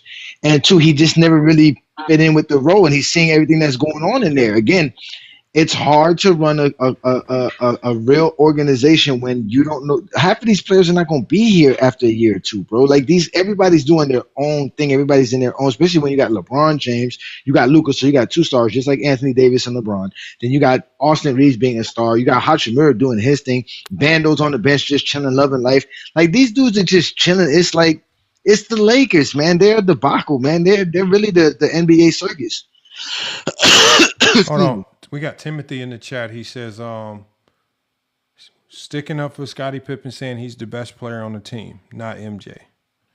This guy's psychotic, Lamont. This guy's psychotic. He's done for. He's done for. Who said this that? guy's psychotic? Yeah. Timothy's psychotic. Trust me, he's been stalking James Kingdom for 4.5 years. Oh, this guy's psychotic. He's been stalking you. Yes, I know him. I know him very well. He's very psychotic. This just loose screw. He be calling us on Facebook and on Instagram. He call you on Facebook? It's crazy. Yeah, he calling us. I'm literally calling us. We literally calling our phones because Instagram for some reason allows people to call you. I don't know how they call you. Hold on, Tim. We gotta get Timothy on the panel then. Hold on, let's get Timothy. He'll never show up. He'll never show up. He'll never show up. He'll never show up. That's why he send him the invite. Timothy, you can have a video chat phone call with Go James Kingdom right now live, man. Hold on, where's Timothy at? Appreciate you, Tyson. Always good having you on, bro. We always talk hoops. That's shout great. out Tyson. All right, shout out Tyson. Timothy, I want you. Tyson's a Suns fan. That's kind of weird. Hey, King Shay, you see what's on the screen, my boy? I want you to unleash on Go James Kingdom, Timothy. You said he'll never pull up. King Shot said, King Shot know that he'll never pull up. This is Timothy. He probably can't even speak English correct. Damn. Mm-hmm. Fade away like when LeBron passed Kareem. See, look, Najee knows. Shout out to Najee. Najee I don't want to join. Of course you don't want to join. Yeah, of course you don't. But you want to call. You want to call us. You want to tag us on your stories with a bunch of. What's it called? He has a bunch of stuff on his phone that he just keep posting all the time. Jordan and LeBron's resume, like he has the whole thing like a copy and paste type thing where he can just copy and paste. Timothy, I want you to know, how did you find this on TikTok, Timothy? You came from because Go James Kingdom's here. He knows that. He watches. So he really is stalking you, man. Of course he's stalking me. He knows that. Then he says I'm lying in public. The good thing is you can't come up here and tell me that I'm a liar in my face. So it's good. Say that in the comments. Lying in public, right? He doesn't know you privately. They'd love to be in private. They love private conversations. I told you he's the only person we've ever blocked is him. He's the only person that's been blocked on Go James Kingdom and banned because he's psychotic. Why is he typing in all caps? That's how you know he's angry, man. Oh, yeah, he's psychotic. King James Clip, what is that? I think that's Timothy. It's one of them. No way. Let me see his face. Let me see. That is him. Oh my God, that is him. Damn, Timmy, what happened to you, Timmy? Hey, shout out damn, Timmy. That boy famous. He gets some likes on his shit. Damn, Yo, he Timmy. definitely had it fast. I told you, Lamar, we got reconnaissance out there too. They be forgetting we got our own reconnaissance out here, man. They be stirring up their own enemies and wonder why they happy to ally with Go James Kingdom and FYF Lamar. Imagine that. These dudes created so much enemies on TikTok that when these dudes come over here, the ones that they created beef with, guys like Inside, guys like King James, guys like King Shy, you know. We are more than happy to let y'all know that y'all don't have to go to Zesty Lives. Y'all can always join the FYF GJK TikTok takeover. Like, can I say something? Because when I first got on this, I made this page January 13th of this year. When I first I joined you guys' live the first time, probably the 16th, like a couple days later. But when I first came in, I heard A Johnny and I quote, basically word for word say, once you come up here, you're gonna have a target on your back. And I wanted to say that because I've been having lives that have nothing to do with A Johnny, Lamont, or anything. I talk about skills debates and things like that on one of my lives. And people come in, yeah, we already know you one of them FYF guys. Like, what does that have to do with anything we talk about on the screen? Yeah, they say that about you. Inside they do say that. It makes no sense too. Yeah, it makes no sense. Like, what does that mean? Like, that means you have not challenged Lamont and I, so that means you're part of our cult. Because we have brainwashed you guys. You guys don't even know it. You're hypnotized right now. Sometimes that's not even Lamont and I will have you guys, mowing your lawn for free. All kind of stuff like that, man. Why was I doing this? And it's me and Lamar holding up a puppet, and we got like a puppet with like a needle, and we like poke your knees or something like that while you play basketball. Hey, Johnny, apparently I'm being employed by Lamont. That's my boss. I think I like. No, Lamar is my boss. Lamar has one employee and it's AJ. All right. What's first quarter? Second quarter. All right, good. And then from there, I employ everybody else. Like Ron Boy's our ghostwriter. You know what I'm saying? New World's our assassin. You know, we get New World out there for you. You know, we hired Ochi Clips to clip up things for us. You know what I'm saying? We're gonna hire Michael and King Solomon's gonna create our shows for us. They're gonna have a show coming up soon. So yeah, that's what we doing around here. Oh, don't forget the GOAT James Kingdom Bible. Yep, we got a Someone said, "Hey, Michael." Someone told us to not rap. Oh no, we gonna rap every day. No, we gonna rap. And King Angel. I actually got a song. Anytime it's asked for, we will rap. We will. King Shay, you look happy as hell in the logo, my boy. King Angel, you look so happy too. Obviously, man. GJK Assassins are the best. That's we have to put Melo in there too. From what I'm hearing, Melo's a GJK assassin. But she's hooping, bro. And my birthday's coming up soon. 16 in the second quarter. And my birthday's coming up soon too, bro. How much you turning? 18? 20. 20. You still can't buy Hennessy? Damn. 20, yeah. God damn. Yeah. 20, man. Hey, who drinking tonight? Johnny, 2 decades. 2 decades, man. 2 decades. Hey, man. Hey, Johnny. Damn, so you were born, LeBron made it. LeBron was a 2-time All-NBA player when you were born. That's crazy. Hey John, tell me if I'm wrong. Tell me if I'm wrong on this, right? Mm-hmm. Doesn't I'm listening. Shai Solomon look like a sketch artist picture? You know, Lamont, you're gonna laugh if I show you a picture of my brother. That forehead that he got, that hairline, that's all Haitian, bro. There's no way you're not Haitian over there, King Shai. You got to be Haitian. That I ain't gonna lie. That are you mixed with like white and black, King Shai? I'm East Somalian. Y'all don't believe you're East African. See, you're East African. Yeah. Okay, that makes sense. I can pull up any image of a sketch. Yeah. Now that makes sense. Is that North or South Africa? You do look like you're from the Horn of Africa. East, Michael. Yeah, East. Yeah, like they northeast or southeast? East, man. It's East, Ethiopia. Yeah. Hold on, stay right there. Oh, so that's north. Wait, yeah, north. I think, yeah. Bro about to bake his ass. Watch. I'm just pulled up the first sketch artist picture that I found on Google.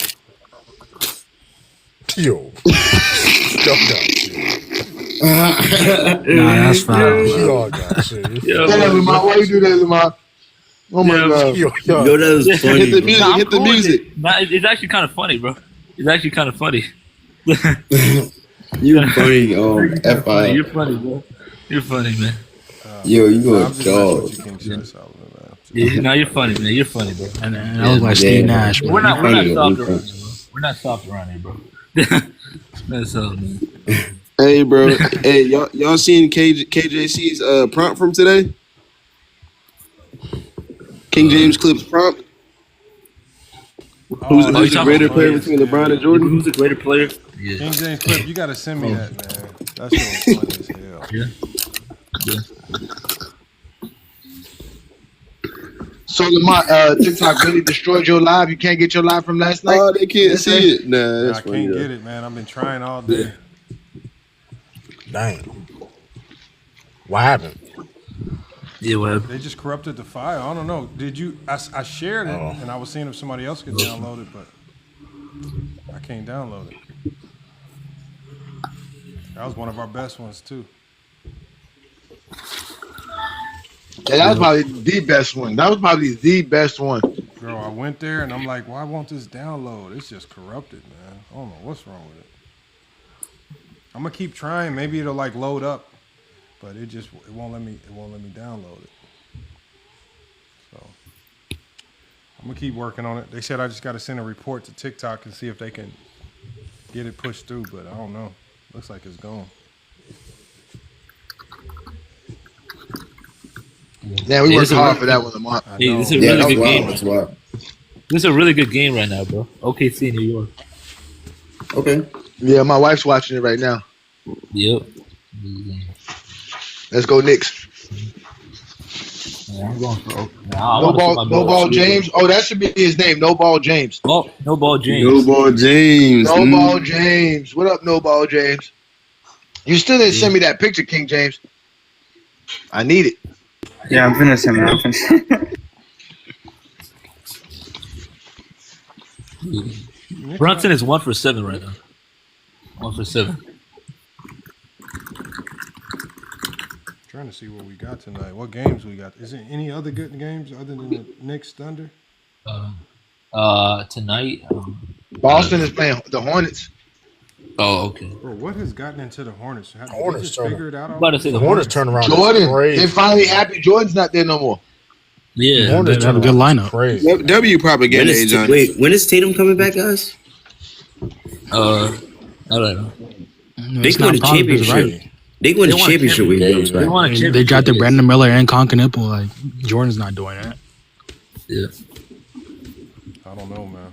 I don't know. Okay. Yeah, but when Tatum come back, Celtics can win the championship. Nah, I don't think they'll be smart to just let him sit this year. There's no way I would push the issue. That's what I said too. There's no reason for him to even try and come back this year. He may as well just wait. I mean, to get out the East, they can still without him get out the East and still have a. They won't have. I mean, they could have a shot. You never know, but there's no need to force the issue. Just make sure he comes back fully 100% with a lot of rest. There's no reason for him to even think about it. He almost 100%. They're gonna have to probably test him out a couple of games. Yeah, but you may as well. They've gotten this far without him. You ain't see the mini documentary he been doing? No, I've seen it. This is my side of it. It would be they're already doing great without him. Why not just allow him? Why not just allow him to come back next season? But you trying to win it? They're not rushing him back. Like he's been. If they was rushing him back, he would have been back right now. I ain't saying they was rushing him back. I'm just saying, but I'm saying if he's 100% clear to play, right? Because he's been working his ass off. Yeah, he should play. 100%. He should play, even if it's this year. Yeah. Because here's the thing: they're not when he's coming back. They're not asking like we were talking about earlier. He's not asked to be the best player because guess what? Celtics got Jaylen Brown. You gonna ease your way up, you know what I mean, back to where you was, but you gonna, you know what I mean, Jaylen Brown's look how he been playing this season. So it's not gonna be a pressure, him coming back and he gotta be the best player. You know what I mean? Peyton Pritchard been balling too. So, a bunch of guys, you know what I mean? That's why the Celtics, you know what I mean? So it's not like when he come back, he got all this on his plate, he gotta do all this carrying and stuff like that. That's not gonna be the situation. So yeah, but with that injury, it don't take much. That's the point. With that injury, it don't take much. True. What do you think they're gonna do when Tatum comes back? With obviously Jaylen Brown rose to new heights now. What do you think? How do you think they're gonna handle that transition? Are they gonna allow Jaylen Brown to keep that number one and Tatum too? Or? I mean, as of right now, until Tatum can get back to where he was, whatever case may be, then whatever case may be. But I'm not worried about how they the cohesion, because they always had to adjust their whole career. They won a championship together, you know what I mean? I don't think that's gonna be a problem at all, you know what I mean? They always gotten better. They always, you know what I mean? I've seen these guys play, you know what I mean, work together when they wasn't at this level. And they continue on. So it's gonna be just, you know what I mean, simple. Because the system is still the same system. It's just Jaylen Brown's just the best player. So it ain't gonna be I think it's gonna be not that hard at all. You know what I mean? Well, who's he gonna start over if he does come back? It's gonna be Baylor Shaman or Sam Hauser. No. Started? Yeah, what kind of question is that? He gonna definitely start. Yeah, it's gonna be one of them two. It's gonna be one of them. He's not coming off the bench. He's gonna come off the bench. He's gonna come off the bench just like to get into. I mean, I don't know. But eventually they're gonna put him in the starting lineup. It really don't matter because he's not gonna play. He's gonna be on minute restriction when he come back. It really don't matter. Yeah, of course. I mean, I don't know if he's going. They already say he was gonna be on minute restriction. They already said he was gonna be on minutes. Well, I mean, I assume he's gonna be on minute restriction. You know how that is. I mean, if he's 100%, he shouldn't actually. But I mean, the only reason why I say he may start because if you look at the starters now, Baylor Shaman and Sam Hauser starting.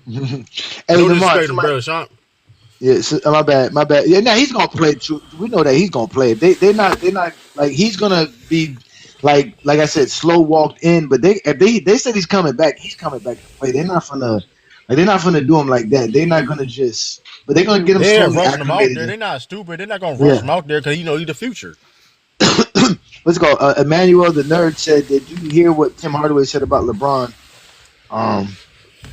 Yeah, I heard them say. I heard what he said. I heard what he said about Steph too, though. But go ahead. No, I heard them say that they would take Grant Hill and Penny Hardaway over prime LeBron. Yeah. What Tony Allen say, Lamont? Hey, man, Hardaway getting wilder and wilder. Tim Hardaway said that. Tim Hardaway I swear, bro. That's rage bait, bro. Hey, play that That's Tony rage bait. Allen clip. You gotta put that Tony Allen clip. Hey man, we out the mud. This been out the mud. We gonna get up out of here. We out the mud. Somebody said in front of him the other day. Somebody said in front of him the other day on the same show. On the same show. Somebody said Steph Curry is the best shooter. He said y'all must have not seen Chris Mullins. Like what? Hey, Johnny, grin over LeBron. Grin over. Man, that dude is psychotic, bro. He's stupid, bro. He be saying it seriously too. I don't know why they be mad that LeBron is praised. Like it's almost like they want to make sure LeBron doesn't get praised. But Tim Hardaway also said Chris Mullin was a better shooter than Steph Curry. Steph Curry, yeah, that's what I'm saying. Yeah, he said that. Crazy. That's crazy, bro. That's insane. Hey, that's something that the lawyer got to bring up in court to destroy his credibility, ladies and gentlemen. Nah, I'm just playing. No, I mean Tim Hardaway be saying the most wildest things, man. I ain't gonna get well, anything for his era. Anything to say. Hey, he defends his era to the T. He stayed defending his era to the T. I don't know why. What for? For no reason though. Like God, these guys are great. We understand. Remember, you had Ron Harper tell his sons, "Y'all can't do nothing." Oh, that was cringy. That was cringy, bro. That was so cringy. His sons was embarrassed when he said that too. Like you looked at his faces, like they were like, "Come on, man, Dad, we don't want to argue about this. Like, we really gonna do this? Like, come on, man, we don't have to embarrass you in front of everybody." I still got guard these guys. I still got. They really have some feelings about LeBron. Just something like triggers though. I gotta talk about LeBron. Like LeBron was nowhere near the topic though. Like that was egregious. That's what made it like so egregious. Like it was like he was nowhere near like the topic at all. Like I'm like, what? Mm-hmm. So it's okay to talk about LeBron when you talk about him like that, but if you do what me and Lamont do, somehow we're wrong. We glazers. Like talk about your family. Talk about your sons that you raised to get to the NBA. They trying to get Twinsky to come up here. He said Bron is the most overrated player. So oh my God, hilarious. Hey man, we out the mud. But he's not going to. Hey, this is Twinsies, man. It's gonna be the same old rant, Lamar. I can't wait to hear what Mr. Twinsky got to say. As per usual, he said he's doing something. He said he's eating or something crazy. He's always doing something. He's always conveniently eating something. You eating, but then typing at the same time. Like he typing in the chat. That's fine. That's fine. It's the as long as he ballparks. listens. They get the ballparks. They had a construction As long as he job. listens. They can't. It's too noisy around. It was always something crazy. How you doing We got construction Herm at in here night? too. Herm's gonna come up here and tell us how Kobe was not a sidekick. He said he's gonna cook us on it. Kobe. He ain't gonna come tell a story. Like he got a story. Bro. Hey man, Kobe played all different type of roles. Is okay, man. I seen Kobe be Superman, Batman, Alfred. He been there. Listen, there's nothing wrong with that though. You know what I mean? Man, that's what I said earlier. Why are they so mad about the Robin title? I just want to know when Herm was able to go into that Lakers locker room to confirm that Kobe. Like, I don't know. I don't know where he's getting this information. He's gonna have to blame this. This is not on us. It's on Phil Jackson. Yeah, just because they just think good. Just because you're a top 5 player, you're not a sidekick. Like, Bro, they try to like dress it up by saying it's Superman, Batman, but like Superman and Batman is a way larger gap than Batman. When was Kobe a top 5 player winning championships with Shaq? 01 and 02. What? I don't 0102 in 2000. Y'all bugging, Sports High. Y'all bugging, bro. That's Sports High. 0102 Kobe was not a top 5 player. And they go to the finals in 04. Shaq, Duncan, Iverson, Kobe, Chris Webber, Kevin Garnett, Dirk. You wasn't even born then, King Shy. Wait, what years? No, King Shy is 28. But we do the research. King Shy is 28, guys. We do the research. He's a troller, bro. Hey, King Shy, I got a DM. How was he better than Jason Kidd? What year? 01 or 02? 02. That's a 02. I'll give Jason Kidd that. But he's still top 5. How was he better than Kevin Garnett? Because he was first team All NBA, first team All Defense, averaged like 26, 5 and 5. Averaged like In 02, 5 yeah, and 5. Jason Kidd could be better. That's a decent Jason Kidd could be better. No, I think he is better, actually. I think he is. No, he is better. Yeah, he is. Kevin Garnett wasn't All NBA All Defensive Team in 2002? No, he was, but he was second team All NBA. He wasn't rebound champion yet. He wasn't He wasn't rebound champion. Yeah, he was like averaging his highest points per game. Yeah. So, yeah, that's not really one of his best. Hey man, shout out to Sports High Pod. Okay, so we know he's not better than Shaq. He's not better than Duncan, right? He's definitely not better than Duncan, right? Yeah, he's not better than Duncan. No. Yeah, definitely those two. You got Duncan. How is he better than T-Mac? In 02, he might roll with a lot of feathers with that one. He's better than T-Mac. A lot of feathers. Because he's a better defender than T-Mac. He's averaging 26. In 02? How is he a body? He's not because he made the all-defensive team?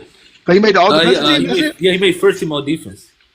Like, he wasn't a trash defender. Like, he was. Bro, I'm going to be honest with you. He's averaging like 21 that year or something. Bro, 2000 and 03. I never understand. This is my thing with that King shit. You guys know how I feel about accolades. Accolades does not automatically determine who a better defender is or a better or anything. He didn't make the accolades. I'm not going to say he didn't make the accolades, but I'm just trying to wonder who else on that. I'm looking at the power rankings. So we got Jason Kidd. The power rankings put Kobe in the top 5 for 2001 and 2002, but not 2000. That's what I'm saying. I agree with that. Who was in the top 5 in 2001? Yeah, 2000 he wasn't top 2000 5. they got Shaq, No, 2001. Malone and Iverson. Yeah. And in 2001? Shaq, Iverson, Duncan, Garnett, and then Kobe at 5th. Yeah, that makes sense. And that's Kobe at 5th. They got C-Webb at 6. Yeah. Jason Kidd 7, McGrady 8. Jason Kidd was definitely better. Yeah, Jason Kidd is better. No, in 02 he was better. 02, yeah, 02. He was better. In 02 they got Tim Duncan, Shaq. They got Kobe at 3, Garnett, Kidd at 5, and then Iverson. Yeah, that makes sense. Yeah, that makes sense. 02, right? Kobe was better than Dirk. They got in 02, yes. Kobe was always better than Dirk. They got Dirk at Kobe was definitely better than Dirk. Always better than Dirk. Who else was in the league at that time? Paul I can think about it. 9, Tracy McGrady at 8. No, Kobe's better than Paul Pierce. I don't know if Kobe was better than Tracy. In 02, he's definitely better. 01, he's definitely better. 03 is a better. I think Kobe he over Tracy because of the winning. Yeah, that's why. That's what I'm saying. He's on the Lakers. He's playing alongside Shaq. So yeah, that's why we're trying to say. That's what we're trying to say. That's why people that's why we know for a fact that Michael Jordan didn't want Kobe to get the praise because look what Kobe's being praised at back then. Look where the NBA got him, winning championships, top 3 player in the league. That's a solid point, right? They want to remind people, no, he's not Mike because he has Shaq. Yep, they not. These rankings not looking at him like a sidekick. These rankings are looking at him like we don't care what role you got. We know you top 5 in the league. Like he's a exactly. And then remember after they won their 3rd championship, Shaq told him, bro, take off that jersey. You better than Mike. Yeah, he said, be yourself. After 3. Yeah, he got the 3. I think that was Kobe problem. Yeah, no MVP yet. He was too much. Hold on. Yeah, we got to chasing Mike too much, we got to man. go to Male Mannequin, man. Mailman Ken. He's a mailman. Oh, okay. Wait. Hey, y'all feeling? What's up, Mailman Ken? We doing better than Zesty Jeffries. Always. So what was the topic? I just logged on. Yeah, we were talking about the sidekick role and how people diminish players who play their role, which they shouldn't diminish players because obviously in a game of basketball everybody has to have their role, and the best teams are players who all know their roles and how to play it well. Usually the guys who go rogue outside of their roles cost their team wins. Yeah, 100%. I 100% agree with that. I just feel like I said. I feel that sidekick role really came from Kobe really trying to really accomplish what was inaccomplishable. Like he said, when he first came in, he wanted 8. So at a young age, I got to think, we don't even see nowadays a young 23-year-old head of the snake that's 3 rings in You see what I'm saying? Really competing with the best of the best. Even these young phenoms, as in Luka. When Luka came in, he was averaging unbelievable numbers. Anthony Edwards. Who else came in just hitting the ground running? Well, Jason Anthony Tatum. Edwards started off a little. It wasn't even 20 a game. Anthony Edwards. No. I'm saying like seeing their potential on what they can be to the league. I'm saying with Kobe Bryant really got that pullback from what he can be. So you got to think a lot of these. This is what I like to tell people. A lot of these media people. This is what people don't realize. A lot of the people that's in the media, a lot of people that's in the coaching staff, even the people in the higher up GMs, they all friends. They all hang together. They all talk to each other. That's how everybody get their jobs. That's how people get their sources. But at the same time, if you got this image out on you, or you got this label out on you, this story out on you, people don't care to go back to actually watch the game to see. Like, that's why when I go back and watch games, I try not to watch the games where it's just like half cut. I try to watch commercials too, so you can see what was actually going on in the times of everything that was happening. And people don't care to do that no more. So that just You be watching 90s commercials? Oh my god. Hell yeah. I especially with boxing. I'm a big boxing fan too. I love watching the commercials because you just see the difference them of 90s car life. commercials be hilarious, boy. Them 90s car commercials be hilarious, but the Hell 90s yeah. Cars I like look the so old. trashy now, bro. We used to think them cars was nice, man. It's crazy. Yeah, I stay thinking that, like, dang, that car right there probably used to go for $25,000. It'll be an old '96 Honda. You can buy one. Yeah, for but I just feel $1,500. like people cut out the middleman by really enjoying sports with all these clipped and highlights. So that's where you get stats.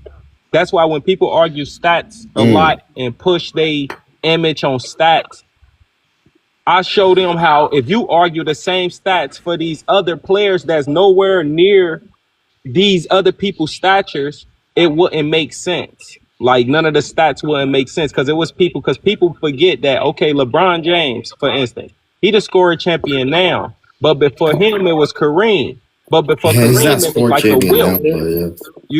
but So what I try to get people to realize is you got to think of people when they retire in their era. You can't really compare them to what the finished product was after people that learned from them.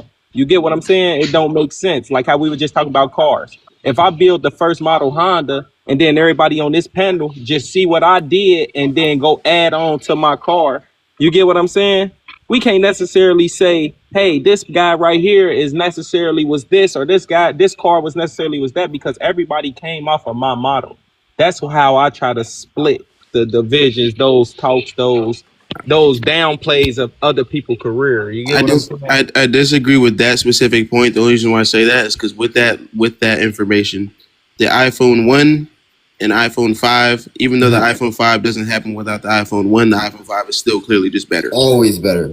Yeah, 100%. Yeah, but you just judge the iPhone 1. You missed my point. I got you, man. You judge iPhone 1 for what it was when it came out, is what you're saying. Right. There was no iPhone. Yeah, there's no iPhone 5 when iPhone 1 came out. So you can't really make that comparison. So, but hold on, I want to answer this question. I mean, I want to address Adrian Knight. We always got to address Adrian Knight in the comments. Adrian Knight said Colorado did Kobe in. That wasn't Jordan's fault. I think Jordan paid. I think Jordan paid that lady. So I don't know. Maybe Jordan might have paid that lady. Jordan could have set that up. We don't even know. We know Jordan is very, very trifling. We know Jordan's a trifling man. But go ahead, mailman. If mailman don't go, we got Herman. Don't start there because we know LeBron responsible for Delonte West, so don't start there, man. Don't start there. What? Crack was born before LeBron. Ain't got nothing to do with Delonte West. We had on it when LeBron James gets Delonte West's mama. When you knock it out mamas, that gets you at the lead, man. That's what I'm saying. How you gonna fumble the mama? At least wait, I get out the league. I still got your mama. He fumbled the mama. Man.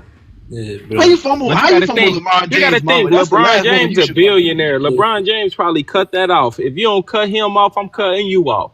Think about that. Who do you think he cut off? LeBron ain't doing that to his mama, man. He ain't doing that to his mama. Man, listen, you having sex with my teammate, that's something totally different than. True though. How do we know that's true? Exactly. I don't know. There's a lot of reports on that. Yeah, those are reports though. We don't know if it's true though. We don't. I never seen them together anywhere. I've never heard of them being together. Yeah, like so. what's saying? And when y'all talk that crazy talk, man, we gotta be straight across the board, man. We can't leave nothing on the table, man. Everybody gets cooked. Everybody some assholes. I know that. We know that. Right. We know that. Everybody fucked up in their own. No, we know. You know we don't cry. These celebrities, they fucked up out here, man. You know we don't cry. We could go there. We could go there. If Lamont don't mind, we could go there. Oh, well, So if I'm gonna say this, I ain't know that was the conversation. If I'm gonna say how was he not a sidekick? If I'm gonna say how was he not a sidekick? I'm asking like her. I said, if you go next, I'm gonna come to you next, Mailman. My bad. Okay, my fault. I'm gonna come to you next. Go ahead. My fault. Well, Mailman can go first. He stopped my train of thought right there. Shit, get it out the way, man. So I'm gonna get interrupted. Get it out the way. Look, I'm basically saying this. I say he wasn't a sidekick just for these instances. If you name the superhero of that team and you just go to the superhero, you can go to clips after clips. 0-1, he telling y'all why the reason he won. 0-2, he said Kobe just got us here. Kobe get us here. I'll finish the job. 0-3, he started calling him he the best player in the world and probably the best player to ever play this game. Then to go, hold on, hear me out. Then to go, everything, the legend is always bigger than the actual story. Then for that same player, the hero player that everybody called a hero, that for that same player to go through life and go look at it on hindsight and be like, oh, damn, I really fucked that up. Like, that's a regret. So it's like, to me, it's like, yes, the public can put their opinion on what was going to happen, but you got to still understand that it's a basketball game. The game of basketball still have to be a player. I don't care if you Michael Jordan, I don't care if you LeBron James, or I don't care if you Kobe Bryant. Because there have been times in all three of their career where they showed you that they was absolutely the best player in the league, but they couldn't get it done. So I'm basically saying it's still a team game, but at the same time, if you go to them same team players and ask them who was Rob and who was Shaq in the moment, not y'all know how I just told y'all, like, to appreciate the moment. If you go to the moment that this stuff was happening, yeah, you hear the media saying, hey, yeah, Shaq, because Shaq is the most profitable player. Kobe Bryant is still who we look at, let's say, like, who 23 right now, that's a nice little phenom. Like, Kobe Bryant was just basically one of these Anthony Edwards type players, or not even Anthony Edwards, because he get way more respect than Kobe was getting. But I'm just saying, like, Kobe Bryant didn't have stature in the league when he brought his name into the poll of being one of the best players. Okay, so I say he wasn't. So we're not talking Go ahead. we're just talking about on the basketball court. Basically, who did Phil Jackson run the okay. Yeah, I was hoping you was gonna touch on that, man. Okay. I guess I got this. Hold on, y'all. We're gonna go year by year. Hold on 1 second. Hold on. Year by year. 2000. Who was the number one option for the Lakers? 2000. I feel like Shaq would be the number one action in close, tight games, as far as 2 points. But when it's down to 3 and better, it's Kobe Bryant. Okay, but being the closer is not being the number one option. That's just being the closer. Tony Parker was the closer for the Spurs. Don't mean he was the number one option. 100%. So you can close 100%. games. So we gonna say Shaq in 2000. When we talk about roles, I didn't ask you if Kobe was the closer. I think we will all unanimously agree that Kobe was the closer. Anybody have any pushback on that? No, sir. Because closer is just a separate role. The role that we're only talking about now. That's why I said. Remember, coaches give roles. We don't give roles. I mean, most big men can't close anyway, so that's okay. bad. So being that most big men can't close, it typically goes to a guard. So we know that Kobe was the closer. 100%. That nobody's going to argue that. But the role that we're talking about now, and these are all roles that are delegated by the head coach. Who did Phil Jackson delegate as the first option in 2000? In 2000, Shaquille O'Neal. Who did Phil Jackson delegate as the first option in 2001? Shaq. And that's why I got you. Hold on. I'm gonna say Kobe on that one. It was Shaq. Hold on. Shaquille O'Neal in the I'm say Kobe on one. Kobe Bryant in the playoffs. Kobe Bryant was the number one option in that playoff. So the offense ran through Kobe. I think you're confusing scoring with number one option. No, I'm not. No. I'm not confusing that. I'm saying actual number one. It was part of like Shaq got the ball every time in the post. Even if he had to pass it back out, he's still getting the ball more than Kobe. Hold on 1 second, y'all. Hold on 1 second, Mailman. From all the way up, Phil Jackson went out on his shield. he went out on his shield because he didn't want to make Kobe the number one option over Shaquille O'Neal. He wanted to trade Kobe because Kobe wouldn't get right. He was never going to make Kobe the number one option as long as Shaq was there. Kobe was always going to be number two. He got fired. Remember, he went to the organization and said, we need to trade Kobe because Kobe's ego is getting too big. This man think he need to be the number one option. We got to get him up out of here. But you know what, Jerry, you know what the owner and them said? They said, no, you got to go. Shaq got to go. And Kobe stand because he's the future. So that's when the changing of the guard happened. But Phil Jackson was never going to make Kobe the number one option. That's why Phil had to go, because he was a believer in Shaq. So, and that's why Kobe went those years of purgatory with trash teams, because they had to kind of reset. They had to get rid of the people that had the system in place that kept Shaq as the number one. Once that was gone, now Kobe can be number one. And I get that Kobe did good. That's kind of cap though, because the 01, I could give you a perfect example in the 01 and the 2001 Western series against the Spurs. How they were using David Robinson and Tim Duncan. Phil Jackson countered what they was doing, clogging the paint with Robinson and Duncan, with the fact that they started running their triangle sets through Kobe Bryant. That's why Kobe Bryant was a clear-cut leader in that particular series, because they shifted the whole game plan and adjusted the triangle and made Kobe the primary guy to run their offense through. They primarily ran their offense through Kobe in 2001. That's just a pure example, though. That's an example. I'm giving you an example. This is how that's offense documented, and that's documented. This is how offense functions. If the number one option is getting double teamed and the paint's clogged, you of course go to your number two option. That's it. The Spurs sold out to doubling Shaq and clogging the paint. So again, that means the next option is go to Kobe. That's called being a number two option. That's why Kobe played his role so perfectly. You just explained it, Herm. Herm literally just explained it. He said plus they exploited Shaq. Shaq was in foul trouble a lot of their series as well. You just said with David Robinson and Tim Duncan, they clogged the paint. So because they clogged the paint and made it hard for the number one option, Phil Jackson said, well, the next best option, since they're not letting us go to our number one, is we'll go to the number two. That's how you count, Herm.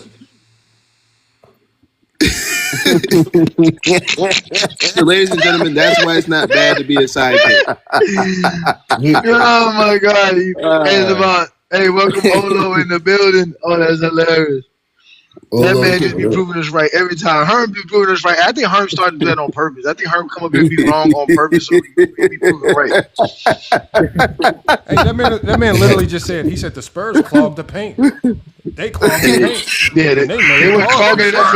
They were clogging it up. Lamont, you gotta hit that. You gotta hit their ass with a 5 for that, man. I ain't gonna lie. And end of the day, Kobe was the best player for numerous series in that run. Y'all can talk that shit y'all want to. Y'all can do that. Anime bullshit. That's how I know y'all niggas wasn't out the porch. Y'all niggas don't know nothing about ball. Y'all weren't out the porch. So y'all can come with that anime shit y'all want. Come with it. Cause I know y'all niggas were just playing video games and not watching sports. So I understand. That's cool. That's cool with the anime joke. Keep on, Luke Kane and Sub-Zero. Y'all keep on with that. Nobody. Hey. Y'all gonna get a nigga flag, man. Hit that jump, Michael. Hey, hit it. Ah, man, y'all some futuristic niggas, ain't it? Yeah. We make people famous. Me and Solomon are y'all some futuristic niggas, ain't it? Me and Solomon are futuristic rappers. For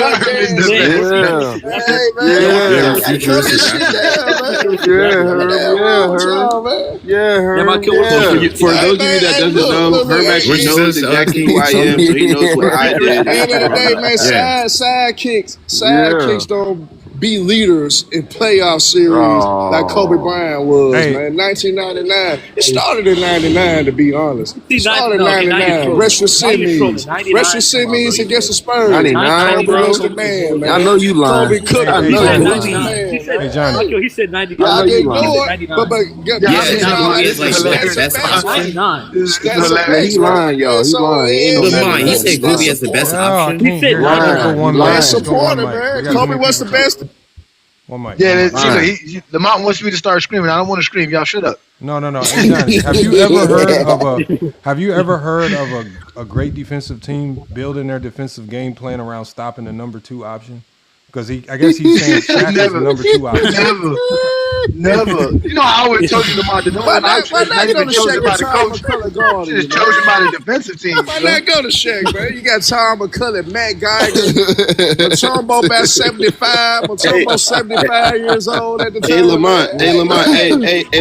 When you get into the huddle, right, you got to talk to your team like this. Hey, Lamont, we ain't trying to stop Kyrie Irving. Lamont, when you get into the huddle, you got to talk to your team 6'7" like this. Kenyon Martin 6'7". I'm gonna go to Shaq too.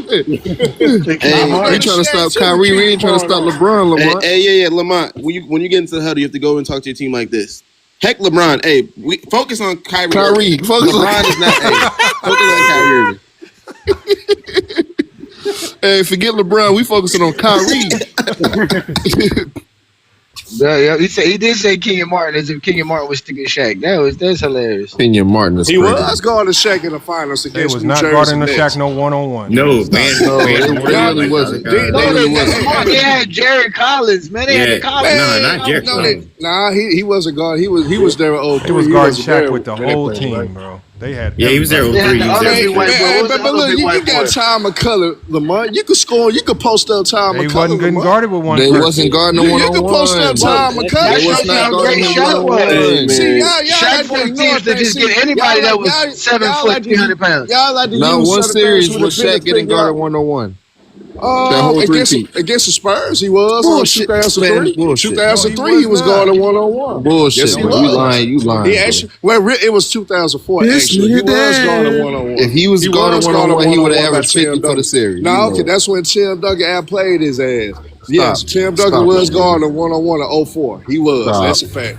That's a fact. Pull it up. And Kobe had to bring him home. And you know, I don't even like Tim Duncan. You just lying. You lying right now. Shaq was never guarding 1-on-1. That's a lie. It's a lie. He's I don't even like We him. can't hear, man. We just gotta let Herm get it out of his system.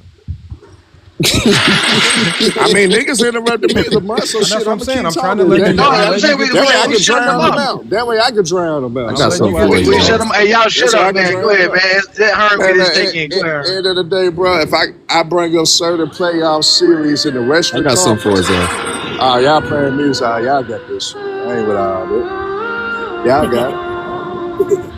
Hey, can y'all turn that music off? Hold on, Herm. Keep talking, John. We're just trying to get him to turn the music off.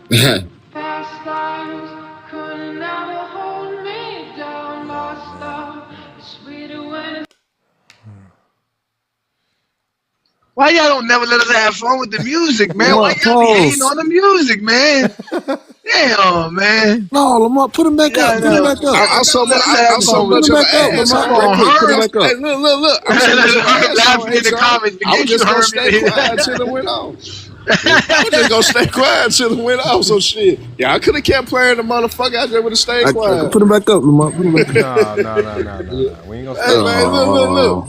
Y'all ain't gonna get me discombobulated and frustrated like y'all quadruple team my boy Viz. Y'all did all that bullshit. Oh yeah, we gave him a funeral. Like, what you mean, man? We gave him a funeral.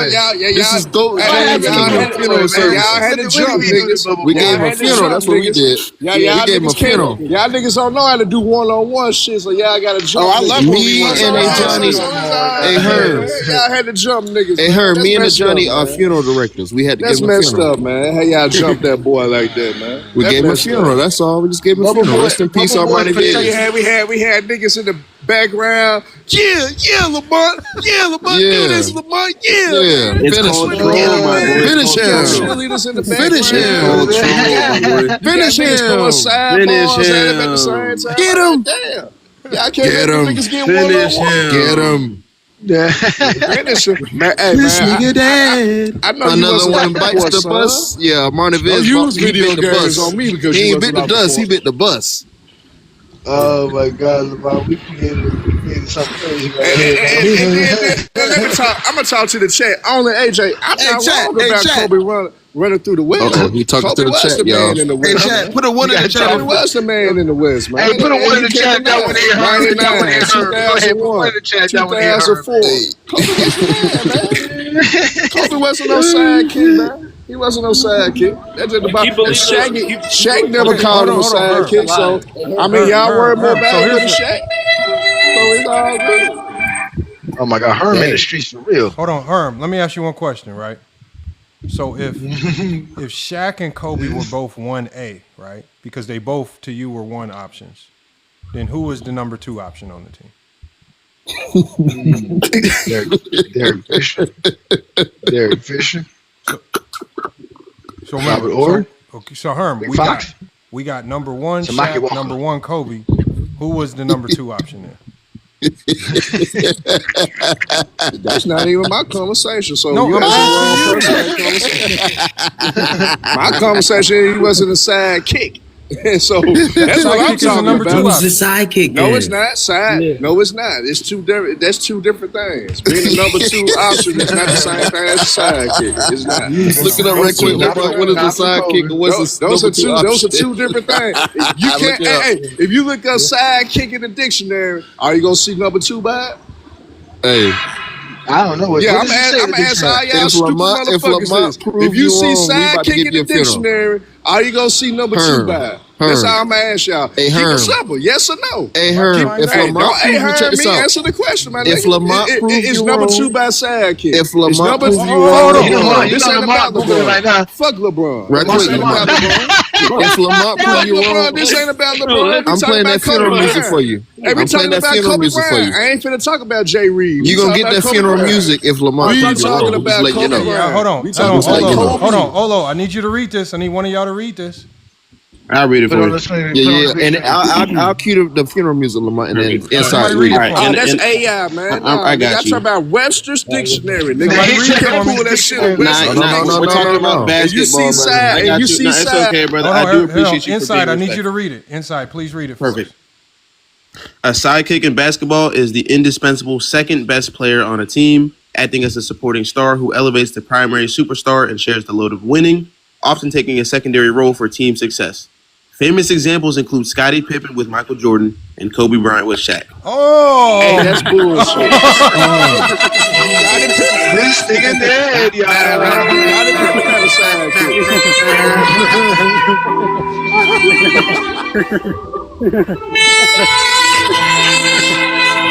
Screen him, y'all. Big screen him. You famous. It's a funeral for him. You got a funeral. This ain't Kobe Bryant. It's Shaq. Oh. Rest in peace, Herm. Rest in peace. You gonna join Biz in that Jeffrey Cemetery? DM Punk, You lame as hell. Lame as hell. Oh man, rest in peace, man.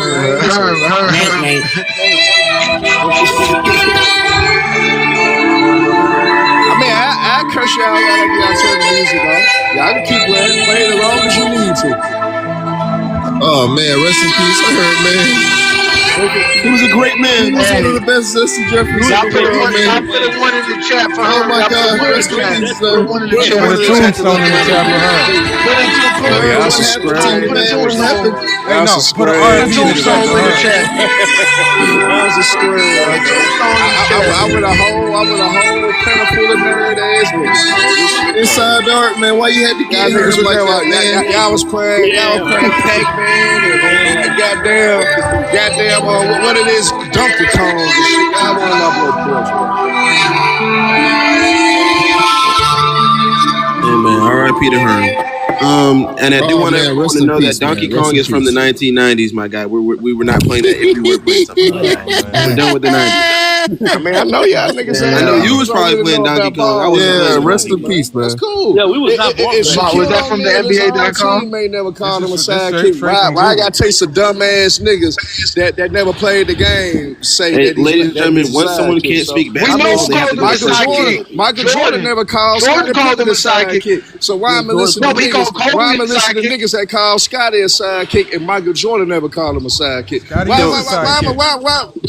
No, he wasn't. Scottie was Hold on. You said Scottie was not a sidekick? No. King Shot said what? Lamar gotta step away. Lamar gotta step away again. Lamar gotta step away. Lamar gotta keep stepping away. King Shot, man. Look at Lamar. King Shot. He said, what? See that coming in. You didn't see that coming in. You didn't see that coming in. Scottie is not a sidekick. He's not. Hey, man, this is a comedian, man. Because y'all like to pull up Michael Jordan clips, right? Hey, John, since you the Michael Jordan clip specialist, I want you to pull up a clip of how Michael Jordan praises Scottie Pippen and how Michael Jordan describes what Scottie brings to the team and why he went out and done anything without Scottie and why Scottie was so important to the Bulls' success. Yeah. Since you the Michael Jordan specialist, I'm gonna do that. Since you the Michael Jordan specialist, man. Since you the Michael Jordan specialist, pull up the clips, man. Yeah, I'm gonna pull up the clips, right? But I'm gonna pull up the clips. I love laughing at y'all. We need King So Money. Michael Jordan didn't even call Scottie a sidekick, nigga. But I know he called Kobe a sidekick. We got the emails. I'm calling Kobe a sidekick. I don't like that one though. Michael Jordan, we got emails of Michael Jordan calling Kobe a sidekick though. I just gotta disprove y'all dumbass logic, man. Pull up the clips, man. That's all you gotta do. No, Jordan said he was the sidekick. Of course, Jordan said he was the sidekick. Nah, he didn't say that. He just described. He said I joined the Bulls. He said I joined the Bulls. He said Scottie Pippen. He said Scottie Pippen deserved this Finals MVP just like he got. I know, and he said I joined the Bulls. Yeah. He said, man, I would not have got any of those championships without Scottie Pippen. Which is true, but that doesn't mean he wasn't the sidekick though. He was. Now Scottie wasn't the sidekick because Scottie was just important to have the Bulls. Nope, Scottie was just important to have the Bulls function rather than Michael Jordan. End of the day, yes, Jordan scored the points, but Scottie did all the other things as well on the court to contribute to the Bulls. Yes, he did. So y'all can't sit up there and call niggas sidekicks. And call niggas sidekicks because maybe he don't score the ball as well as Jordan. Well, he may not have certain qualities that he's the sidekick because Coach Phil Jackson said he's the sidekick. So if Kobe Bryant did most of the carrying through a grueling, tough Western Conference, which was the NBA Finals in the West, right? And Shaquille O'Neal just dominated the finals. Hey, Shaq took advantage of what he's supposed to take advantage of as a great player. And as a great team, you recognize your mismatches, right? Okay. And you run through the guy that got the mismatch. In basketball, no matter who you are, no matter what team you play, you take advantage of any mismatch you got on the court. Hold on, right or wrong. Let me ask you a question. So, for example, when Kobe was teamed up with Paul Gasol, on the nights when Paul Gasol matched up with Kwame Brown, was Paul Gasol the number one option on those nights because he had a better matchup? Oh, they will feed the post. So yes, they have fed the post. Yes, they have. So Paul Gasol was the number one option over Kobe at times? Sometimes you got to run through your mismatch. So yes, they'll run the offense through power. They run the offense through power. They commit themselves to dumbass logic. With power half. Hey, but look, Lamont. I never said nothing about number one option. I just said they have ran the offense through power all at night. Bro, so y'all trying to make me answer a question y'all way. What anomaly night is that? I ain't never said power was a number one option. What anomaly night I never said power was the number one option. You cooked yourself, man. So why your dick sucking ass ass? You gave yourself I ain't said shit camera, about man. power being the number one option. I just said that they ran the offense. This is suicide right here. You cook yourself, bro. This suicide. How right I cook myself and the Lakers had ran the offense through power sometimes. No, you cook yourself because you have to abide by dumb logic. Because you call Kobe. I'm not lying. How am I lying, King? Shaq. You know how I cook your ass. Scottie Pippen. Stand down, underdog. Now you got cooked. Now you got cooked. Kobe, you ain't in the big leagues. Stand down, son. I can take.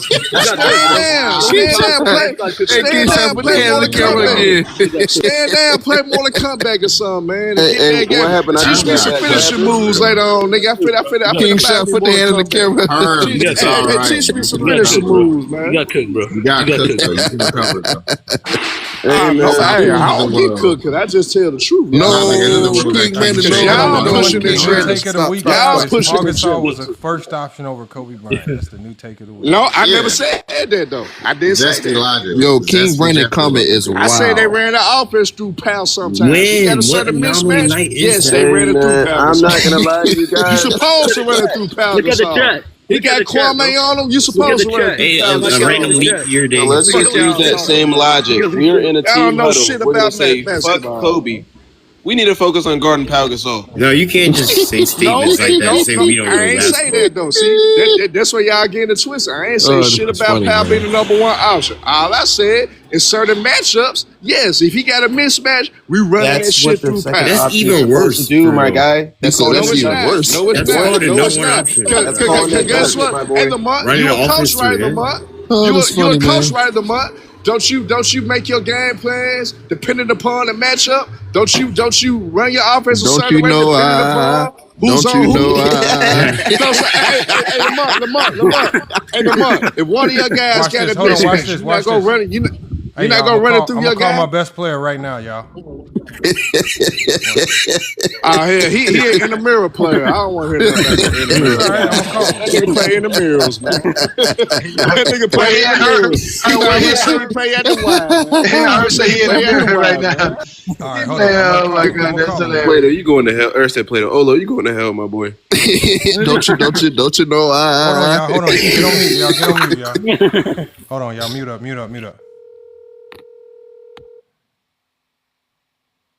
Hold on.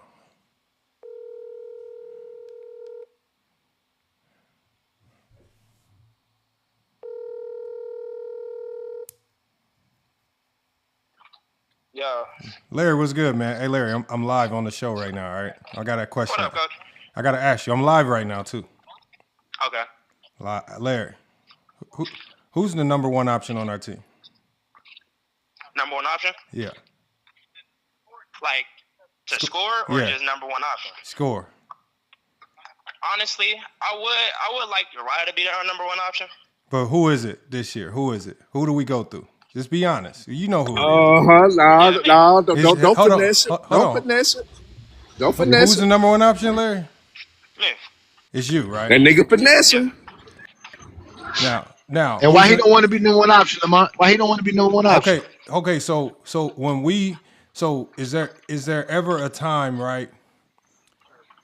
Do in practice, right? When we in practice, right? Depending on who we play, do I ever come to y'all and say, "Hey, y'all, we playing such and such team today.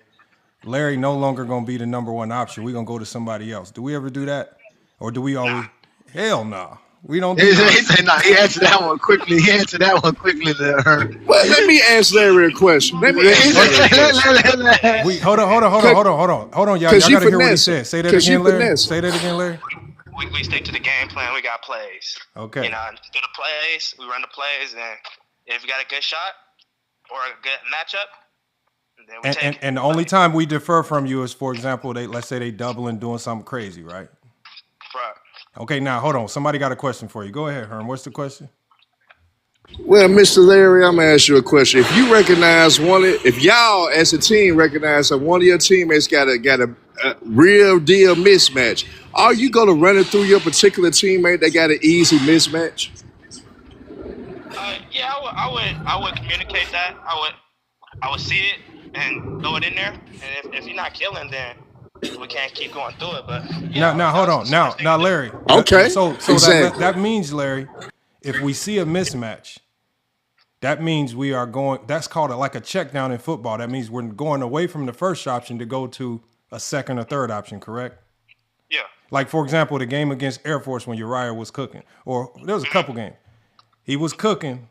We went away from the first option, which you was cooking that game too. And Uriah start eating as the second option, right? Yeah. Or even, let him rock out. remember we played ACU, and they was doing a whole bunch of crazy traps for you because, you know, the coach knows you. And then, there's been a couple games where Jack didn't went off. We defer and go to Jack. Yeah, get him shots. When he hot, we find him. But is there ever a game where we start the game off and say, because of the matchups, we're not going to go through Larry? Nah. That's never the plan. That ain't never the plan. That's I'm asking that's another. all I I'm wanted to asking know, another Larry. question. Larry, I'm live. I gotta ask I'm about to Larry get one back more to this question. live. These people saying some crazy stuff on the live, man. So I just want to Yeah. You better get him out the phone. You better get him out the phone. You better get him out. Yes, sir. So, when did that This usually nigga happen? dead. Larry When did get him that out the happen? phone. Fatality. Hey, Larry said I ain't gonna lie. I'm Yeah. Hey, you want You know, he must be Hey, talking about Lamont. Papa Sauce career high. Hey, He must be talking Lamont. about Papa Sauce career high. Hey, he proved my point though. He proved my point, so I'm good. Hey, Solomon. I'm good. He's talking about Papa I'm Sauce good. He career proved high. my point. And y'all doing all these clippings and shit. That let me know y'all don't have ain't getting no pictures in your lifetime. If y'all had a woman, if y'all had real bills, if y'all had children, you must have dedicated to these video games and shit. You wouldn't be doing this back then shit, man. I think y'all would turn a hoe off when y'all show a hoe this shit right here. Y'all doing all these videos and all this shit. Man, that's a little kid. That's a little boy shit. I ain't finna give you no my time. I don't want fucking no square ass nigga. You know what I'm saying? So man, y'all wanna learn some pimping? Y'all wanna learn some pimping? If you wanna learn to fool a woman in your life, shit like this, I got your back, man. I got your back. I'ma show y'all niggas how to pull a hoe, man. That's what I'ma do. I'ma show you how to pull a bitch. Cause what y'all doing, this some whack ass shit. I don't need no motherfucking memes. I don't need no damn soundboards. What y'all doing? I just was click a bomb left and right. Y'all heard the little kid. He's like, yeah, we gonna take advantage of the mismatch. So y'all gonna ignore that just to push your bullshit propaganda. That just shows what type of ignorant son of bitches y'all are. And that means for each and every one of y'all. I go down the line on y'all punk ass niggas. Give it, the can, put the motherfucking haircut. Put your motherfucking haircut. This shit shouldn't be that motherfucking haircut. Don't be ashamed of yourself. Get your motherfucking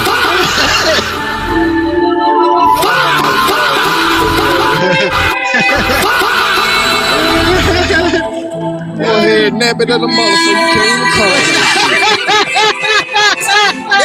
Can't even call this shit, man.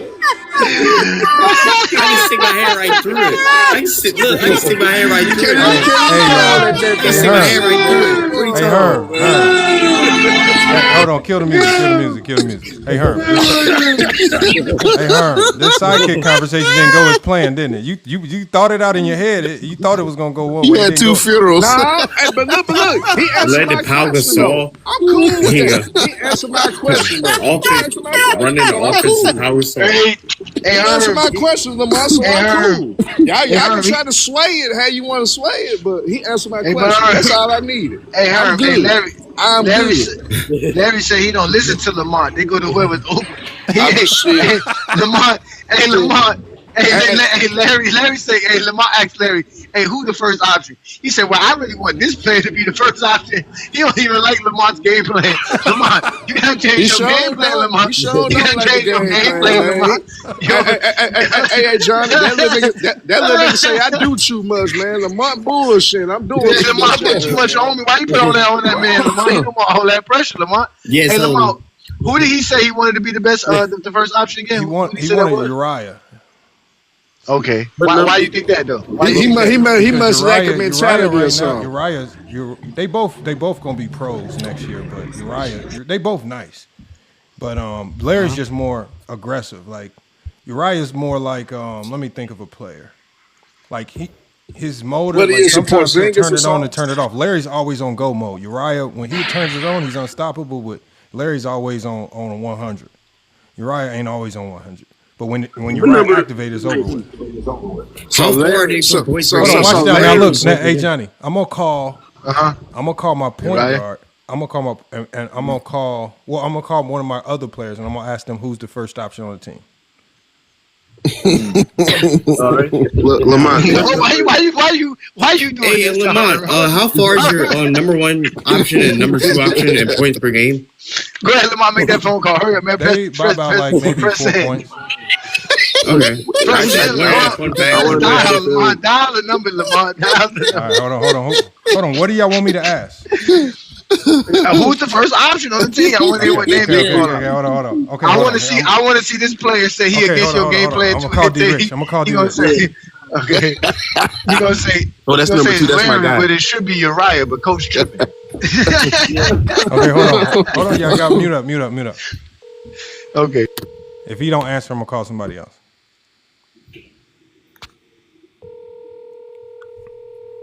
Your call has been forwarded. He didn't. Hold on. Yeah, that's number 2. That's my guy. That nigga sent you the. He sent you. He's like, I'm not bringing donuts. Hold on. Let me call. Yeah, he said he the voicemail. He's like, I'm not. Oh, here. I'm gonna call somebody I know is gonna answer. I know Bryson will answer. Oh, here you go. Oh, yeah, right. Yeah. Look, they don't follow the game plan. They don't answer your phone calls. All right, hold on. Mute up. All right. Hello? Bryson, what's good? Bryson, I'm on live right now. I need to ask you a question, all right? Okay, yeah, what's up? Okay, who's the number 1 option on our team? Like on the ISO? Just scoring wise.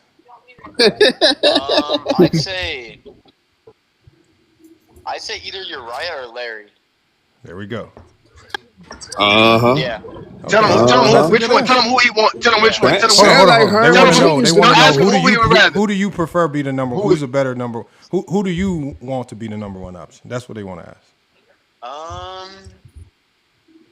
Stu, I would say Larry. Okay, I agree. Okay. That's good. Okay. There's no right or wrong answer. They just wanted to know. Yeah, now you called the one that gonna answer the phone call. Option. Uriah's the number 2.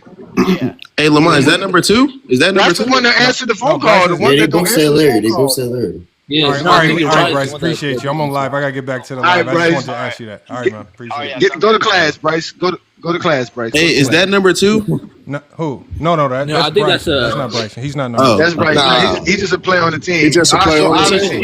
He just a player. Yeah. So obviously, Lamar, you don't got no sidekick on your team. You got 2 number 1s. I got a 1A. I got a 1A and 1A. 1A, 1B. You can say sidekick. Yeah, I got 2 number 1s. Yeah. You can say sidekick.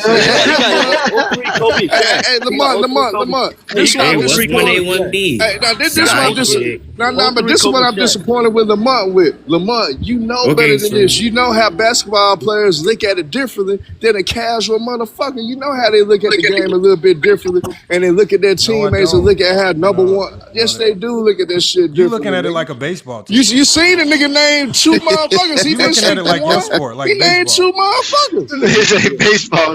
He didn't stick to just one nigga. Baseball, you can have 2 number 1s. No, you can't. The guy that strikes everybody out and the guy that hits the home runs. No, you can't. It's not that simple.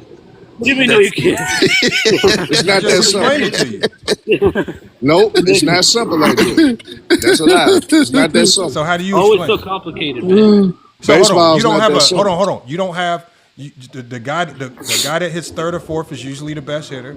The pitcher, you have a number 1 pitcher, correct? That's not always true because the leadoff's been some of the best hitters the leadoff's been some of the best hitters in baseball. I didn't say leadoff. I said the guy that hits 3rd or 4th. I'm just saying leadoff's normally your best hitter. Leadoff's normally your best hitter. I said the guy that hits 3rd or 4th is usually your best hitter. Yes, that's a fact. And I said in pitching, you always have a number 1 pitcher.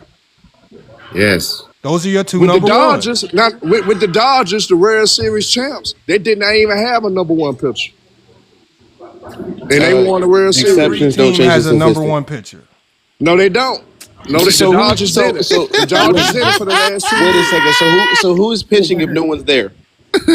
No, it doesn't mean that because look, they don't got 7 pitchers. They got 5 pitchers. Man. They got baseball, bro. They got a rotation of 5 guys. But with the Dodgers, unfortunately, they had certain injuries.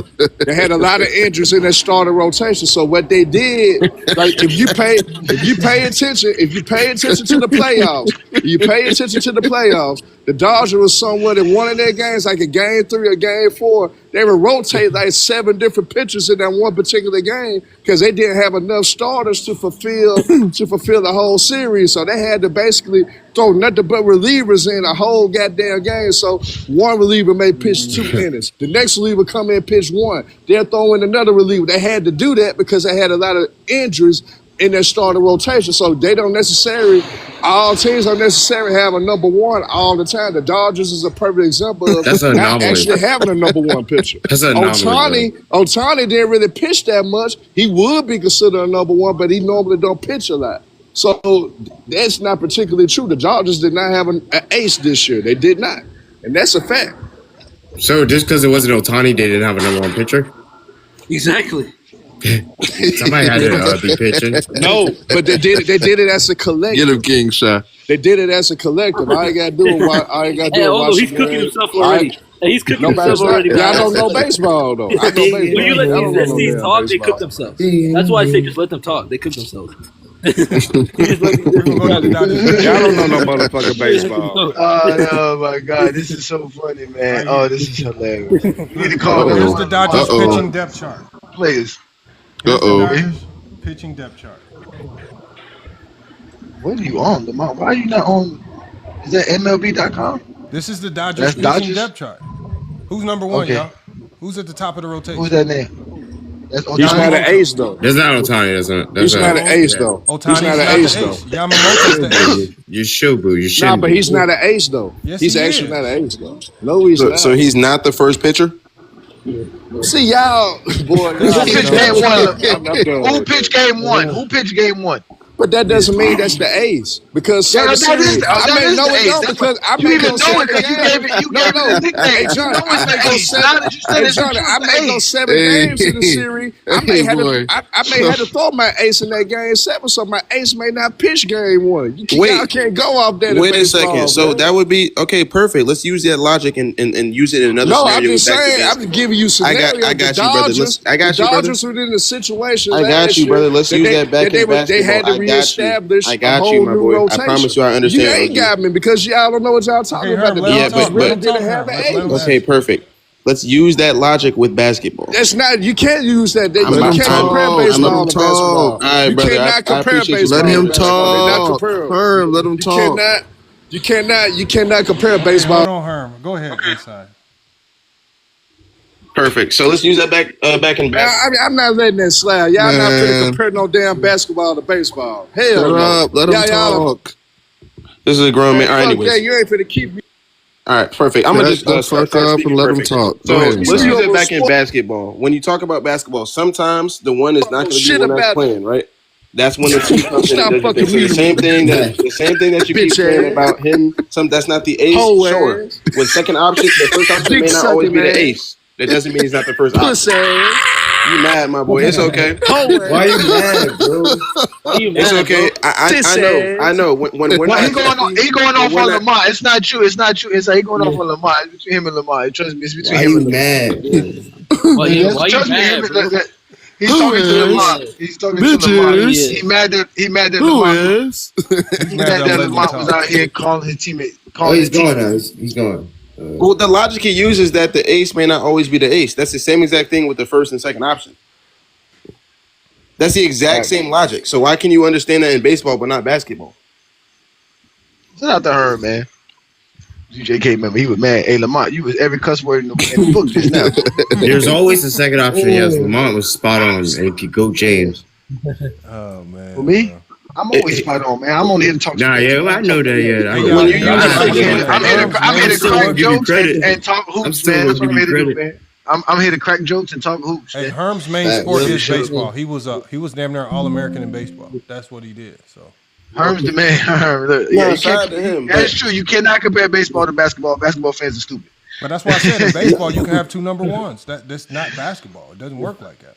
That's true though, Herm. There is an ace, and then there is your best hitter, your cleanup man, and your ace. That's two number ones. And they're like equally as valuable. You need your best hitter. You need your best pitcher. Like, it's not baseball. So, but even in that situation, when you're talking about just the pitchers, like he said, the ace might not always be the ace, but that doesn't mean that there's not a second option. When the ace is not working, that's when you bring in the second option. That doesn't then make the second option the first. That literally validates that that's the second option. Exactly. Just You're like bringing the next best. And then they also have closing pitchers, pitchers who just come in to close games.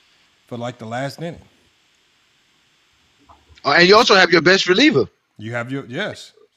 So again, everybody has a role. Closers never start the game. Closers always close. The closer's not going to go start a game and pitch 7 innings. Like Jason Terry. Jason Terry come off the bench to start the game, but he end the game starting.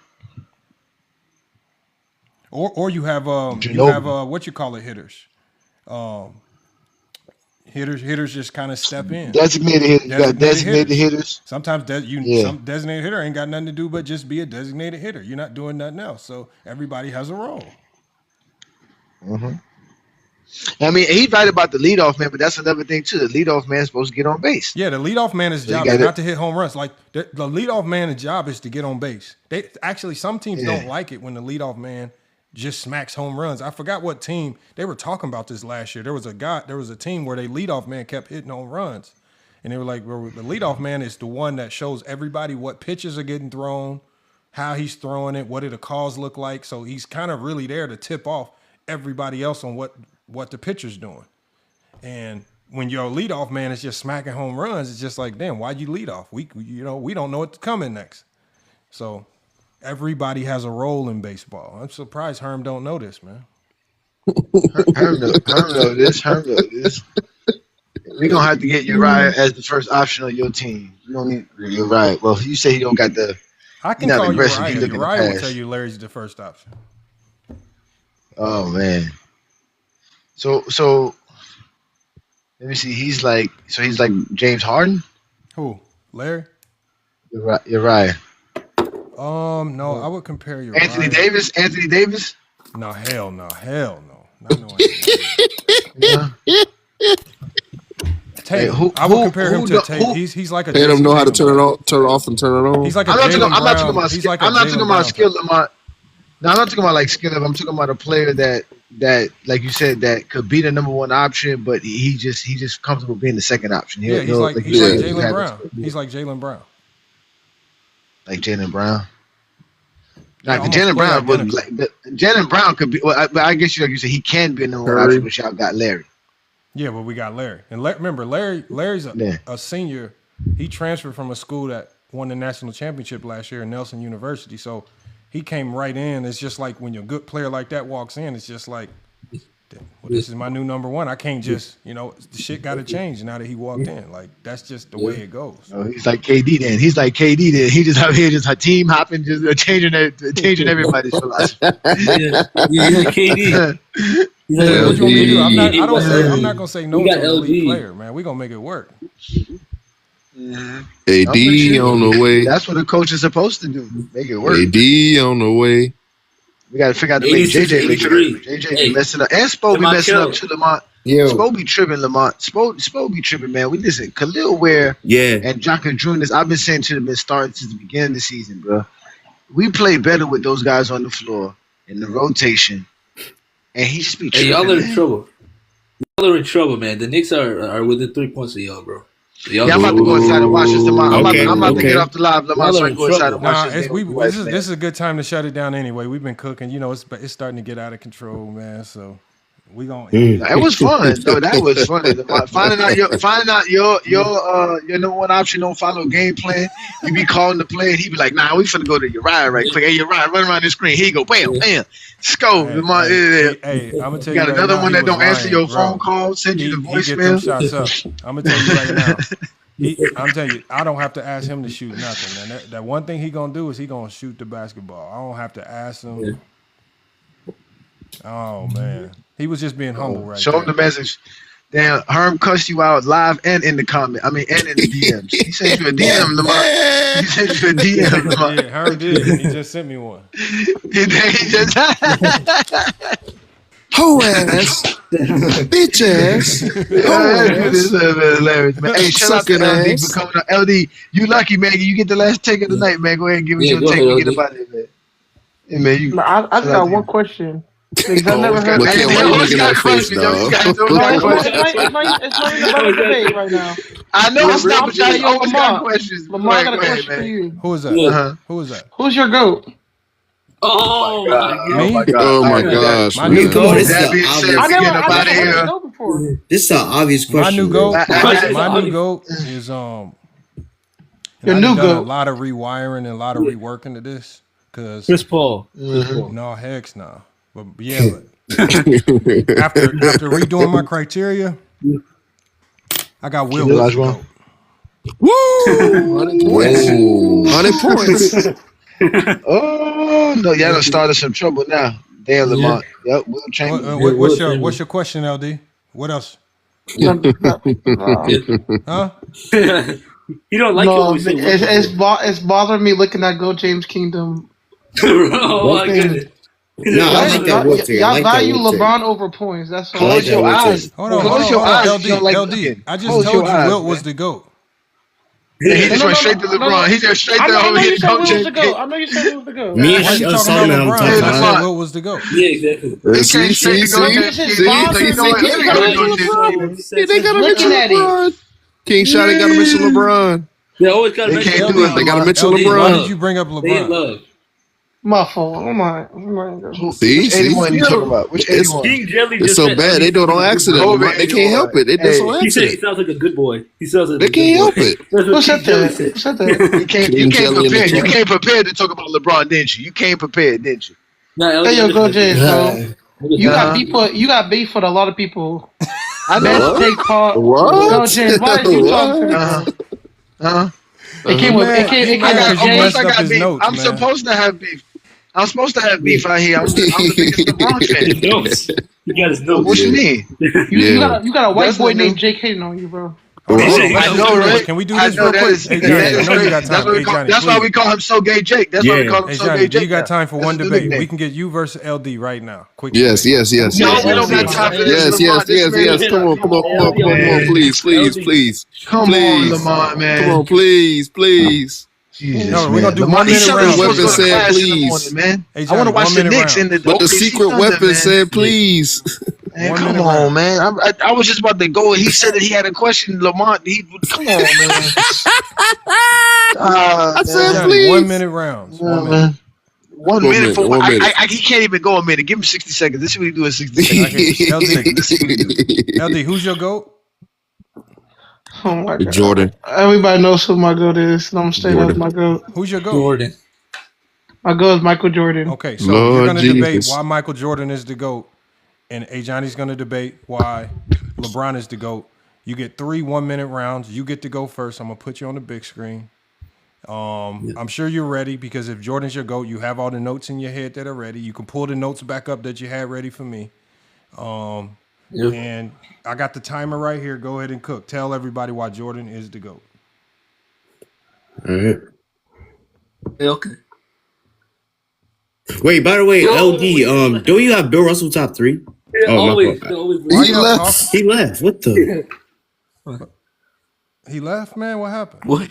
He left, Lamar. He left. He left. He just dipped out of nowhere. Lamar, put me on the big screen. Play my victory music. Lamar, put me on the big screen. Play my victory music so we can get him out of here, man. Put me on the big screen. Put me on my big screen.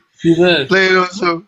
He playing with debating his own goat, Put me on the big screen, ladies and gentlemen. Y'all are James is about to fire, bro. This is what we do here, man.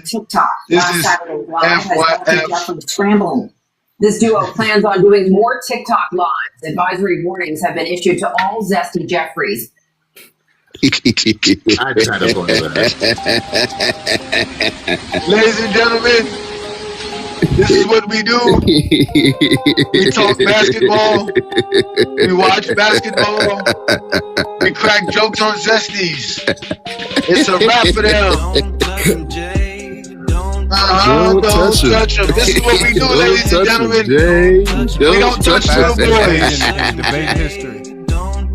We are the greatest debate in NBA history. I don't have Zesties don't know what to do when Goat James shows up. They don't know what happens when Goat James Kingdom is around. Mikhail, what is you doing, dog? What is you doing? And I burned down everything. All their houses, all their little mud huts, all their little King small Shot houses. dance. Lamont, watch this. Everything is Lamont, watch destroyed. this. Watch King Shot dance. King Shot dance. Oh, look. Can we see somebody do the Dougie? Yeah. This is what we do, ladies. This is what we do, ladies and gentlemen. Oh my God. Oh no,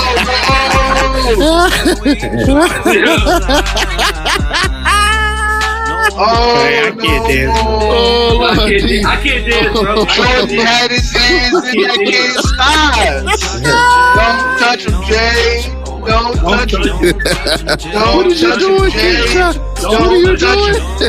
Y'all make sure to subscribe, like, share, FYF Sports Debates, YouTube, Facebook, Instagram, Discord, TikTok. Y'all check out all of the lives. We're gonna be back again with another live shortly. Peace and blessings from Lamont. Followers too. Oh my freaking gosh, man! Y'all make sure y'all hide y'all kids. Boy, y'all got my hide y'all stomach hurt, wives. man. Hide your credit cards because Lamont and his besties are running around. All right, y'all, we out, man. Shout out to Lamont, man. FYF forever, man. Shout out to y'all, man. Peace and blessings to all y'all, man. All right, Have a see great you night, man. tomorrow, Peace and bro. blessings. Oh my gosh, man, y'all.